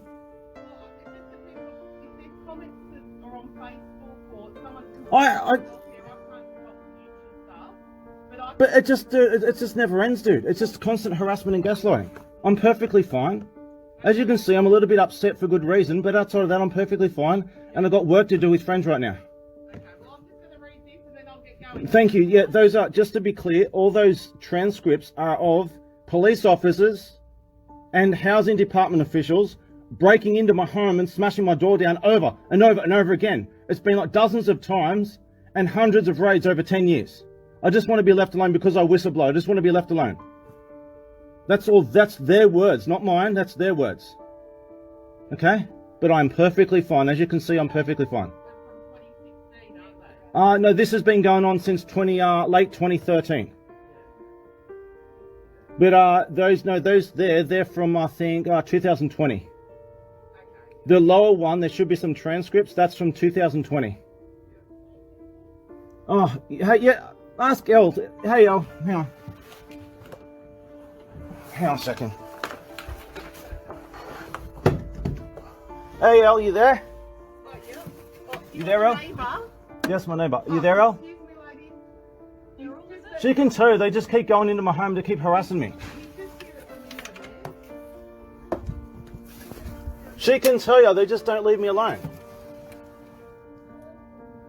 I'm fine, aren't I, Elle? Yeah, see, Elle knows me. I see her all the time. She's my next door neighbour. Yeah. That should be enough. I can go get friends on stream if I need.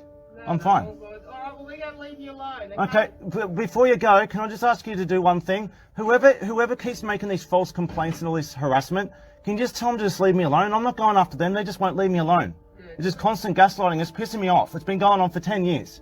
But I guess it's too, when you went to correctives the other day, you spoke about the police firing 30 shots in the air. So Yeah, and then they smashed my door down after it. That was last week they smashed your door down. Yeah, so what does that have to do with mental health then? Because they're worried it's delusional. It has Okay, what's on my door? Do you see it on my door? Is that delusional or not?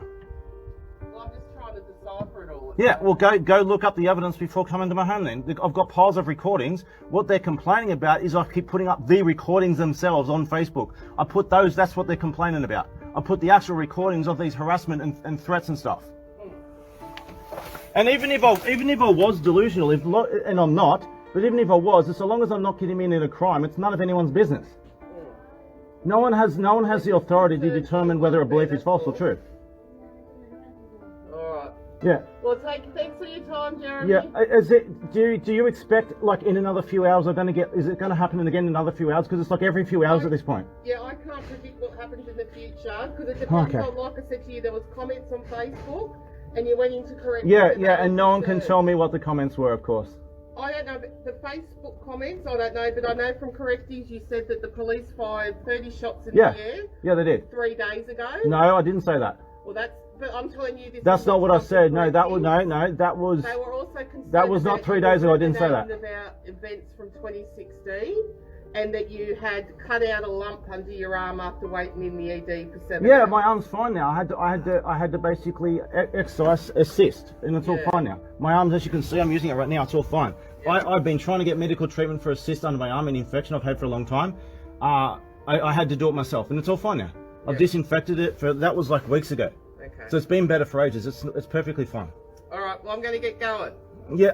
Well, anyway, please, can you just ask them to leave me alone? It's every few hours at this point. Document it and so will the police, and I can't do anything. I don't know what's going to happen in the future, because I think the Facebook comments were about the end is near or something like that, which might be in reference more to the. That's literally no. Look, I'm one of the founders of Anonymous. Okay, that is literally an anonymous mantra. That's what it means. You've misunderstood. No, they're not. They haven't accidentally misunderstood. They're deliberately misquoting. Because it's come from. Can I be honest with you? I'm mindful that the neighbours are here. Well, can you quote me what there's? What? I don't know, but it's come from counter-terrorism. So something's happened. What's come from counter-terrorism, really? The concern for welfare. Really? Yeah. What terrorism have I done? I wouldn't know. You'd have to ring them and find out. Exactly. I'm not bothering anyone. I've been trying to go to a safe house here and there to get away from this harassment. I'm not bothering anyone. I'm not making any terrorist threats. I'm the one who's receiving threats. Yeah, but I think it's also too, like, words that come up. What words? My understanding of it is, like, there's certain words that can link. Yeah, why can't you quote me what I've apparently said? Quote me, please. I wouldn't know. I'm a nurse. But you're saying you know the words and you don't. It's like back and forth. No, I didn't say that. You've misconstrued what I just said. Okay, what words have I said? I don't know, I've just said that Okay. before. But someone else has said that there's words that I've said. No, that's not what I said. Okay, what's this about certain So words? it's a concern for welfare based on comments you made to corrective services on Thursday and also comments you wrote on Yeah, Facebook it's all last I'm week. hearing. All I'm hearing is vague nothings. All right. I'm not hearing any Done. precise Thanks, things. Jeremy. Thank you. Please ask them to leave me alone.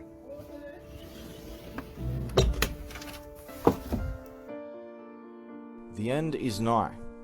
Term. The end is nigh is a phrase frequently used in relation to potential apocalyptical or eschatological events or the biblical apocalypse. As you can see here, this is a long-held cultural meme for repentance of evil before judgment is upon us.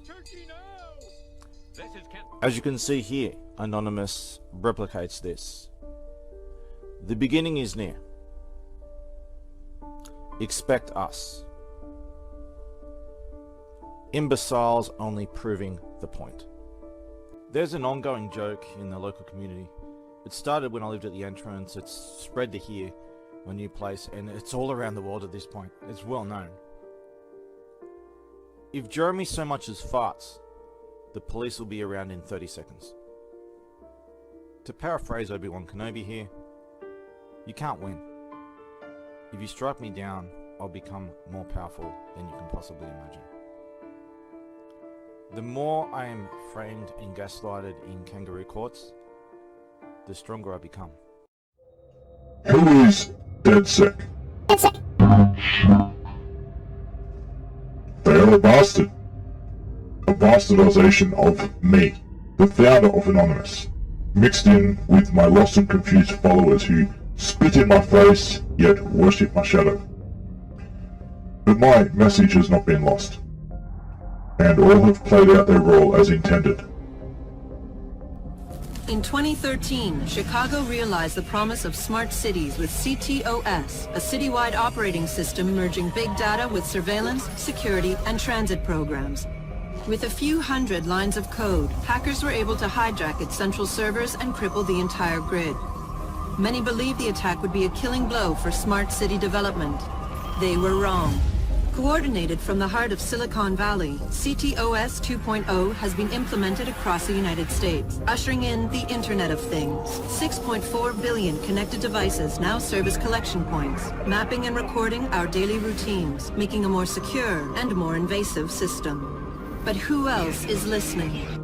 Big Brother no longer works alone. Thousands of little brothers monitor and aggregate your every move, building a complete digital profile of you to be bought, sold, or stolen in an instant.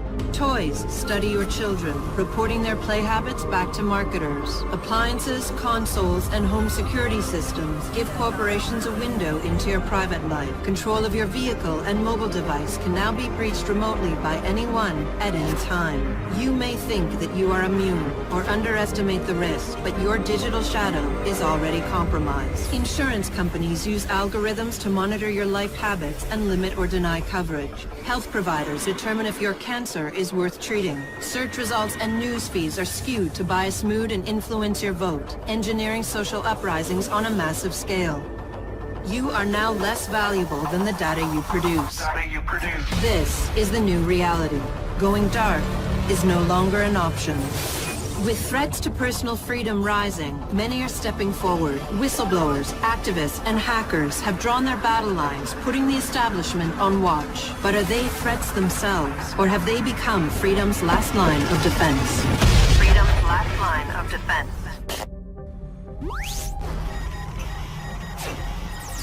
HMP Studios, we are holding you solely responsible for the threat that is cyber. Cheesy stunts and bad dialogue, we can take.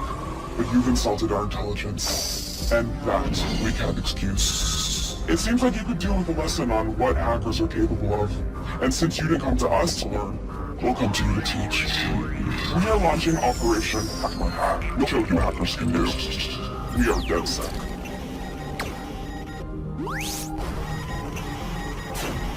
For too long, predators have victimized the weak and wounded under the guise of religion.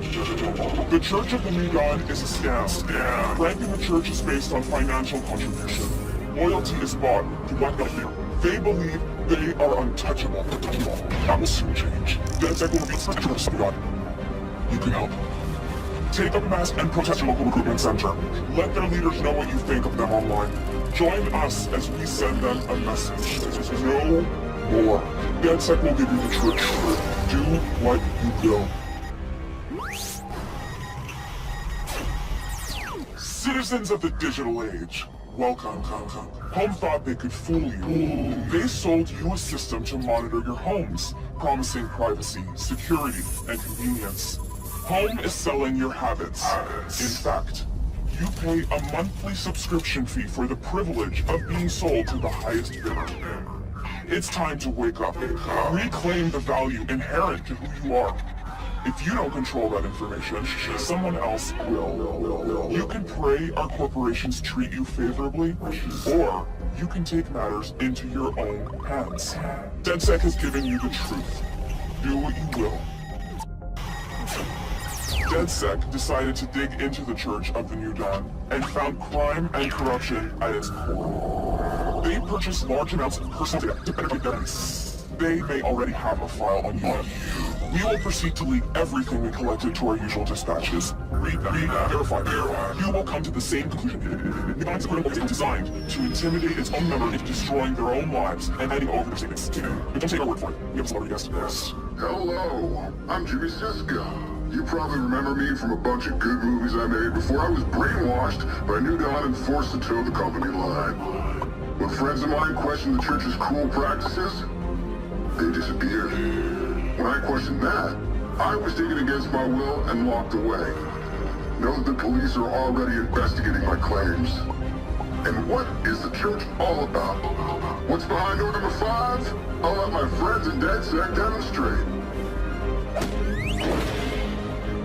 DedSec is giving you the truth.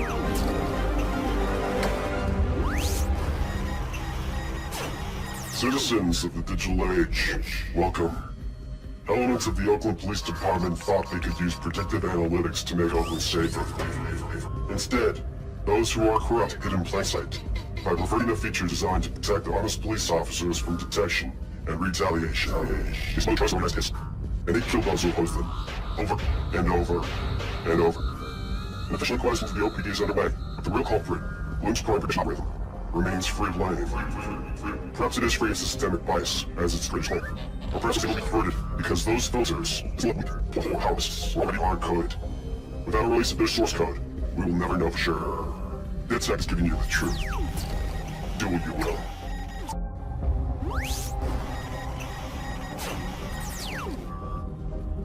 In a free and just society, every person is treated with dignity. In a free and just society, leaders are accountable to those they govern. And in a free and just society, individuals can rise as far as their talents and hard work will take them. Do you believe your society is just? Do you believe you are free? Perhaps you trust in the power of democracy. Your vote counts. Companies now buy politicians and manipulate elections. Do you believe in the power of the free market? The stock exchange is a puppet show for the rich.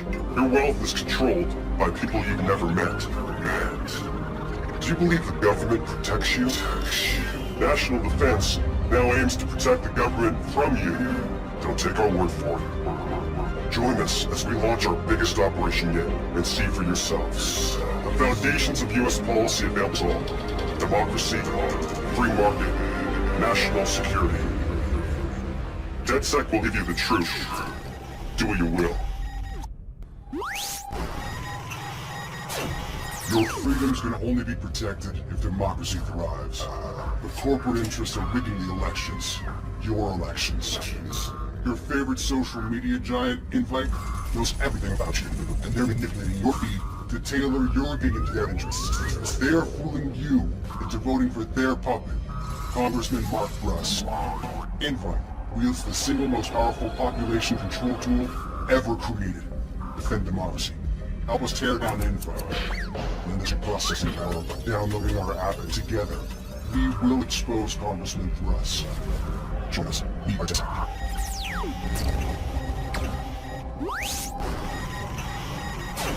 Citizens, Invite Corporation has been using their sacred vote as a plaything, targeting you individually. Invite manipulated your emotions to give support to their puppet, Mark Thruss. But DedSec hacked into Invite and changed their algorithms. Polls reversed instantly. Invite, desperate to elect Thruss, do it to their own form of hacking.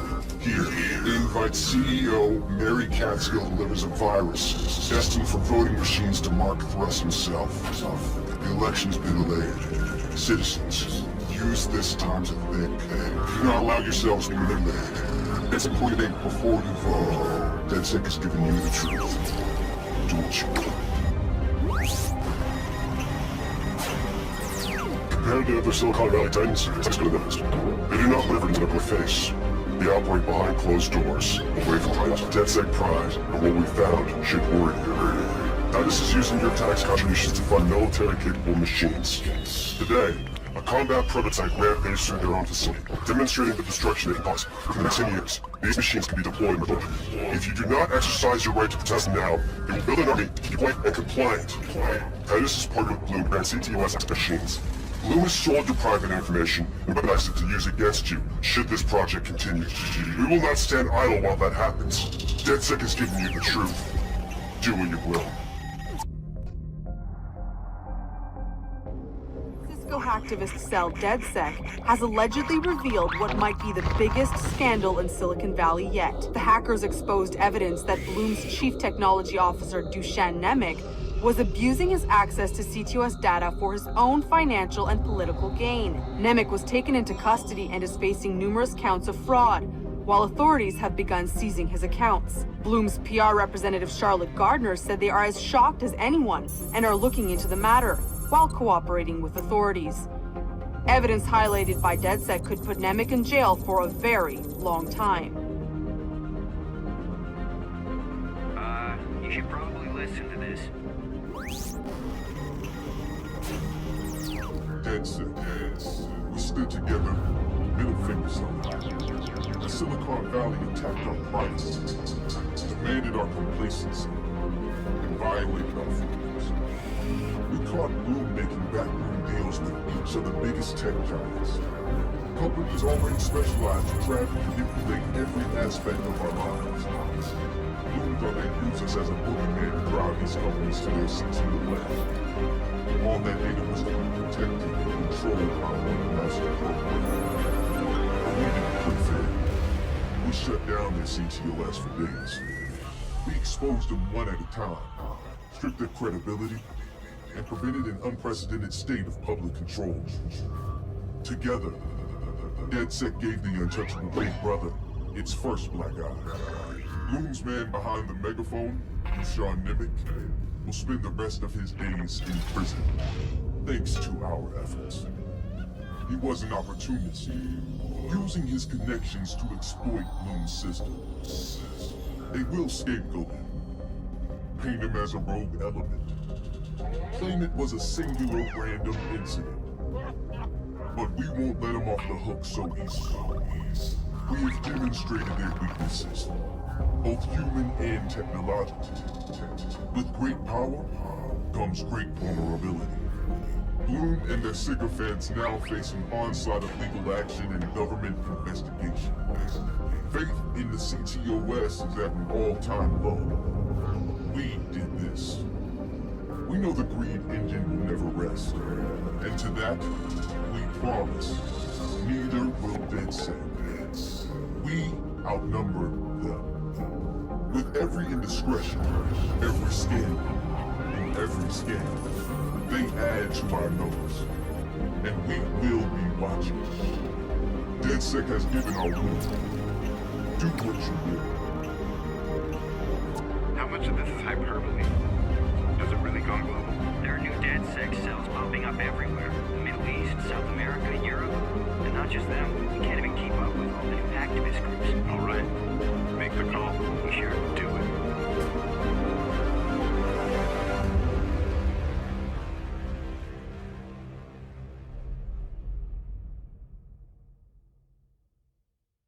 So we go to the court. We eventually get to the court with all surviving ridiculous. I actually got someone to come, one of my team members from interstate, Mr. Orange. I'm Mr. Purple. He's Mr. Orange. He came at 2 occasions, stayed with me as he's a bodyguard and witness, and he came with me to the court cases and everything. And they're so afraid once I've got someone with me, right? Different stories, like hyenas, 10 against 1, and they always attack you from behind. As soon as you got an ally, right? One lion surrounded by 10 hyenas, they only attack you from behind. As soon as another lion comes, they all scatter like fucking cockroaches, right? Lot happened. We win the court cases, but get this. We go Friday. And our court case goes on and off, on and off, on and off. They're all freaking out. We're left in the whole district court alone, while all the judges are out freaking out, pointing at us, going, "What we do about him?" Right? We only get like 5 minutes at a time. They freak out and they adjourn the court over and over and over. They're trying to delay the court Friday, right? Don't delay it because they're what are we going to do? What are we going to do? And one of the things that they were doing is the judge secretly wanted to actually personally go through this over the weekend. I said to Mr. Orange, I said, look, he's not going to take your testimony. He's rejected it from court. I said, don't just wait till Monday. He's returned it to Monday. Just wait. I bet he's going to watch it over the weekend. And he did. And he readmitted just not the evidence of the police and government corruption, but just his testimony part. The others been blacked out, but we'll add that part of his letter.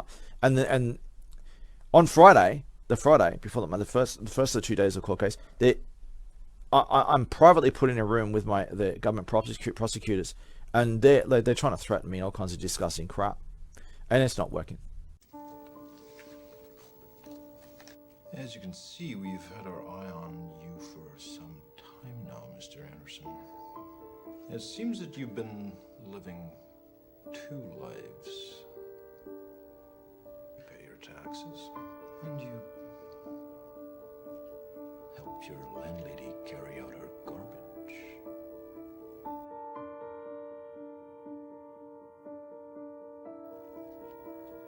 The other life is lived in computers, but I believe you wish to do the right thing. But the judge obviously knows. He suspects on Friday what's going on. Obviously, I think he knows, and he's constantly criticizing the prosecutor for acting unprofessional, and he's contorting, like making all these weird. He walks funny, like a carrot up his ass. He's all contorting and freaking out, and they're all afraid of me, and the judges are panicking too. Sorry, I just got to check on it. He's right. So on Monday, the part of Abs's letter, that's Mr. Orange, ABZ, alphabetical name for a reason, is admitted into court, and the judge is saying to the prosecutor, I've looked over things on the weekend. I've read this letter. I've read things. I believe this guy is who he says he is. I believe what his friend's saying, and I'm quite impressed by this letter as well. And by the way, we were both wearing anonymous shirts with matching gear and everything too.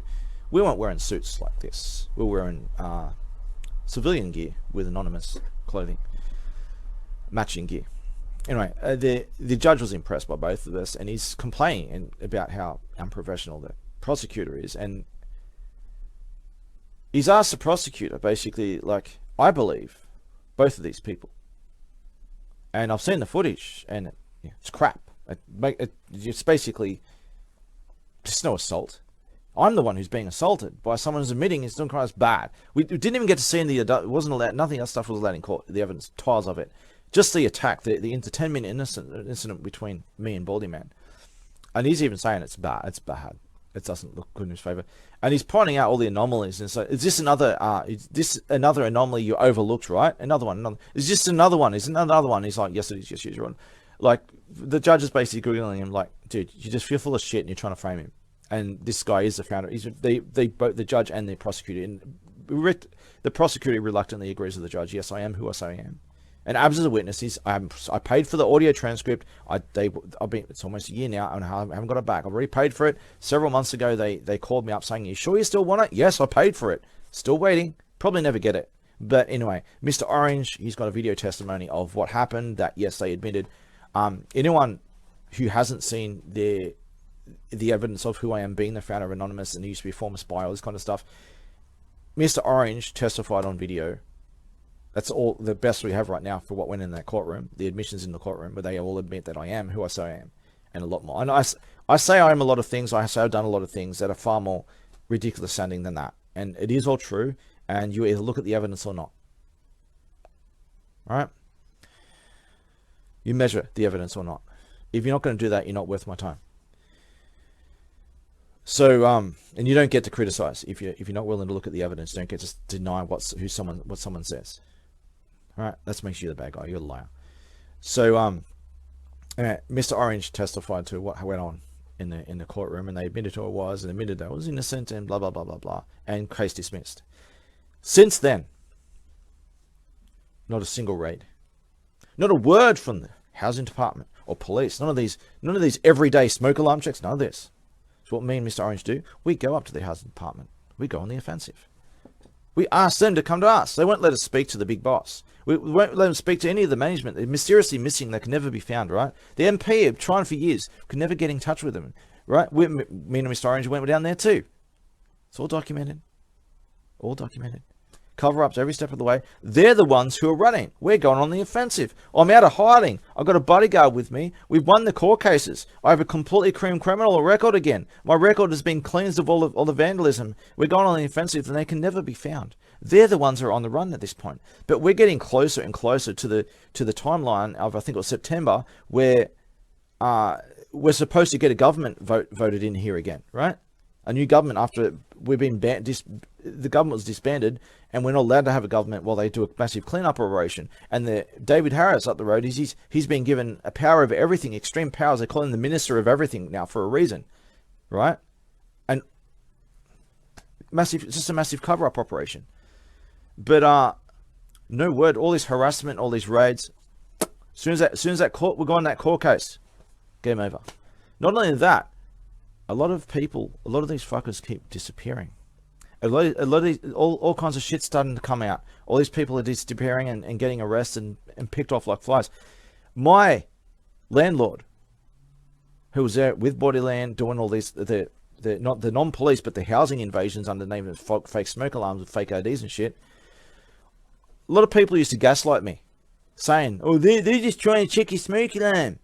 There's nothing going on. You skiffer."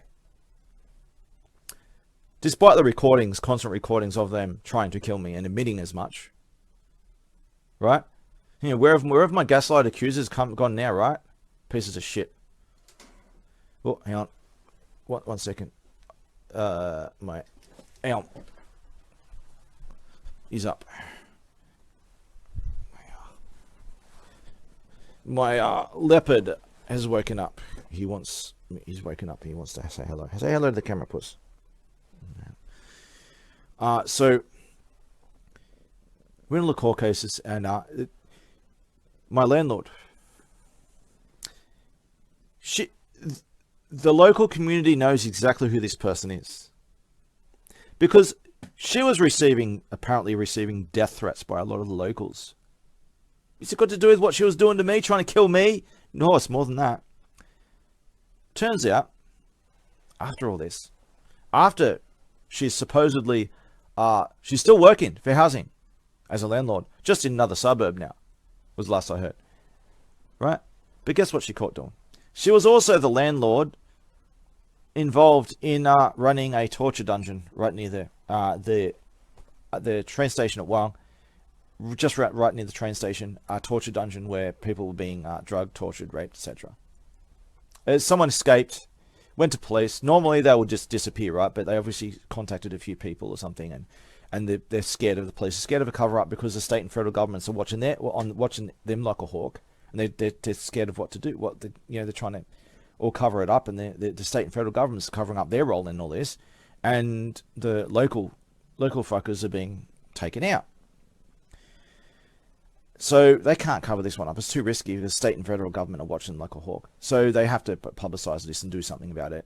And yeah, so this My landlord was, they're trying to kill me, they're trying to torture and kill me, right? Well, literally anyone, gaslighters who want to ignore the evidence of pretend it doesn't exist, she literally got caught doing exactly that recently.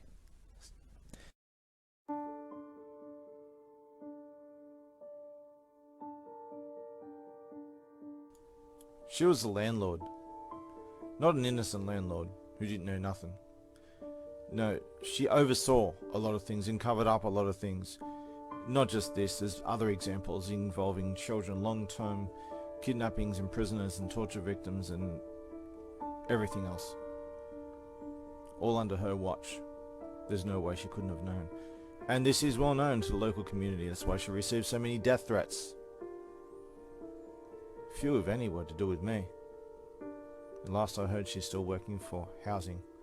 And everyone I've spoken to at the housing office seems to give me the runaround, acting guilty as hell.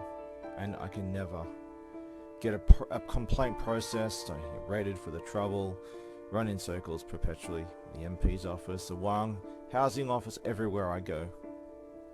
You know how this goes by now. Who isn't involved? But it gets, there's so much this, and I'll probably add little clips here if I need to. But as I said before, I live right next to a sewage plant. There's a caravan park and a unit complex. I live in that whole area, and there's half the place the plumbing was never even done, and there's like leaking water into stagnant water, full of mosquitoes everywhere that are biting people and making people sick. Mosquito bites that leave a bruise 30 centimeters round. Because this sewage plant, I'm looking at the water pipe and the sewage plant. The sewage plant used to be across the road at the train station. Oh, that's not train. The race course where all the billionaires and stuff bet on courses. Oh, we don't want the sewage plant inside of all the rich, important people. We'll put it across the road, right next to, illegally, right next to all the houses and stuff, the unworthy, unimportant people. Right? And we'll do a dodgy job of it so that sewage leaks everywhere constantly. And not only is the sewage making us sick, and we've got constant leaking sewage making us sick, and we're constantly getting pylori infections. Everyone's like bloated and dying and stuff because of pylori infections, recurring pylori infections, and fuck knows what else. And no one can get medical treatment. So if you either die or you move away, or you just get the railroad, run around in circles. So that racehorse, horse race thing, there's animal abuse going there. Mr. Orange was speaking to someone who tried to whistleblow against them for animal abuse. What do you think happens? Oh, the rich, important people. Oh, no. We'll come after you. We'll destroy your life, right? And cover it all up, the animal abuse. But it gets worse than that. Horses are being illegally taken there from internationally, violating quarantines just under the table. Diseased horses with very deadly stuff. They can kill horses and people. Right? All under the table. The mosquitoes from all the stagnant water around here in the flooding, where there's no pipes, it just seeps into everything. And sewage gets into it too. Leaking sewage gets into the stagnant water too. Mosquito haven.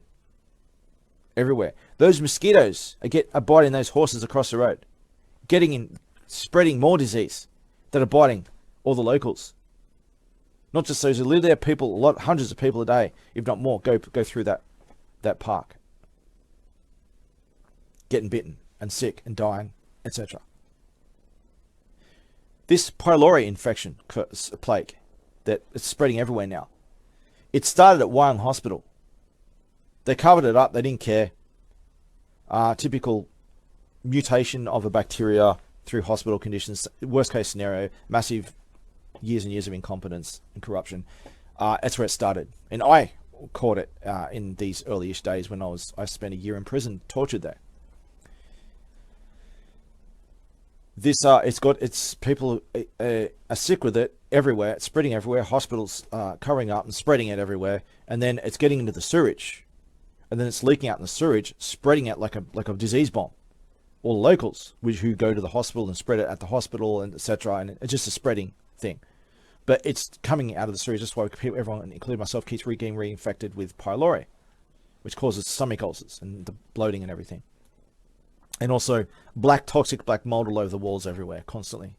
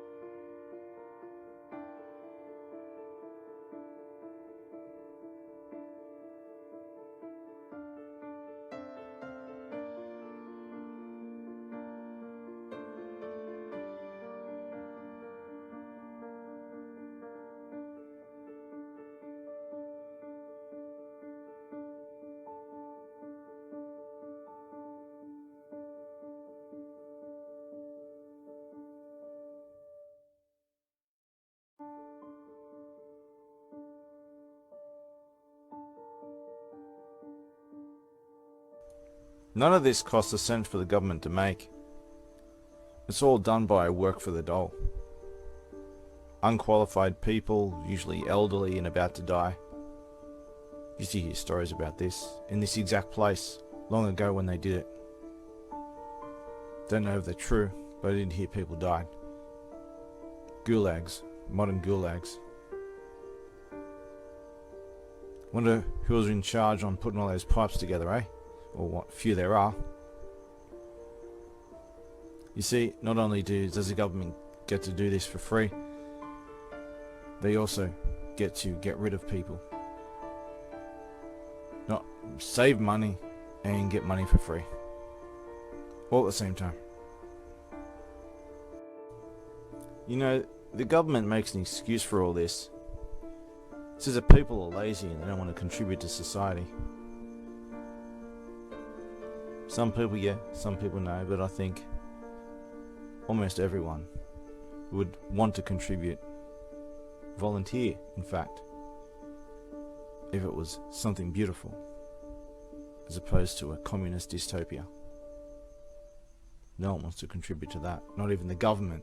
That's why they force gulag slavery.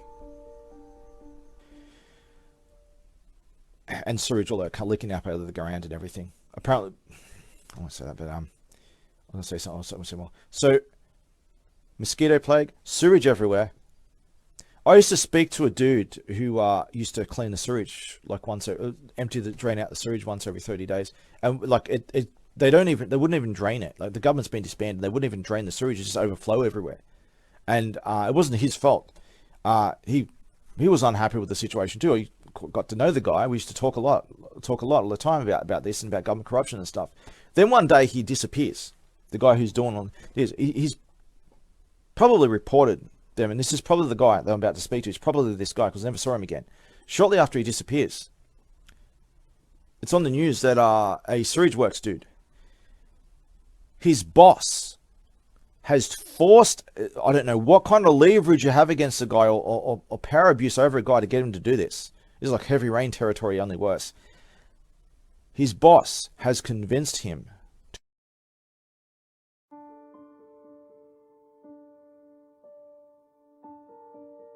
to cut off his own penis in front of his boss. There's a whole big thing there that you know where that goes, right? Why would his boss do this? How could he? What kind of power did he have over him and his loved ones or whatever? You know what I mean? Obviously cover up because of sewage. There's a swing set out there. Well, used to be a swing set out there. The government used to vandalize it to discourage people. The government used to vandalize it to discourage people from using it. Well, locals like myself used to use it. It's the only recreation to have locally. So I and a couple of others would, when it was vandalized, we'd put it back together again. So the government came and they totally destroyed it. They took the whole thing, and the ground where it was is still there. They didn't even try to fix that up. They just stole the whole swing to discourage people from going into the park and getting sick or reporting what they see. And they're talking about just quarantining the place off, just sealing it up so no one can go in there. And instead of fixing it, just cover it up. Just block it off. Put a fence around everything. Don't let anyone in there. Right? And all the locals were getting sick and dying. Just cover that up. Leaking sewage over here, it's okay. Just put a fence around everyone's homes and everything. There's a unit here nearby that was abandoned for years. There's someone not living in there now. It's kind of in and out of there who's temporarily staying somewhere else. It fills up with sewage water. A unit. It's just they just leave it as an abandoned mold growing unit.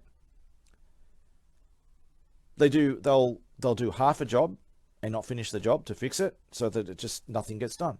And they'll just keep charging a fortune for half jobs that never get done, and cycle milking the government out of money, and nothing actually gets done. My whole backyard was ripped out as a unnecessary job that has nothing to do with fixing that sewage problem. They replaced all the other pipes, not the actual pipes that are the problem, right? I forgot to mention, I spent months last year with no plumbing at all. It wasn't because there's such low quality plumbing, or if there's any at all. No, I had actual plumbing to my house. But someone came around and vandalized my plumbing. They drilled holes in an outlet outside in my backyard. I don't know, they filled it with something or whatever, but they had ripped it out, unscrewed most of it, did a dodgy job trying to rip it out real fast, and ended up drilling holes in it, and I had no plumbing for months. I had to go to the toilet in a bag. I had to find public bins to put them in. I also spent 4 months without a door. Half of that I managed to get a temporary lock on it, but I still went for 4 months before my door was fixed. I still don't have power to sections of my home. It's been years, I don't know how many years now. Hey, remember that Minister of Everything guy? No, not the Administrator of Everything, the Administrator dude, the creepy baldy man who no one knows who he is. No, the creepy baldy man everyone knows who he is. He's in charge of everything. Check this out.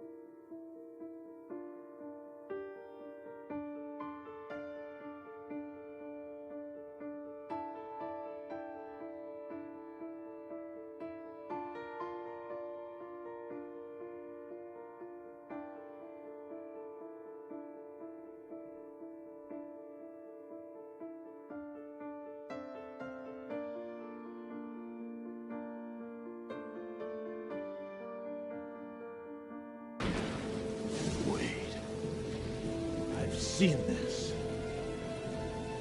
This is it. This is the end. Yes. You were laying right there, just like that. I stand here, right here, and I'm supposed to say something.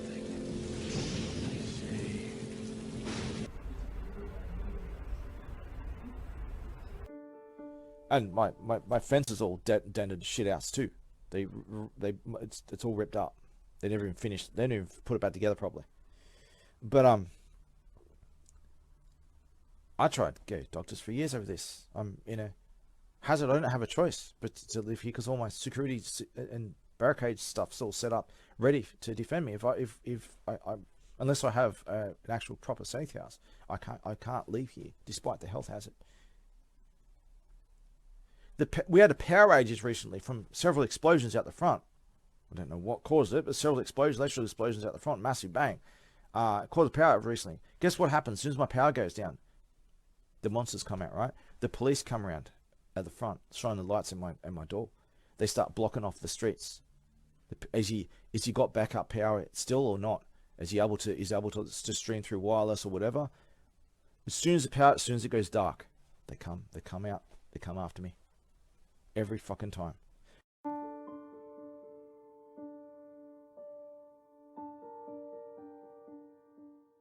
I need my cameras, my backup internet connections and separate power and everything.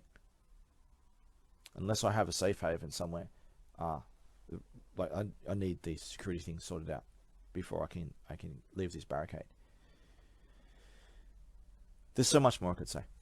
But people in the local area are dying from all this sewage water and mosquito shit going on. Everyone's dying. Cover-ups in every corner. Everyone either has or is very close to someone who has in the last 2 months had their door smashed down by police. Blah, blah, blah, blah, blah. I could just go on and on and on. No one cares. No one wants to do nothing. A small number of people do. The police make sure to, the government and police make sure to single them out, gaslight them, and ruin their reputation so they're all alone. Keep them all singled out and not knowing that there's other people like them. And they end up having their spirit broken by psychiatric drugging and torture. If they're even alive still, the consequences are just not worth it because they're all alone. They don't see any hope of getting anything done.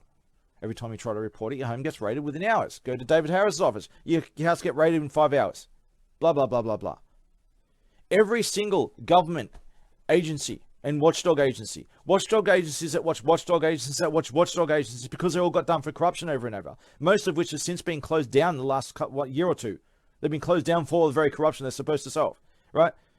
Royal commissions into royal commissions into royal commissions. Not royal commissions followed by more commissions, royal commissions into royal commissions. Or worst case scenarios. I got recordings you wouldn't believe of them trying to take me out. Me and my peers around the world doing group phone calls. We are about making recommendations so that change can happen.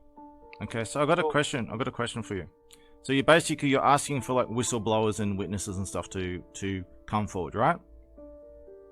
If they choose, if it is safe for them to do, if they think that... Yeah, if it's safe for them to do so, yes. Okay, so what are you doing to guarantee their safety?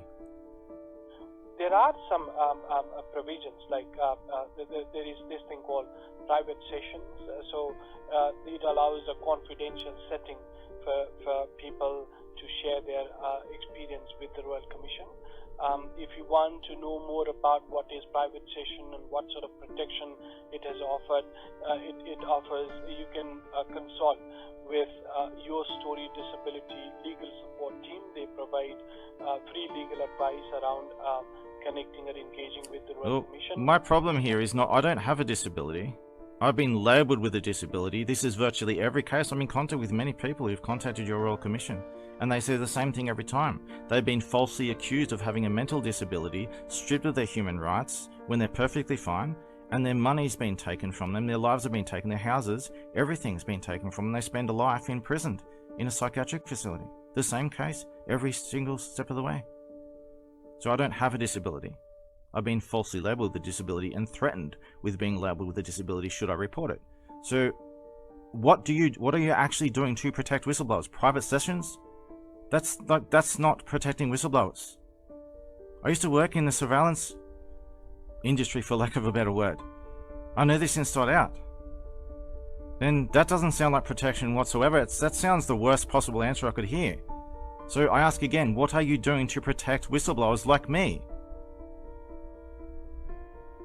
Well, first of all, if this Royal Commission is into the experiences of people with disability, we have a terms of reference. You can obtain the terms of reference through our website as well. You can access our terms of reference, and that terms of reference determines what this inquiry is about. So, as I said, this is an inquiry into violence, abuse, neglect, and exploitation of people with disability. Okay, so I've finished with my question there. What should you be doing, and what should I be doing? Well, like I said, if this is inquiry into experiences of people with disability. If you think that your experience would contribute to this commission, you could certainly share it with us and contribute to this commission, but we cannot decide or resolve individual cases. I don't think that remotely answers my question.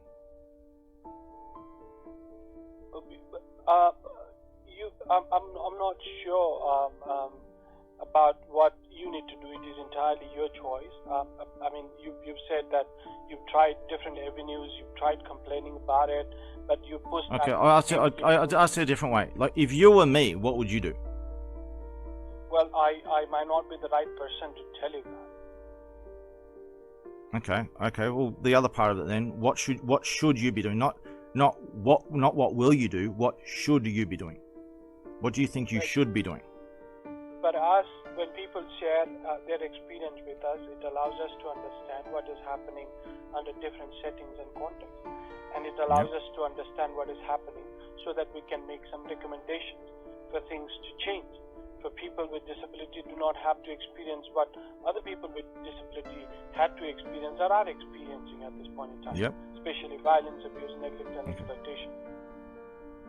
So this inquiry is currently ongoing. We are being informed by people who are coming forward and sharing their experiences. And it is helping us to understand what is happening under different settings and contexts. And we are hoping to make recommendations so that things can be prevented. It is my understanding that, and correct me if I'm wrong here, that a Royal Commission is basically the highest level kind of government investigation that there is. That's why it's called Royal Commission. Is that right? It is the highest level of inquiry. Okay, and this is the highest level of inquiry that's going on here right now. Okay. On this matter, on this issue, yes, this topic, yes. Violence, abuse, neglect, and yes, because I know they're in different topics. Like for example, the New South Wales Police Commission, the Wood Royal Commission was regarding police. Yes, and topic, and my situation is regarding this topic, and this is a reply. Okay, so when we finish this phone call, what do you, in my situation, what would you expect would happen when this phone call ends? Like, what's going to happen to me? What do you think is going to happen to me? I'm not too sure. I'm really sorry to hear about your health situation, and I wish you get appropriate medical attention and you recover well. I'm not sure. You might want to kind of collaborate with some advocacy organizations. I do not know which advocacy organization, but the kind of a collective voice. Working with some advocacy organizations. Yeah, I've actually done so. I've done extensive research on this, and actually every single one of these advocate organizations are actually funded and controlled by the government. The very people I'm trying to report own them. They run them. That's sad. Yeah, no, it is, but that's how it is. Every single one. Not 100%. You might want to try it in a different jurisdiction. This is just me being personal and kind of just sharing some possible estimation. Like it is entirely based on estimation. Okay. I know you have a health condition, as you said, and it needs medical attention, and you're not getting the appropriate attention. If I have understood you correctly. I've got one more question. Do you think that the way the government is handling whistleblowers like myself and whistleblowers in general, do you think that that's sufficient, or do you think there's something seriously wrong with that? Maybe I'm not the right person to comment on that, Jeremy. Okay. Just let me check. I think someone just wrote a message on this. Just give me a sec. Someone just asked me if this is a therapy line. I'm pretty sure it's not a therapy line. And yeah, and they said at what, someone said, I'll just quote what they said. They said, "Is this a therapy line? And at what point will action be taken?" That's what they said. Like, why don't you say it in, you want to say it in voice? Just type out in the chat if you want to say it in voice. Yeah, Yeah, like I'll I just put can him on. speak, if he can hear me. I can hear you. I would like to ask you, like, you're here to hear people out, but at what point will action be taken? When will this line intervene? Yeah, before or after I die, basically. What point it will action be taken? This, as I said, this is an ongoing inquiry. This inquiry is currently ongoing, and we are to submit our final report to the Australian government by September 2023. This inquiry is currently ongoing. So we are to submit our final report to Australian government by September 2003. 2023, and we would have recommendations in our report, and that's our role. We are conducting this inquiry, and we would have recommendations. We would submit a report with recommendations for change. That's our role.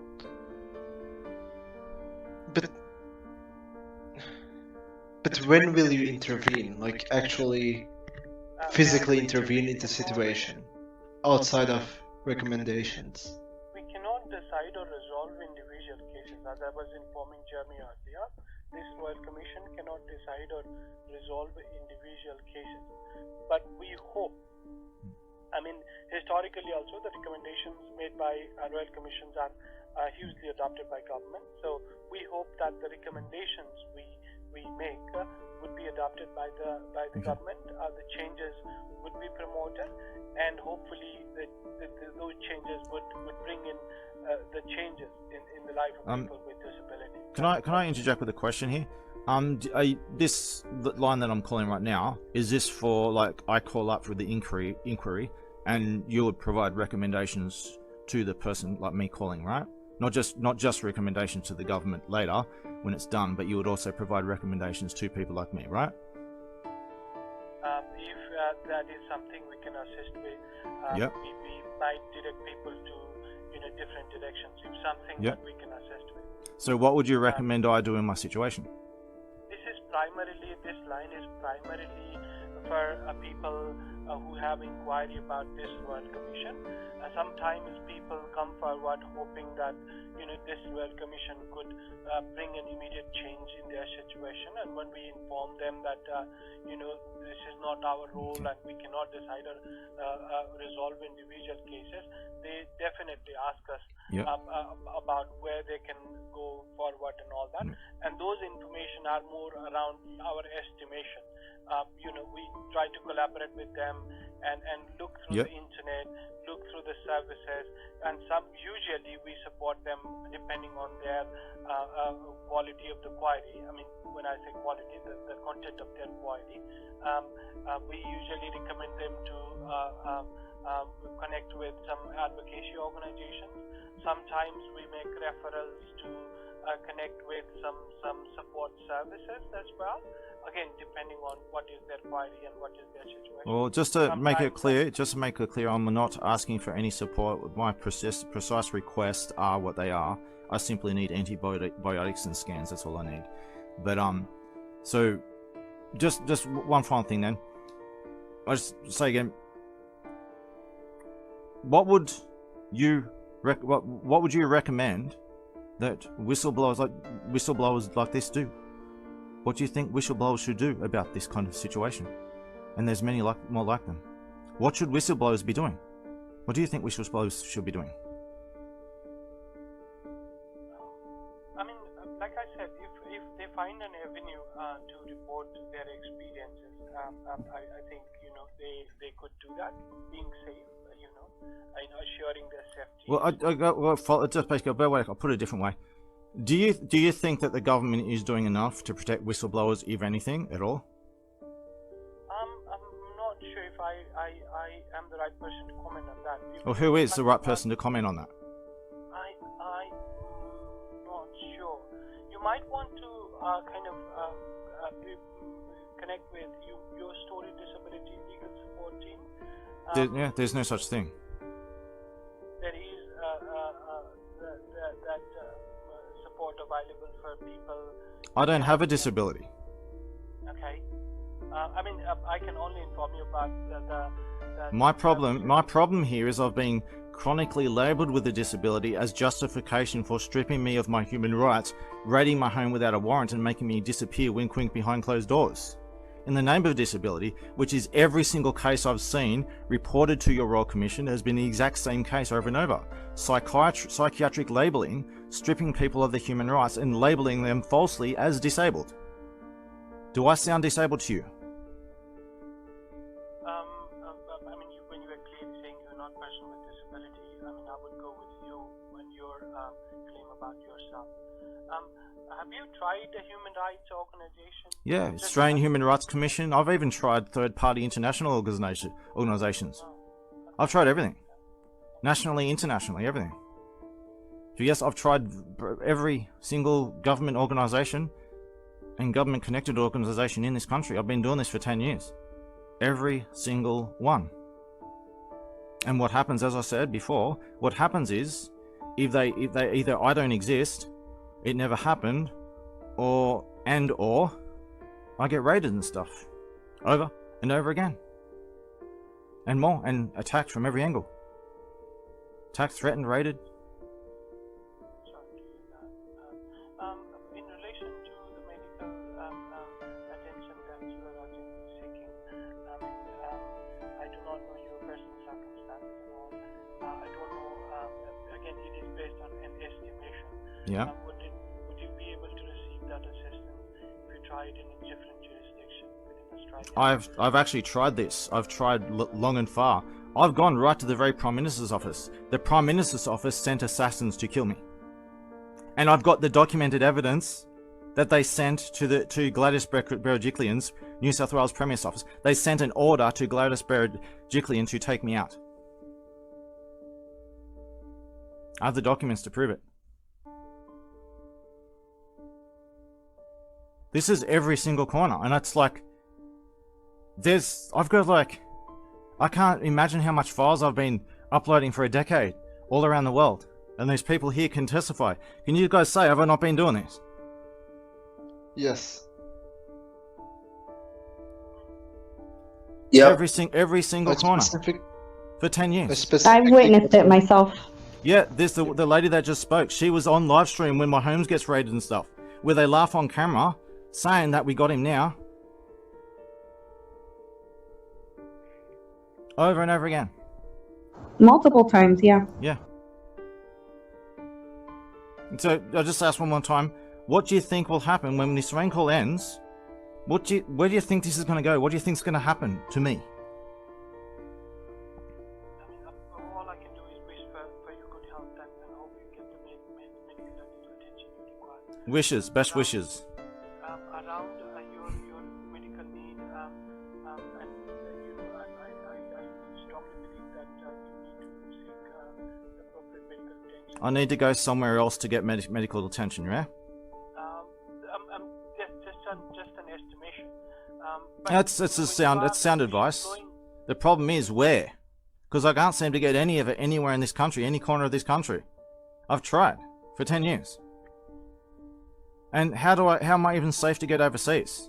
I try overseas. I could get stopped at an airport. And if I can even make it overseas or even afford it or whatever, and I need someone on the other side to be able to take care of me while I try to get medical treatment overseas too.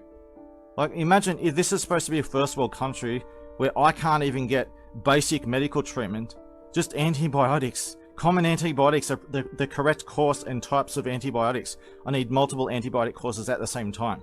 And I may need to do it several times. I need something that, like, people in Somalia get this. Yet I can't get it in Australia, and this is supposed to be a first world country. I have no human rights whatsoever in this country. Depending on who you ask in the government, I don't exist. They'll sweat like a pig while I say it. I don't exist.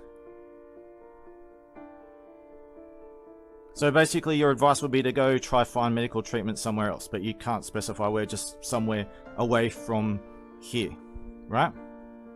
And seek a legal advice as well. Perhaps that is in your best interest. Well, I don't have any hope of that in this country, because they've literally tried to take me for prison for being a vampire and a werewolf.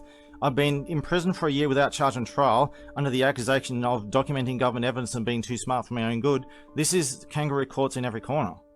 Oh, you know, I'll just tell you something. When I was kidnapped in prison for a year, I was kidnapped outside a courtroom. The entire police force was crowding outside the very courtroom door to grab me after I testified against the local government with a bag full of hard drives and documents full.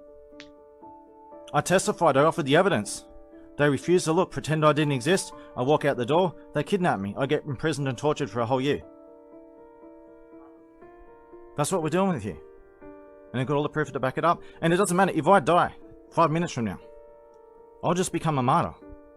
All this evidence is all over the world now. I've been doing this for a very long time, even before these 10 years. I used to work in the intelligence field. I used to work as a spy a long time ago. That's why I got a big target over my head. I'm not just a whistleblower. I did this. I went into this knowing what I was doing. The domino falls. My life ends. That evidence is going places. This isn't a dead man switch. This is something far more sinister than a dead man switch. So basically, I must go search somewhere, just wander around trying to find medical treatment somewhere in the blind. Somewhere in the world, right? Probably another country, it seems like. I basically need to leave the country, in other words. If there's a way I can even do that. If I can even get out of the country.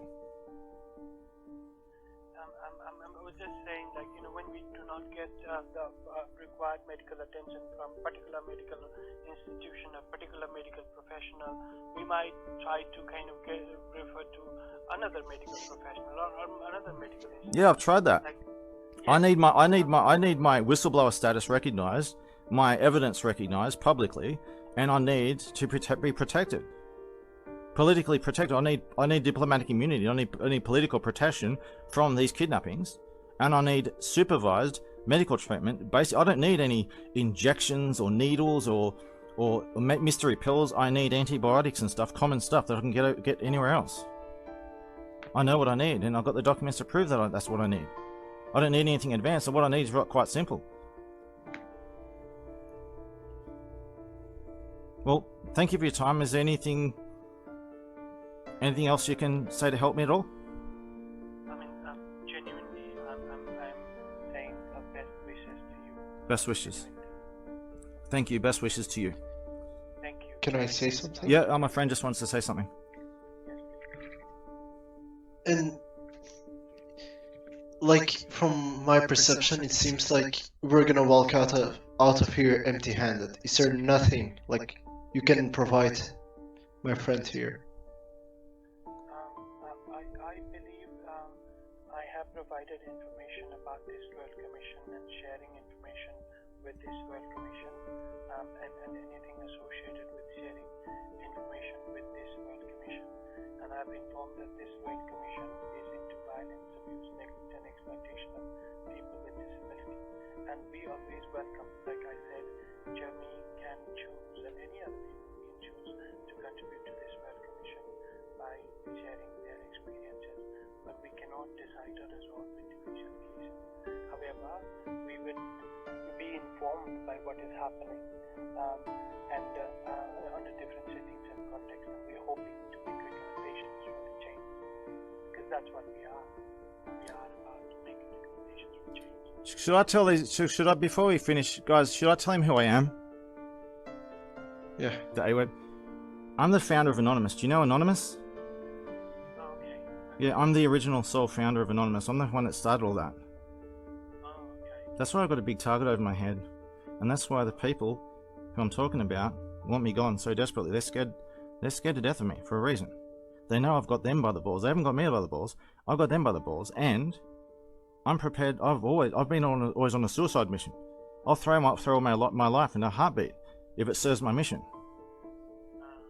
So, shall I become martyred? Imagine what will happen. The evidence is everywhere. So, anyway, thank you for making a clear case about the Royal Commission and what its role is and all that. You made a very good case of that, and thank you for that. Thank you for your call, and my best wishes. Thank you.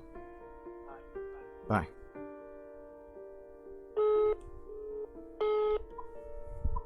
Bye. This is the highest level government investigation, as serious, as shit. absolutely serious as it gets. This is like the whole country's going to collapse. That's as serious investigation as it gets, and that's what we Best wishes.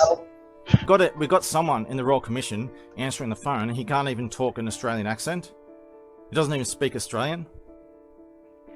What does that say?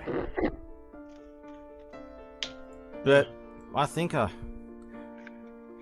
point of this recording is self-explanatory and clear, isn't it? Like, you walked out empty-handedly, like... Yeah. Well, before I stop recording, anyone else have anything to say to add to the recording before I stop and upload it? I mean, I'm not surprised that they didn't even ask to see anything or like... Yeah, they didn't even ask to see the evidence, did they? They don't want to look at the evidence, do they? Nope. You'd think they'd be, oh, holy shit, we need this. We need this evidence. It sounds bad. Can you get this before you die? Give it to us. No, they will get away from that. A therapy line was really accurate because he just said, you just call in and tell us, and that's all you do. That's all this is for.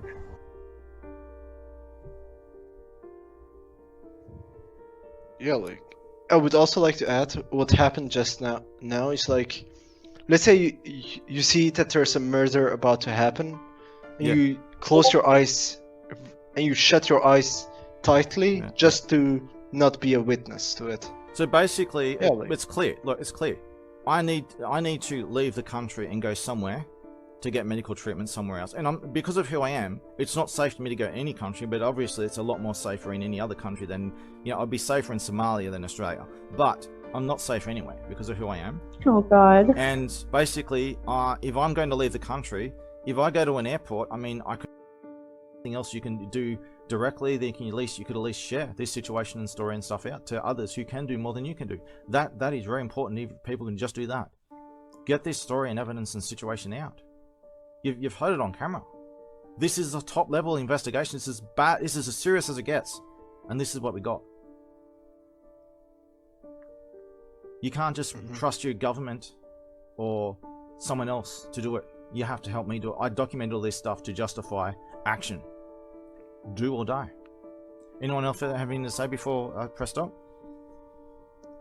They are without excuse. Like, they have to take every phone call serious. They have to take every person who calls serious with what they say. And it didn't seem like that. To me, at least. Remember, what was the last phone call? What did they do in the last phone call? The Healthcare Complaints Commission. What did they do? Remember? They quit literally 3 sentences in. Like, just I'm not gonna listen. Not gonna listen. Hang up. She complained. You called the complaint line and she complained that you had a complaint. And hung up on you. Yeah. So it's worse than anyone knows. That's why I've had to document this stuff and put my own life on the line, throw my own life away to document. It's horrifying. Every single corner of government has been contacted. Long list of every watchdog agency. Long list of politicians. The same predictable result in every single corner.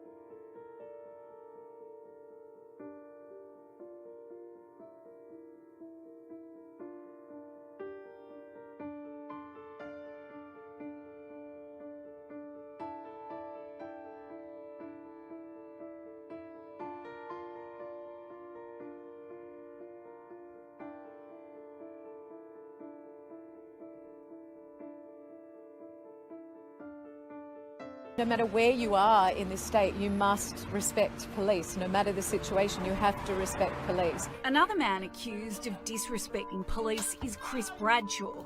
His arrest at Paddington yesterday also filmed. Ah, what the f*** are you doing? I have the evidence of the worst case scenario. It's cost me everything to get that evidence to justify the final solution. And that is what this video is about. The final solution. I would like everyone to get together with and combine with what the evidence I've got. I will see. I've got a lot prepared in advance, evidence, but I've just released everything in there. It's because there's no need to put others in danger unnecessarily. There's a time and a place to report certain things, but the evidence that I have already prepared publicly for a long time is far more than sufficient to justify what has to be done, and everyone knows what has to be done. I would like all the locals to get together, give me and each other back up the data for all the evidence, get everyone to go on camera or in writing, preferably on camera, with or without a mask, and maybe we can prepare. I can help you prepare, write a thing that you can read out, letter you can read out or something. Some kind of documentation, preferably on video, of your story, of what they've done to you. There is a massive list of people like this. I'm just the worst case because of who I am, and I documented everything. And if you see this and you're a victim, document everything. I can't say much more than that, just outside saying document everything. And be very careful about it. Give that to me. Not necessarily evidence. If you want to give me evidence, that's fine. But I want to hear your narrative, your story of what they've done to you. And I can help you write that story if you need. And I'll put them all together in a massive database. I'll do most of the hard work. If basically I'm still alive and able, as much as I'm able to. I don't mind doing that. I want to do all the hard work to make it easier on the rest of you. But you all need to work with me. You need to give me your stories. You need to have the relevant evidence, ammunition there to use to justify action. You need, most of all, not just, very importantly, to give me your stories and pull them together. More important than that is you need to defend each other and defend me. As I've tried to defend you for so long and everyone else for so long. I can't do this alone. There's a lot of things I can do. There's a lot of things I can do that no one else can. That are absolutely required. But I can't do it alone. I need you all to do your part. You have to help me and you have to protect me and each other. What do you think is going to happen if you don't? Look at where it's going. I don't think trust the government to fix it is going to work anymore.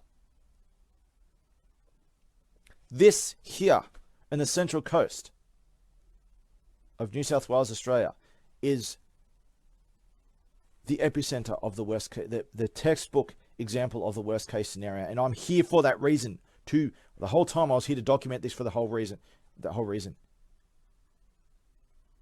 I use myself as bait. I put myself willingly into this situation. There are things I didn't have a choice about, but there are things I did have a choice about to put myself in this predicament. I don't know how long I'm going to survive these injuries if I was able to go and do a course of antibiotics to maybe reduce or get rid of pylori and whatever other infections. I don't know how long is my body going to hold out. I'm trying to survive as long as I can to reach other victims, to get them to work. And you don't have to be a victim to work with me. Help me sort this. When we do this, we need to first get all these stories together in a big database. Put it up on the internet. Use force to put this in the public eye to get the media won't cover it. Expose them in the process too. God, yeah, I go to Channel 7. Oh, this is every media, not just Channel 7. Everywhere, they're covered up everywhere. Give you an example though. Channel 7. I go to Channel 7 with a bag full of damning evidence. I end up speaking to someone and they tell me to go. They go to the nearby park at. They're not at the CBDs of Sydney anymore. They're moving, but I think they've already moved now. But they used to be in a CBD there. The whole main Channel 7 thing. Oh, you're gonna get down here, puss. It was Christy or Kirsty or something I speak to, and she tells me to wait in the nearby park just around the corner at a specific spot. Big warning sign, right? I go through with it. I wait there. She's late. It's like it's getting almost time. It's like a couple of minutes to go. No. This is set up, right? I hide in the bushes nearby. 30 seconds later, 30 police in in body armor and shit, and looks like they've got shotguns and assault rifles and shit. Storm the area looking for me. I'm literally still typical Solid Snake situation. I have to fucking live for so long. I'm like looking right at him, right near me, just a couple of meters away. Couldn't see me. Looking for me. They're saying, damn it, he's gone. Go check the cameras. See where he went. Yeah, they check the cameras here and they know I'm right next to them. So I need them to clear off, and I need to go and navigate cameras and all this kind of shit in it. I somehow did it. I got out of there. That's what happens when you port it to mainstream media. You think, not just mainstream, alternative media. Why do you think they have to cover everything up? What are they afraid of? If one thing gets exposed and publicly admitted, that means another thing, and another thing, and another thing. And a tower of lies comes crushing down in a cascade effect, a snowball effect, a domino effect.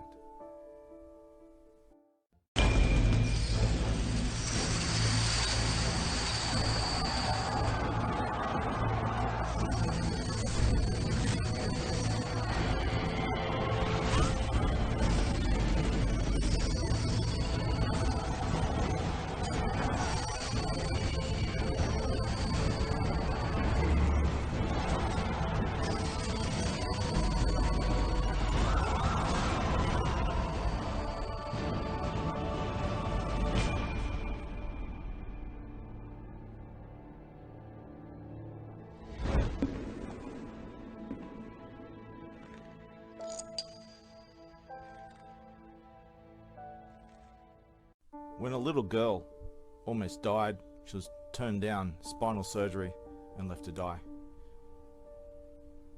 For some reason, this one made it into the news. There's countless more, but this one made it into the news for whatever reason. Channel 7 asked for other victims of Wyong Hospital to come forward with their serious complaints. Not just minor complaints, but serious complaints akin to that, where there's deaths or even worse in some cases.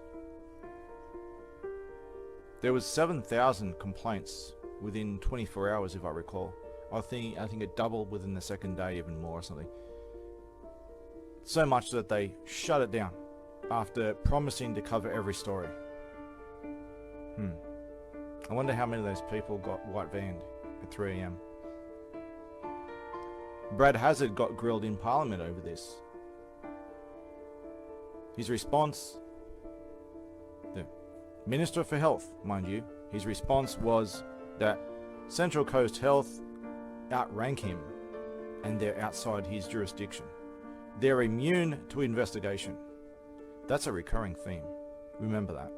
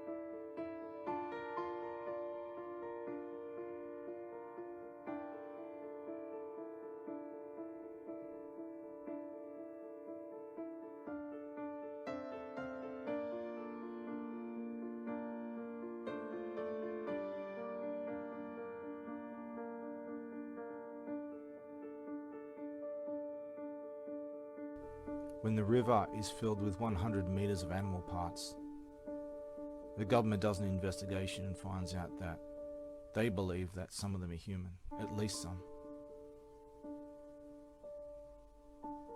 Then the white vans come for anyone who talks. And then this happens to the wharf it was found at.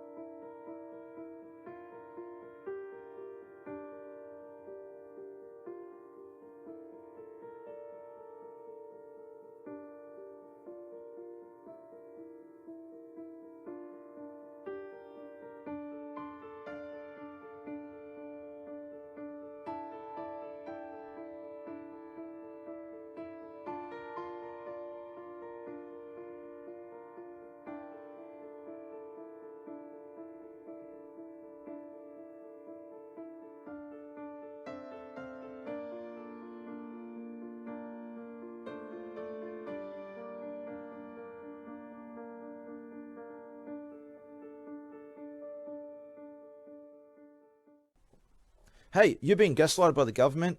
You want to call it a psychological help, no, psychiatry helpline, lifeline, all this kind of Beyond Blue. These are all grooming agencies. They're supposed to be independent. No, they're not. They're run by the politicians.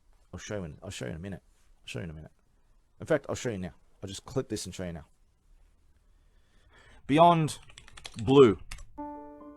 Let's go Wikipedia. You know, let's go Black Dog Institute too, right? Black Dog. Right, mental health is a non-for-profit facility for diagnosis. Basically, you may have seen Black Dog Institute. Let's go, Are You Okay? Black Dog Institute. You should see it all over social media asking you for donations. This is government owned. Oh, no, it's not. It's independent. No, we're going to show this. We're going to show you. It is actually, look, see, it's connected to Beyond Blue. They're all connected. They're all owned by an international psychiatric grooming organization. Are You Okay? The guy, the scammer guy that died who created it. But yeah, seeing, look, let's just go to Are You Okay? Right. Before we go to Beyond Blue, let's go to Are You Okay? Let's go to merchandise, really. Does all. You go to the shops, you buy a Dare iced coffee. Are you okay? You buy Vegemite, are you okay? You buy a chocolate bar, are you okay symbols everywhere. This is like 1984 propaganda. There's a massive list of merchandise. A massive list. Look, school, shop now, school, even for children. They look pages and pages and pages of this shit. Does this look like a non-for-profit thing? Or this is psychiatric grooming. It's basically, once a year, dob in your peers. Anyone questions the government, anyone feeling a bit sad about something, they're a bit keen to resist the authorities because they're not happy with the hand they've been dealt in life, you better dob them in 1984 style. But let's go to Beyond Blue. Beyond Blue. So who is the chair? The chair of Beyond Blue, this mental health organization, is chaired by Julia Gillard. Really, Prime Minister of Australia, who actually stole the country in a coup. Julia Gillard is the chair of Beyond Blue, which is to promote and improve mental health and support those affected by anxiety, depression, and suicide. Yes, because how many of these people, I think, are statistically people who are whistleblowers, for example, they have, I think it's 80%, I think it's like 80-something%, I think it's 83 or something, or 87% suicide rate, with obviously suspicious circumstances, right? They suicide by gunshot to the back of the head and shit. But the chair of Beyond Blue, the mental health grooming organization, is chaired by Julie Gillard. Well, let's see who created it. Let's see if we get. Here we go. Beyond Blue was founded in 2000 by former Premier of Victoria, Jeff Kennett. Really? Here's Julie Gillard. Here's Jeff Kennett. Really?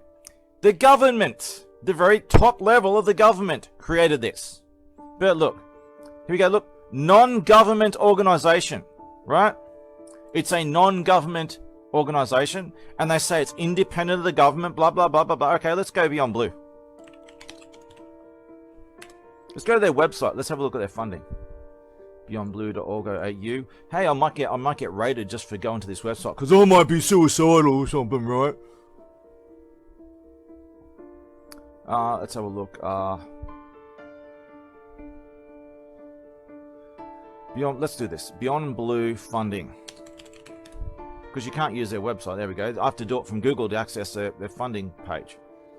So let's have a sort. Our support corporate kindness.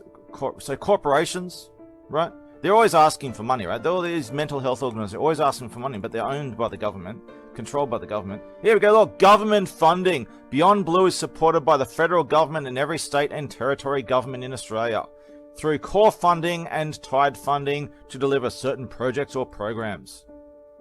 Really? Yeah, oh, what's this? Non-government organization, yet the government funds and owns it. All these whistleblower organizations, all these human rights organizations, and especially these mental health organizations, all owned by the government. Understand that there are no whistleblower organizations. Oh, well, WikiLeaks, right? No, the same people, the old days are not the same people today. I'm the guy who made WikiLeaks famous. I was working with the people in the US military to get evidence out. I wasn't doing illegal stuff like Julian was trying to do. We used to live nearby each other, and we have history together. He's an adult toddler. He's got a narcissistic attitude. I think he's a better man than he used to be because of consequences of his suffering. But he's quite an asshole. He was an idiot. He doesn't know nothing about politics, or he wasn't in it to solve the world, save the world, make the world a better place. Well, he was just trying to get famous for clout, and he wanted to get revenge on the American and Australian governments for punishing him as a child, which he should have been punished for doing hacking stuff. He wasn't some legendary hacker either. He never got anywhere. He never got any intel. He never got anywhere all those years. The only way he got intel is because I gave it to him. I worked with the people in the US military to get evidence out on war crimes, and it took a long time to get that into his hands because because they didn't trust him. They didn't want to work with him. No one trusted him. They trusted me. I'm the only one that anyone trusted. That's why I said I had access to everything. But all that got the helicopter footage that made WikiLeaks famous. He didn't do nothing, but nonetheless, he left the country, tried to leave the country on the run for a reason, because as little as he knows you can't trust the Australian government to follow the rule of law. All these politicians shilling for Julian now. The same politicians. I'll give you a long list of them. I could post on their Twitter. I get blocked. Hey, you want to help a whistleblower? What about the founder of Anonymous? Look at this. I've got all this intel. I'm the one that did that. Let's have a look. I'll give you all this stuff right now. We're going to protect the victims? Blocked, raided, etc., etc. At every single corner. On the note, we'll just say, do not ever call a helpline. There is no help. They're all grooming agencies meant to grab you. They triangulate on your phone number, and they grab you. They're there to keep you on the line for as long as they can to grab you within a few minutes. I'm all you ever had. And if you want to prove otherwise, I beg you to show the proof. Show me who has anyone's back, because I've tried everywhere. I've been doing this for a long time. No one else is helping the innocent and vulnerable. Everyone else is virtue signaling and milking it for self-gain. And if you want to prove otherwise, do it right now. Start with me. Just help me, not simply is helping me and keeping me alive, but my survival. A lot depends on my survival. If I survive and you help me use this evidence and get this shit done, so many lives would be saved. Innocent lives and vulnerable lives would be saved. And the future will be dramatically changed. Because if this is not done, there is no future. It's so easy today. I don't need to prove a case that everyone knows. The obvious now. Things I'd say for many years, I get gaslighted to oblivion. Nah, everyone accepts that now. And I've never been proven wrong.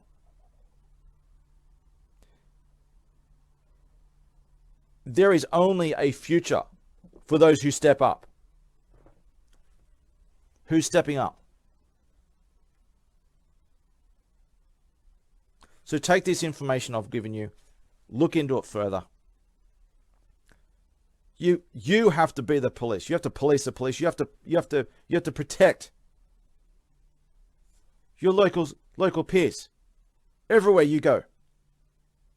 That's your job. With freedom comes responsibility, and if you don't step up to those responsibilities, you don't deserve those freedoms. You will lose those freedoms. But if you're going to screw that over, at least don't screw other people over in the process, right? So if you want to have any kind of basic human rights or freedoms of any kind, the right to even exist, step up to responsibilities. You're going to lose it if you haven't already. And maybe you're already too late at this point. It doesn't make it, it's not worth trying. Your silence on these matters and inaction is compliance. Own it. Do or die. You think that sitting back and biding your time, waiting for someone else to step up? I stepped up the whole time. No, you're not waiting for someone else to step up. You just want someone else to do it for you.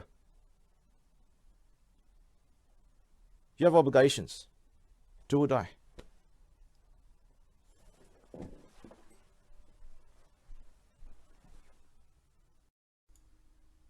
I almost forgot to mention. Take a look at this. Do you recognize this guy from down the group? He's one of them. No, he's not. All these transcripts, he supposedly is, and from the housing department he is. All these transcripts of what they do. This is why my door's been broken. People working for down the group. They aren't working for down the group, but they're using fake ID to same with housing. That's why my door's been smashed open now.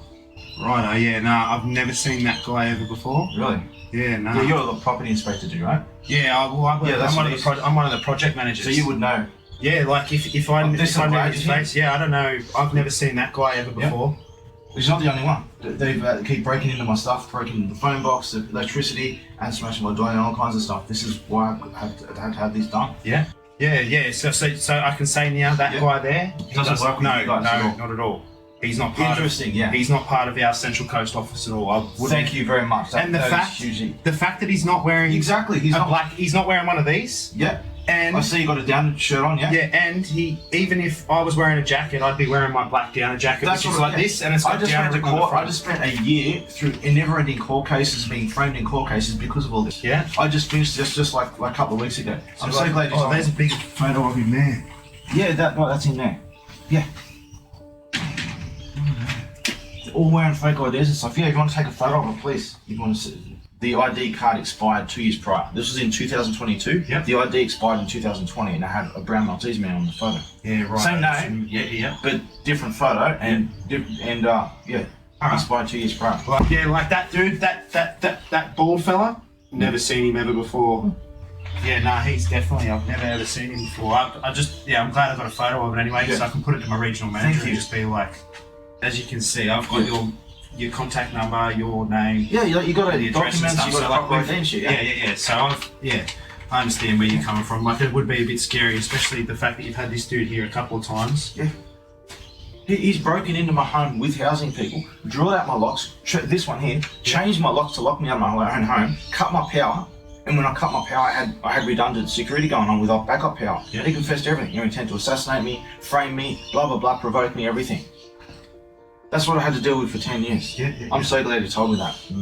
But yeah, I'm glad you got a photo of it, and you can. Yeah, I'll put this on what the hell's going on. Yeah, with this I'll put it under my boss. I want to know who he is. I still don't know who he is. Well, yeah, his name changes. The fact that he's impersonating us. Yeah. He's got a. He's also got like a police constable and signet on his jacket with a housing symbol. Do you know what that looks like? Nah. It's like like a wings. The two. Yeah. He's got two of them with a housing symbol on it. I don't never see nothing. That's almost like he's manufactured this uniform himself, almost. Just it looks like it. Look, it could be, but it looks like it's some kind of uniform for probably from some government agency that's been created that no one knows about or something. I don't know. Yeah. But if you want any more info, I've got like the photo of the thing on his sleeve. I'll be putting it to the regional manager anyway, because she won't want somebody walking around impersonating us, because then it makes it harder for us to do our job. And there's history of fake IDs and everything too. Yeah, exactly. But yeah, I'll get her to look into it for you, man. Of course, never heard back. Like it never happened to begin with. I must be having delusions, and if you see this too, you must be as well. So, why am I being drugged? Why do you think you're being drugged or medicated? That wasn't my question. No, Why am I being drugged? This is a conversation, so you'll have to get used No, to the conversation. I asked the question. Well, it's not an appropriate question if you're not going to answer Really? a conversation. Am I drawing this up now? You're going to have this? Apparently I've been paranoid. Well, what's this? This is my government records reconfirming police surveillance. These are my government records. That does not look like a government record. It is a screenshot of a government record. It is a government record. Okay, what's this? I have no idea. Read that. Can you read that out loud? Wyong local court. 4 police officers have witnessed. Look at the antecedent. What is my crime? Again, The accused. having seen lots and lots of court documents, that does not look legitimate to me. Well, it is. It is my police documents. Wow. The accused does not appear to have any employment and makes no contribution to the local community. That That was me being kidnapped and taken into here. Right. One more final. Again, Jeremy, I wonder how you could check the legitimacy of that. Because it was given to me by the police. Right, well again, we get lots of police documents. What's this? I've never seen anything like it. This is a DBIDS card I from the don't know Department what of that is. Defense, someone with security clearance in the Department of Defense. Right. It's someone who testified to my evidence and my claims and the fact that what you're all doing is a crime. And where did that Police raids, thug attacks, and housing that never leaves him alone. They break into his home, laugh about it, threaten him with taking his life when they think they're off camera, and then replace his lock without giving him a key to get back in his home.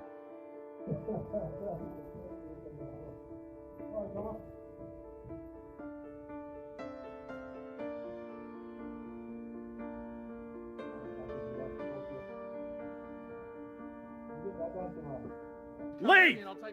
Lee! Really, I would. Right.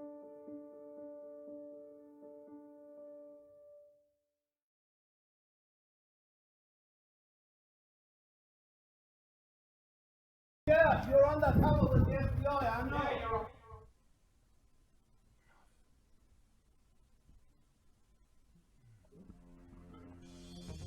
Help! You see, he's just a man.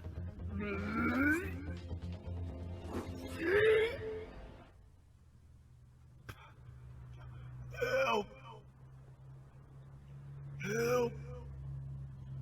Help! Help!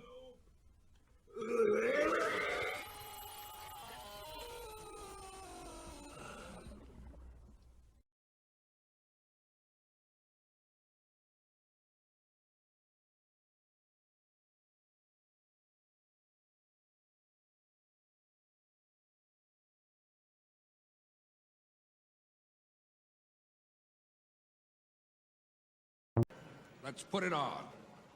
The last suit you'll ever wear.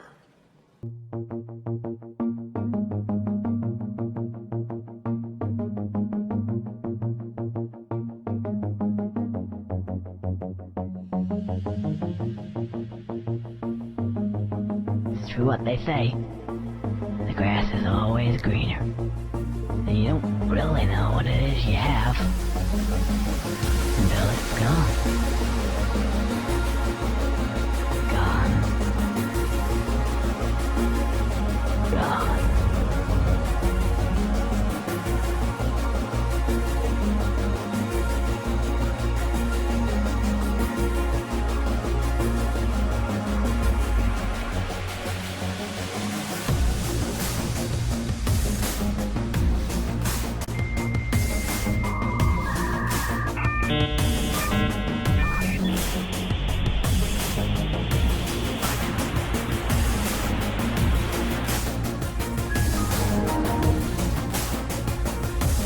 I am sickened by the corruption.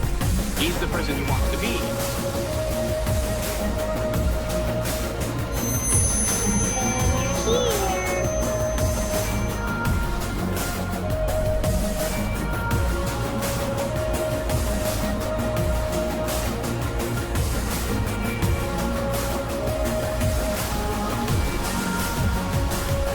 She was afraid and worried. She says, "I'm like a god now."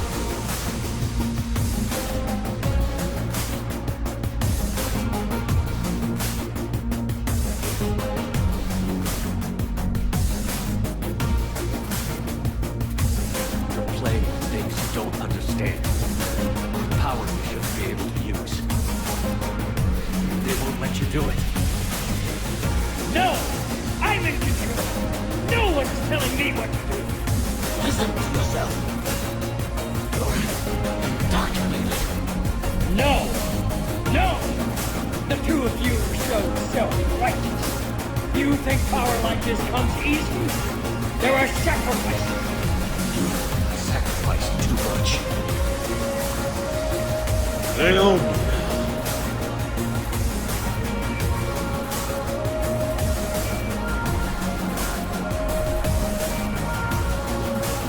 It depends upon what the meaning of the word is.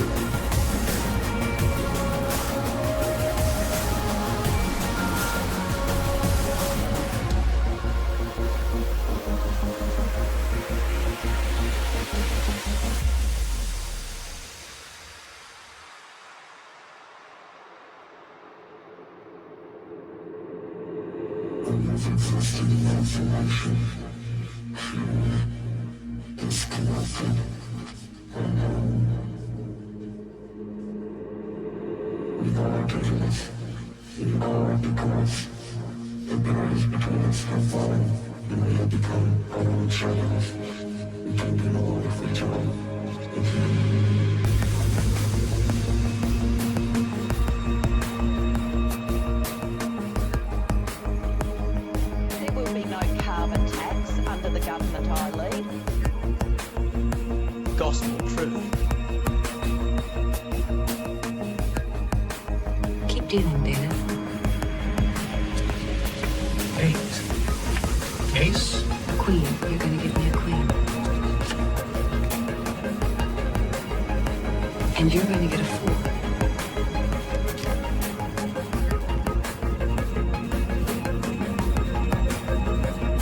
Deal, David. But no one has bet. I forget the bet, just deal. 10. 7. 9. Jack. 4. Deuce. 6. This is highly improbable. How did we know? Wait. Rush her to sick bay.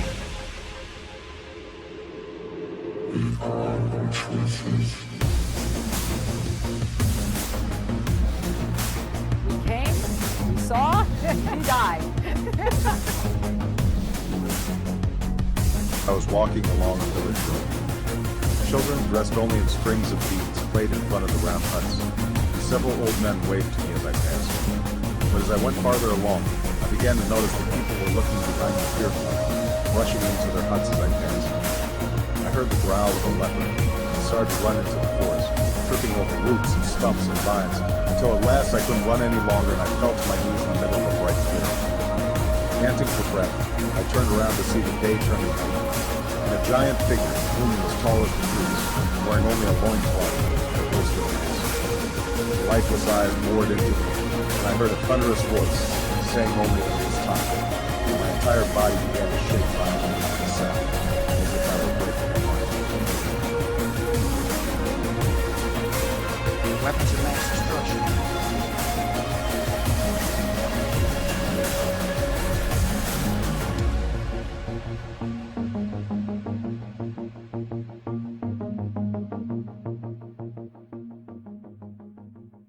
That's one small step for man, one giant leap for mankind.